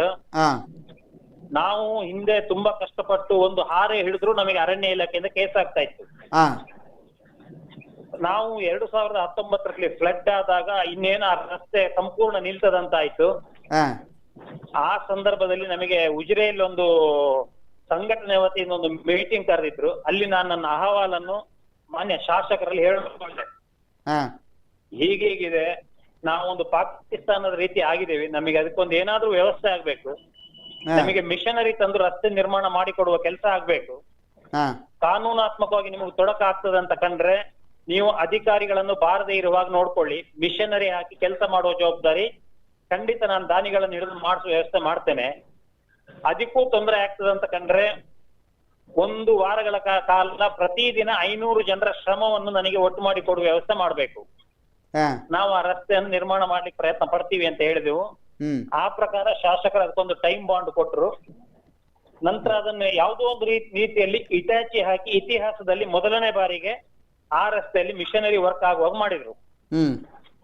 ಆ ನಂತರ ಪ್ರತಿ ವರ್ಷ ಅದನ್ನು ಫಾರೆಸ್ಟ್ ಇಲಾಖೆಯಿಂದ ಈಗ ಯಾವಾಗ ಮಳೆಗಾಲ ಮುಗಿತದೆ ಆ ಸಂದರ್ಭದಲ್ಲಿ ಮಿಷನರಿಯಲ್ಲಿ ಅದನ್ನ ನಮಗೆ ಬೇಸಿಗೆಯಲ್ಲಿ ಓಡಾಡುವ ವ್ಯವಸ್ಥೆ ಮಾಡಿ ಕಲ್ಪಿಸಿದ್ದಾರೆ.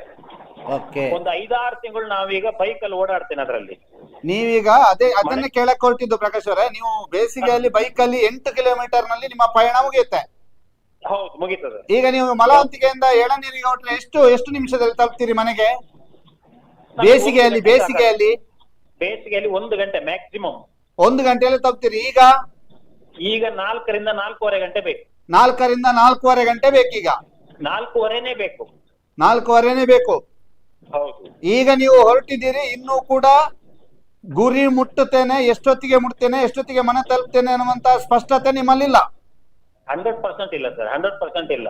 ಈಗ ನಿಮಗೆ ಬೆಳ್ತಂಗಡಿಯಿಂದ ಬಜಗೋಳಿ ತನಕ ಬಸ್ ಇದೆಯಾ? ಬೆಳ್ತಂಗಡಿ ಟು ಬಜಗೋಳಿ ಸಿಗುತ್ತೆ. ಅಲ್ಲಿಂದ ನಂತರದ್ದು ನಮಗೇನಂದ್ರೆ 6:20ಕ್ಕೆ ಲಾಸ್ಟ್ ಬಸ್. 6:20ಕ್ಕೆ ಆ ಕಡೆಗೆ ನಾನು 6:20ಕ್ಕೆ ಬಜಗೋಳಿಗೆ ಹೋಗ್ಬೇಕಾದ್ರೆ ಬೆಳ್ತಂಗಡಿಯಿಂದ 5 ಗಂಟೆಗೆ ಒಂದು ಬಸ್ ಬಿಡ್ತದೆ. ಓಕೆ. ಅದಕ್ಕೆ ಹೋದ್ರೆ ಎಕ್ಸಾಕ್ಟ್ ಅಲ್ಲಿ ಇಳಿಯೋದು, ಅದು ಹತ್ತೋದಾಗ್ತದೆ. ಓಕೆ. ನಾನು ಆ ಬಸ್ ಅನ್ನು ಕವರ್ ಮಾಡ್ಕೊಂಡು ಹೋದ್ರೆ ಮಾತ್ರ ನನಗೆ ಆರಾಮಾಗಿ ಹೋಗ್ಲಿಕ್ಕೆ ಅವಕಾಶ ಆಗೋದು. ಓಕೆ. ಈಗ ನೀವು ಒಂದು ಕಡೆ ನಿಮ್ಮ ಗ್ರಾಮದ ಚಿಂತೆ, ಮತ್ತೊಂದು ಕಡೆ ನಿಮ್ಮ ಪಯಣದ ಚಿಂತೆ. ಇಲ್ಲ, ಪಯಣದ ಚಿಂತೆ ಬಗ್ಗೆ ಹೆಚ್ಚು ತಲೆ ಕೆಡಿಸ್ಕೊಳ್ಳೋದಿಲ್ಲ ಸರ್. ಯಾಕೆ? ಶರೀರ ಗಟ್ಟಿ ಕೊಟ್ಟಿದ್ದಾರೆ, ಈಗ ನಡೀತಾ ಇದೆ. ನಾನು ಆ ಚಿಂತೆಯನ್ನು ಜನರ ಎದುರು ಹೇಳೋದು ತಪ್ಪಾಗ್ತದೆ. ಅಲ್ಲಲ್ಲ, ನಾವು ನಿಮ್ಮ ಚಿಂತೆಯನ್ನ ಹೇಳ್ತಲ್ಲ, ಎಳನೀರು ಕೂಡ ಮಲವಂತಿಕೆ ಗ್ರಾಮಕ್ಕೆ ಸೇರಿರೋದ್ರಿಂದ ಆ ರಸ್ತೆ ಸಮಸ್ಯೆ ಆಗಿರೋದ್ರಿಂದ 100% ಆ ರಸ್ತೆ ಆಗ್ಬೇಕು. ನಿಮ್ಮೊಬ್ಬರ ಸಮಸ್ಯೆ ಅಲ್ಲ, ಇಡೀ ಗ್ರಾಮದ ಸಮಸ್ಯೆ ಅಲ್ವಾ? ಆ ಕಾರಣಕ್ಕಾಗಿ ಮಾತನಾಡಿದ್ವಿ. ಎಸ್, ಖಂಡಿತ ನಾವು ಗ್ರಾಮದ ಪರವಾಗಿ ಇದನ್ನು ಹೇಳುವಂತದ್ದು, ಆ ಜನರ ಪರವಾಗಿ ಹೇಳುವಂತದ್ದು. ಆ ರಸ್ತೆ ನಿರ್ಮಾಣ ಆಗ್ಬೇಕು ಸರ್. ನಾವು ದೊಡ್ಡ ಮಟ್ಟದಲ್ಲಿ ಕೇಳುವುದಿಲ್ಲ. ಒಂದು ಹಲೋ, ಹೇಳಿ ಹೇಳಿ. ಏನು ಅಂತ ಕೇಳಿದ್ರೆ, ಒಂದು ಜೀಪ್ಗಳು ಹೋಗುವ ಮಟ್ಟಿಗಾದ್ರೂ ಅದು ರೆಡಿ ಆಗ್ಬೇಕು. ಋತು ರಸ್ತೆ ಆಗಿ ಆಗ್ಬೇಕು ಅದು. ಓಕೆ ಪ್ರಕಾಶ್ ಅವರೇ, ನಮ್ಮ ಜೊತೆಗೆ ಮಾತನಾಡಿದಕ್ಕೆ ಧನ್ಯವಾದ. ನಿರಂತರವಾಗಿ ನಿಮ್ಮ ಜೊತೆಗೆ ಸಂಪರ್ಕದಲ್ಲಿರ್ತೀವಿ. ಮಲವಂತಿಕೆಯಲ್ಲಿ ಯಾವುದೇ ಸಮಸ್ಯೆ ಆಗ್ಲಿ, ಯಾವುದೇ ರೀತಿಯಂತ ಪರಿಹಾರವಾಗ್ಲಿ ಅಥವಾ ಯಾವುದೇ ರೀತಿಯಂತ ವರದಿ ಇದ್ರೂ ನಮಗೆ ತಿಳಿಸಿ. ನಾವು ನಿಮ್ಮ ಎಲ್ಲ ವರದಿಗಳನ್ನು ಕೂಡ ಪ್ರಕಟ ಮಾಡಿ ಪ್ರಸಾರ ಮಾಡುವಂತ ಕೆಲಸವನ್ನ ಮಾಡ್ತಾ ಇರ್ತೀವಿ. ನಮ್ಮ ಜೊತೆಗೆ ವಿಸ್ತಾರವಾಗಿ ಮಾತನಾಡಿದ್ರಿ. ಧನ್ಯವಾದ Prakash. Okay, thank you sir. Thank you. Yes, ಇದು ಪ್ರಕಾಶ್ ಜೈನ್, ಮಲವಂತಿಕೆ ಗ್ರಾಮ ಪಂಚಾಯತ್ ನ ಅಧ್ಯಕ್ಷರು. ಇವರು ವಾಸ ಮಾಡುವಂತದ್ದು ಎಳನೀರಿನಲ್ಲಿ. ಇವರ ಮನೆ ಇರೋದು ಎಳನೀರಿನಲ್ಲಿ, ಘಟ್ಟ ಪ್ರದೇಶದಲ್ಲಿ. ಇಲ್ಲಿಂದ ಕಜಕ್ಕೆ ಮಾರ್ಗವಾಗಿ ಹೋದ್ರೆ 8 ಕಿಲೋಮೀಟರ್ ವ್ಯಾಪ್ತಿಯಲ್ಲಿ ಅವರ ಮನೆ ತಲುಪುತ್ತೆ. ಆದ್ರೆ ಇವತ್ತು ಅಂದ್ರೆ ಮಳೆಗಾಲದಲ್ಲಿ ಅವರಿಗೆ 8 ಕಿಲೋಮೀಟರ್ ವ್ಯಾಪ್ತಿಯಲ್ಲಿ ಹೋಗೋದಕ್ಕೆ ಆಗೋದಿಲ್ಲ. ಬದಲಾಗಿ 120 ಕಿಲೋಮೀಟರ್ ಪ್ರಯಾಣ ಮಾಡಬೇಕಾಗ್ತದೆ. ಇದು ಮಲವಂತಿಕೆ ಗ್ರಾಮಸ್ಥರ ಒಂದು ನೋವಿನ ಸಂಗತಿ. ಆ ಮಳೆಗಾಲದಲ್ಲಿ ಅವರು ಪಡುವಂತಹ ಭವಣೆಯ ರೀತಿ. ಈಗ ಮತ್ತೊಂದು ಕರೆ ಬರ್ತಾ ಇದೆ, ನೋಡುವ, ಮಾತನಾಡಿಸುವ.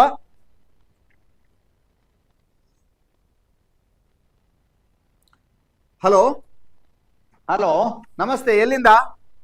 ನಮಸ್ತೆ, ಕುದ್ಯಾಡಿಯಿಂದ ಮಾತಾಡುದು ಸರ್. ಕುದ್ಯಾರು? ನಿರಂಜನ್ ಜೈನ್ ಕುದ್ಯಾಡಿ ಅಂತ. ನಿರಂಜನ್ ಜೈನ್ ಕುದ್ಯಾಡಿ ಅವರು, ನಮಸ್ತೆ ಸರ್. ನಮಸ್ತೆ ಸರ್. ಹೇಳಿ. ಈಗ ಪುನಃ 3 ಗಂಟೆಗೆ ಮಳೆ ಸ್ಟಾರ್ಟ್ ಆಗಿದೆ. ಇನ್ನು ಬಹುಶಃ ಅದು ಮಳೆ ನಿಲ್ಬೇಕಂದ್ರೆ DC ಮಕ್ಕಳಿಗೆ ರಜೆ ಘೋಷಣೆ ಮಾಡ್ಬೇಕಾಯೇನೋ ಬಹುಶಃ. ಓಕೆ, ಕಂಟಿನ್ಯೂಸ್ ಬರ್ತಾ ಇದೆ ಮಳೆ. ಮತ್ತೆ ನಮ್ಮಲ್ಲಿ ಮನೆ ಹಿಂದುಗಡೆ ಒಂದು ಸಣ್ಣ ಬರೆ ಜರಿದು ಬಿದ್ದಿದೆ ಅಲ್ಪ ಪ್ರಮಾಣದಲ್ಲಿ. ಈಗ ಇವತ್ತು ಪುನಃ ಮಳೆ ಶುರುವಾಗಿದೆ, ಎಲ್ಲ ಒಸರು ನೀರು ಬರ್ತಾ ಇದೆ. ಅದು ಏನಾಗ್ತದೆ ಅಂತ ಗೊತ್ತಿಲ್ಲ. ಗುಡ್ಡ, ಅದರಲ್ಲೆಲ್ಲ ನಾವು ಕೃಷಿ ಮಾಡಿದ್ದೇವೆ ಆ ಗುಡ್ಡದಲ್ಲಿ. ಗೊತ್ತಿಲ್ಲ ಏನಾಗ್ತದೆ ಅಂತ ಗೊತ್ತಿಲ್ಲ. ಮಳೆ ಇದ್ರೆ ಏನಾದ್ರೂ ಸೂಚನೆ ಉಂಟಾ ಸರ್? ಮಳೆ ನಿಲ್ಬೋದ ಇವತ್ತು ಏನಂತ ರಾತ್ರಿ ಏನಾದ್ರು? ಮಳೆ ನಿಲ್ಲುವಂತ ಸೂಚನೆ ಇಲ್ಲ. ನಮ್ಮಲ್ಲಿ ಆಗಸ್ಟ್ 3 ತನಕ ಒಂದು ಅಲರ್ಟ್ ಇದೆ. ಅದರಿಂದ ಮಳೆ ನಿಲ್ಲುವಂತ ಸೂಚನೆಗಳಿಲ್ಲ. ಆದ್ರೆ ಇವತ್ತು ಕೊಂಚ ಮಟ್ಟಿಗೆ ಮಳೆ ಬಿಡುವು ಕೊಟ್ಟದ್ದಂತೂ ಸತ್ಯ. ಹೌದು, ಬೆಳಗ್ಗಿನಿಂದ ಇಲ್ಲಿಯ ತನಕ ಬಿಡುವು ಕೊಟ್ಟದ್ದಂತೂ ಸತ್ಯ. ಮತ್ತೊಂದು ಕಡೆಯಲ್ಲಿ DC ಅವರು ರಜೆ ಕೊಡ್ಲೇಬೇಕಾಗ್ತದೆ, ಅಥವಾ ಕೊಡ್ತಾರೋ ಇಲ್ವೋ, ಅದು ರಜೆ ಕೊಡುವಂತ ಅನಿವಾರ್ಯತೆಗಳು ಕೂಡ ಇದೆ. ಯಾಕಂದ್ರೆ ಮಕ್ಕಳು ಈ ಒಂದು ಮಳೆಯಲ್ಲಿ ಹೋದ್ರೆ ಹೇಗಿರ್ಬೇಡ ಅವರ ಪರಿಸ್ಥಿತಿ ಅನ್ನುವಂಥದ್ದು ಕೂಡ ನಾವು ಮನಗಾಣಬೇಕು. ಮತ್ತೆ ಮೊನ್ನೆ ಒಂದು ಮಿಸ್ಟೇಕ್ ಮಾಡಿದ್ದಾರೆ ಸರ್. ಅವರು ತಹಶೀಲ್ದಾರ್ ಅವರು ಸ್ವಲ್ಪ ಲೇಟ್ ಆಗಿ ರಜೆ ಘೋಷಣೆ ಮಾಡಿದ್ದಾರೆ. ಅದರಿಂದ ಏನಾಗ್ತದೆ ಅಂದ್ರೆ ಮಕ್ಕಳಿಗೆ ಸ್ವಲ್ಪ ತೊಂದರೆ ಆಗ್ತದೆ. ಕೆಲವರ ಮಕ್ಕಳೆಲ್ಲ ಹೋಗಿದ್ದಾರೆ, ಅರ್ಧ ದಾರಿಯಲ್ಲಿ ಸಿಕ್ಕಿ ಹಾಕೊಂಡ್ರು, ಮತ್ತೆ ಬಂದ್ರು ಹಿಂದಕ್ಕೆ. ಅದಕ್ಕಿಂತ ಸ್ವಲ್ಪ ಮುಂಜಾಗ್ರತಾ ಕ್ರಮವಾಗಿ ಅವರು ಬೇಗ ನಿರ್ಧಾರ ತಗೊಳ್ಳೋದು ಒಳ್ಳೇದು. ಓಕೆ, ಈಗ ನಮಿಗೂ ಕೂಡ ಲೈವ್ ಮಾಡ್ತಾ ಇದ್ದೇವೆ ಸರ್. ಈ ಕಾಮೆಂಟ್ ಅಲ್ಲಿ ಎಲ್ಲೇ ರಜೆ ಉಂಟಾ, ಎಲ್ಲೇ ರಜೆ ಇಪ್ಪು ಅನ್ನುವಂತ ಕಾಮೆಂಟ್ಗಳಿದಾವೆ. ಅದು ಮಕ್ಕಳ ಕಡೆಯಿಂದಲೇ ಇರ್ಬೇಕು ಬಹುಶಃ ಮೆಸೇಜ್ಗಳು. ಮಕ್ಕಳ ಕಡೆಯಿಂದಲೇ ಇರ್ಬೋದು. ಆದ್ರೆ ನಾವು ಎಲ್ಲೇ ರಜೆ ಉಂಡಾ ಇಪ್ಪು ಅಂತ ಹೇಳಲಿಕ್ಕೆ ಆಗೋದಿಲ್ಲ. ನಿಮ್ಮ ಪ್ರಶ್ನೆ ನಮ್ಮ ಪ್ರಶ್ನೆ, ಅದಕ್ಕೆ ಉತ್ತರ ಸಿಕ್ಕಿದಾಗ್ಲೇ ನಾವು ವೆಬ್ಸೈಟ್ ನಲ್ಲಿ ಪ್ರಕಟ ಮಾಡ್ತೇವೆ. ಖಂಡಿತ ಒಂದು ಮುಂಜಾಗ್ರತಾ ಕ್ರಮವಾಗಿ ಆದಷ್ಟು ಬೇಗ ನಿರ್ಧಾರ ಮಾಡಿ. ಮಳೆ ನಿಲ್ಲುವ ಮುನ್ಸೂಚನೆ ಇಲ್ಲ ಇದು. ಯಾವುದೇ ಒಂದು ಕಾರಣಕ್ಕೂ ತಾಲೂಕು ಆಡಳಿತ ಒಂದು ಸನ್ನದ್ಧವಾಗಿರುವುದು ಒಳ್ಳೇದು ಅಲ್ವಾ ಸರ್? ಹೌದು, ಅವರು ಕಾರ್ಯಪ್ರವೃತ್ತರಾಗಿದ್ದಾರೆ. ಆದ್ರೆ ಬಹಳಷ್ಟು ಕಡೆ ಸಮಸ್ಯೆಗಳು ಈಗ ನಾವು ನೋಡ್ತಾ ಇದ್ರಿ. ಸವನಲ್ನ ಕಂಬಳ ದಡದದ್ದು ಒಂದು ದೃಶ್ಯಾವಳಿ, ತೋಟದಲ್ಲೆಲ್ಲ ನೀರಿದೆ. ಈಗ ಬಹುತೇಕ ತಾಲೂಕಿನ ಎಲ್ಲ ನದಿ ಪಾತ್ರ, ತೋಡು ಪಾತ್ರದ ಸ್ಥಳಗಳಲ್ಲಿರುವಂತಹ ತೋಟಗಳಲ್ಲಿ ನೀರು ತುಂಬಿಕೊಂಡಿದೆ.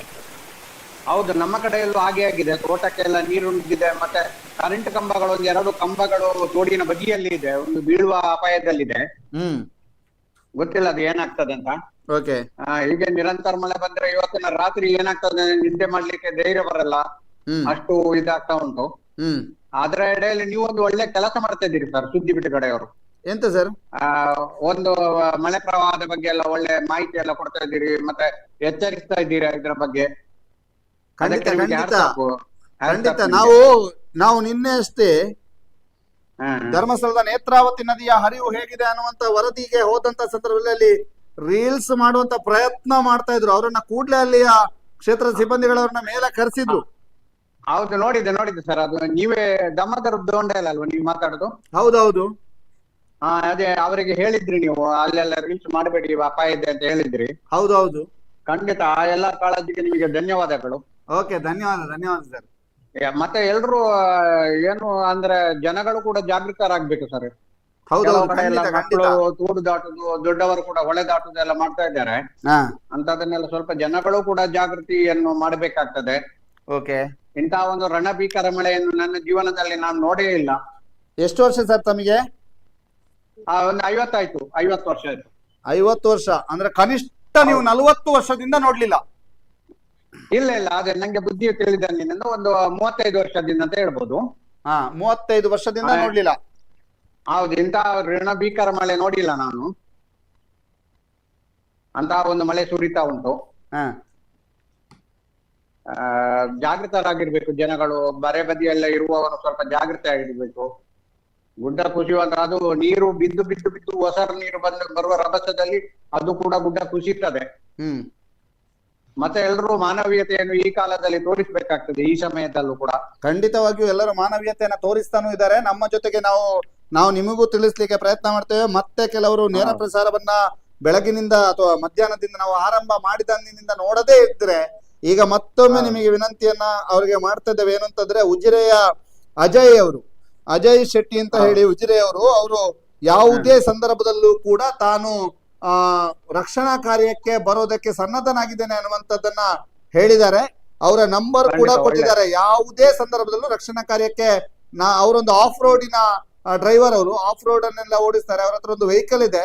ಆ ವೆಹಿಕಲ್ ಅನ್ನು ಇಟ್ಕೊಂಡು ಯಾವುದೇ ಸಂಕಷ್ಟದ ಪರಿಸ್ಥಿತಿಯಲ್ಲೂ ಕೂಡ ರಕ್ಷಣಾ ಕಾರ್ಯಕ್ಕೆ ನಾನು ಬರ್ತೇನೆ ಅನ್ನುವಂಥದ್ದನ್ನ ಅವರು ಹೇಳ್ತಾ ಇದ್ದಾರೆ. ಅವರ ನಂಬರ್ ನಾವು ಮತ್ತೊಮ್ಮೆ ಹೇಳ್ತಾ ಇದೀವಿ. ನೀವು ನಮ್ಮ ಜೊತೆಗೆ ಮಾತನಾಡಿ ಸಹಾಯ ಹಸ್ತ ಅನ್ನುವಂತ ವಿಚಾರವನ್ನ ತೆಗೆದುಕೊಂಡಾಗ ನಾವು ಅದನ್ನ ನೆನ್ಪು ಮಾಡ್ಕೊಳ್ತಾ ಇದೀವಿ. 9591336133 ಅಜಯ್ ಶೆಟ್ಟಿ ಉಜಿರೆ. 9591336133. ಇವರು ನಮ್ಮ ಜೊತೆಗೆ ಮಾತನಾಡ್ತಾ ಯಾವ್ದಾದ್ರು ರಕ್ಷಣಾ ಕಾರ್ಯಗಳಿದ್ರೆ ಅಥವಾ ಏನಾದ್ರೂ ಅನಿವಾರ್ಯತೆಗಳಿದ್ರೆ ಖಂಡಿತವಾಗಿ ನಾವು ಸಹಾಯಕ್ಕೆ ಧಾವಿಸಿ ಬರ್ತೇವೆ ಅನ್ನುವಂತ ಮಾತುಗಳನ್ನ ಹೇಳಿದ್ದಾರೆ. ಅದರಿಂದ ಆ ನಂಬರ್ ಅನ್ನ ನಾವು ಹೇಳ್ತಾ ಇದ್ದೇವೆ. ಧನ್ಯವಾದ ಸರ್, ನಮ್ಮ ಜೊತೆಗೆ ಮಾತನಾಡಿದ್ದಕ್ಕೆ ನಿರಂಜನ್ ಜೈನ್ ರವರೇ ಧನ್ಯವಾದ. ಸ್ಕ್ರೀನ್ ಅಲ್ಲೂ ಕೂಡ ಹಾಕಿ ಸರ್ ಆ ನಂಬರ್. ಆಗ್ತೇವೆ, ಈಗ ಸ್ಕ್ರೀನ್ ಅಲ್ಲಿ ಹಾಕ್ತೇವೆ. 100% ಹಾಕ್ತೇವೆ. ಧನ್ಯವಾದ ಸರ್. ತಮಗೂ ಧನ್ಯವಾದಗಳು. ಓಕೆ. ಇದು ನಿರಂಜನ್ ಜೈನ್ ಕುದ್ಯಾಡಿ ಅವರು ಮಾತನಾಡಿರುವಂತದ್ದು. ಅಲ್ಲಿ ಅವರ ಮನೆ ಭಾಗದಲ್ಲಿಯೂ ಕೂಡ ಪರಿಸ್ಥಿತಿ ಹದಗೆಟ್ಟಿದೆ ಅನ್ನುವಂಥದ್ದನ್ನ ಹೇಳ್ತಾ ಇದ್ದಾರೆ. ಇದು ಕೇವಲ ಅಲ್ಲಿ ಇಲ್ಲಿ ಅಂತಲ್ಲ, ಇದು ಕಳೆಂಜ ಮೈರಾರು ಸೇತುವೆ ಬಳಿ ನೆರೆ ನೀರಿನಲ್ಲಿ ಸಿಲುಕಿದಂತ ಪಿಕಪ್. ಅದು ನಿನ್ನೆಯ ದೃಶ್ಯ. ಬಹಳ ಅಲ್ಲಿಯ ಪರಿಸ್ಥಿತಿ ನಿನ್ನೆದ್ದೇನಾದ್ರೂ ನೋಡಿದ್ರೆ ನಿಜಕ್ಕೂ ಒಂದು ರೀತಿಯಲ್ಲಿ ಭಯ ಎಲ್ಲರೆಲ್ಲ ಆವರಿಸಿತ್ತು. ಯಾಕಂದ್ರೆ ಅಷ್ಟರ ಮಟ್ಟಿಗೆ ಅಲ್ಲಿ ತೊಂದರೆಗಳಾಗಿತ್ತು. ಆ ತೊಂದರೆಗಳನ್ನ ನಮಗೆ ತೋರಿಸುವಂತ ಪ್ರಯತ್ನ. ನಮ್ಮ ಊರಿನಲ್ಲಿ ಮಳೆಯಿಂದ ಏನೂ ಆಗೋದಿಲ್ಲ ಅನ್ನುವಂಥದ್ದಲ್ಲ, ನಮ್ಮ ಊರಿನಲ್ಲಿ ಬೀಳುವಂತ ಮಳೆಗೆ, ನಮ್ಮ ಊರಿನಲ್ಲಿ ಇರುವಂತ ರಣ ಮಳೆಗೆ ಇಂಥದ್ದೆಲ್ಲ ಸಮಸ್ಯೆಗಳು ಆಗ್ತಾ ಇದಾವೆ. ಇಂಥ ಸಮಸ್ಯೆಗಳು ನಮ್ಮ ಊರಿನಲ್ಲಿ ಆಗ್ತಾ ಇದಾವೆ ಅನ್ನುವಂತ ತೋರಿಸುವಂತ ಪ್ರಯತ್ನ. ರಾಜ್ಯದ ಚಾನೆಲ್ಗಳಲ್ಲಿ, ರಾಷ್ಟ್ರೀಯ ಚಾನೆಲ್ಗಳಲ್ಲಿ ಬರುವಂತ ದೃಶ್ಯಾವಳಿಗಳನ್ನ ನಾವೆಲ್ಲ ನೋಡಿರ್ತೀವಿ. ಉತ್ತರ ಪ್ರದೇಶದ, ಉತ್ತರ ಭಾರತದ ದೃಶ್ಯಾವಳಿ ಅಥವಾ ಉತ್ತರ ಕರ್ನಾಟಕದ ದೃಶ್ಯಾವಳಿ, ವಯನಾಡಿನ ದೃಶ್ಯಾವಳಿ, ಇದನ್ನೆಲ್ಲ ನೋಡಿದಾಗ ನಾವು ಸ್ವಲ್ಪ ಸೇಫ್ ಅಂತ ನಾವು ಎಷ್ಟೋ ಬಾರಿ ಅಂದ್ಕೊಂಡಿದ್ದೀವಿ. ಆದ್ರೆ ನಾವು ಕೂಡ, ನಮ್ಮಲ್ಲೂ ಕೂಡ ಇಷ್ಟೆಲ್ಲ ಸಮಸ್ಯೆಗಳಾಗ್ತಾ ಇದಾವೆ ಅನ್ನುವಂಥದ್ದನ್ನ ತೋರಿಸುವಂತ ಪುಟ್ಟ ಪ್ರಯತ್ನವನ್ನ ಸುದ್ದಿ ನಿರಂತರವಾಗಿ ಮಾಡ್ತಾ ಇದೆ. ಸುದ್ದಿ ನಿರಂತರವಾಗಿ ಮಾಡ್ತಾ ಇದೆ. ಯಾವ ರೀತಿಯಲ್ಲಿ ಸಮಸ್ಯೆಗಳಾಗ್ತಾ ಇದಾವೆ ಅನ್ನುವಂಥದ್ದನ್ನ ತಿಳಿಸುವುದಕ್ಕಾಗಿ ನೀವೀಗ ನೋಡ್ತಾ ಇದ್ದೀರಿ ಅಜಯ್ ಶೆಟ್ಟಿ ಉಜಿರೆ. 9591336133. ಇವರು ಸಹಾಯ ಹಸ್ತ ಚಾಚೋದಕ್ಕೆ, ಅಂದರೆ ಅವ್ರ ಹತ್ರ ಒಂದು ಆಫ್ ರೋಡಿನ ವೆಹಿಕಲ್ ಇದೆ. ಯಾವುದೇ ಸಂದರ್ಭದಲ್ಲಿ ಯಾವುದೇ ಕಾರ್ಯಾಚರಣೆಗೂ ಬೇಕಾದ್ರೂ ನಾನು ಬರಲು ಸಿದ್ಧ ಅಂತ ಹೇಳಿದ್ದಾರೆ. ಆ ಧೈರ್ಯದಲ್ಲಿ ಅವರು ನಮಗೆ ತಿಳಿಸಿದರೆ, ಫೋನ್ ನಲ್ಲಿ ಮಾತನಾಡಿದರೆ. ಈ ಹಿನ್ನೆಲೆಯಲ್ಲಿ ಅವರ ಮೊಬೈಲ್ ನಂಬರ್ ಅನ್ನ ಪ್ರಕಟ ಮಾಡಬಹುದಾ ಅಂತ ಕೇಳಿದೀವಿ. ಅಜಯ್ ಶೆಟ್ಟಿ ಉಜಿರೆ 9591336133. ಅವರು ಎನಿ ಟೈಮ್ ನಾನು ರೆಡಿ ಇದ್ದೀನಿ, ನನ್ನ ವೆಹಿಕಲ್ ರೆಡಿ ಇರುತ್ತೆ. ಯಾವುದೇ ಬೆಳ್ತಂಗಡಿ ತಾಲೂಕಿನ ಯಾವುದೇ ಕ್ಷೇತ್ರದಲ್ಲಿ ಆಗ್ಬೋದು, ಅಲ್ಲಿ ನಾನು ಬಂದು ಸಹಾಯ ಮಾಡೋದಕ್ಕೆ ರೆಡಿ ಇದ್ದೀನಿ. ವೆಹಿಕಲ್ನ ಅವಶ್ಯಕತೆ ಇದ್ರೆ ವೆಹಿಕಲ್ ಅನ್ನೇ ಹಿಡ್ಕೊಂಡ್ ಬರ್ತೀನಿ. ಇಲ್ದಿದ್ರೆ ನಮ್ದೊಂದು 3-4 ಜನ ಹುಡುಗರ ಒಂದು ತಂಡ ಇದೆ, ನಾವೆಲ್ಲರೂ ಕೂಡ ಬರ್ತೀವಿ ಅನ್ನುವಂಥದ್ದನ್ನ ಹೇಳ್ತಾ ಇದ್ದಾರೆ ಅಜಯ್ ಶೆಟ್ಟಿ ಅವರ ನಂಬರ್ ಅನ್ನು ಕೂಡ ಈಗ ಮತ್ತೊಮ್ಮೆ ಪ್ರಕಟ ಮಾಡ್ತಿದ್ದೀನಿ. ಯಾರಿಗಾದ್ರೂ ಅಗತ್ಯ ಇದ್ರೆ ತಗೊಳ್ಬಹುದು. 9591336133. ಅವರ ಒಂದು ಸಮಾಜಮುಖಿ ಚಿಂತನೆಗೆ ಅಭಿನಂದನೆಗಳನ್ನ ಸಲ್ಲಿಸುತ್ತಾ ಅವರ ಸಹಾಯವನ್ನ ಅಗತ್ಯ ಇದ್ರೆ ಯಾರಾದ್ರೂ ಪಡ್ಕೊಳ್ಬಹುದು ಅಂತ ಹೇಳ್ತಾ ಅವರು ರೆಡಿ ಇದ್ದಾರೆ, ಬಿ ರೆಡಿ ಅನ್ನುವಂತ ರೀತಿಯಲ್ಲಿ ಅವರು ಸನ್ನದ್ಧರಾಗಿದ್ದಾರೆ. ಆದ್ರಿಂದ ಅವರ ಸಹಾಯವನ್ನು ಕೂಡ ತಾವು ಪಡಿಬಹುದು.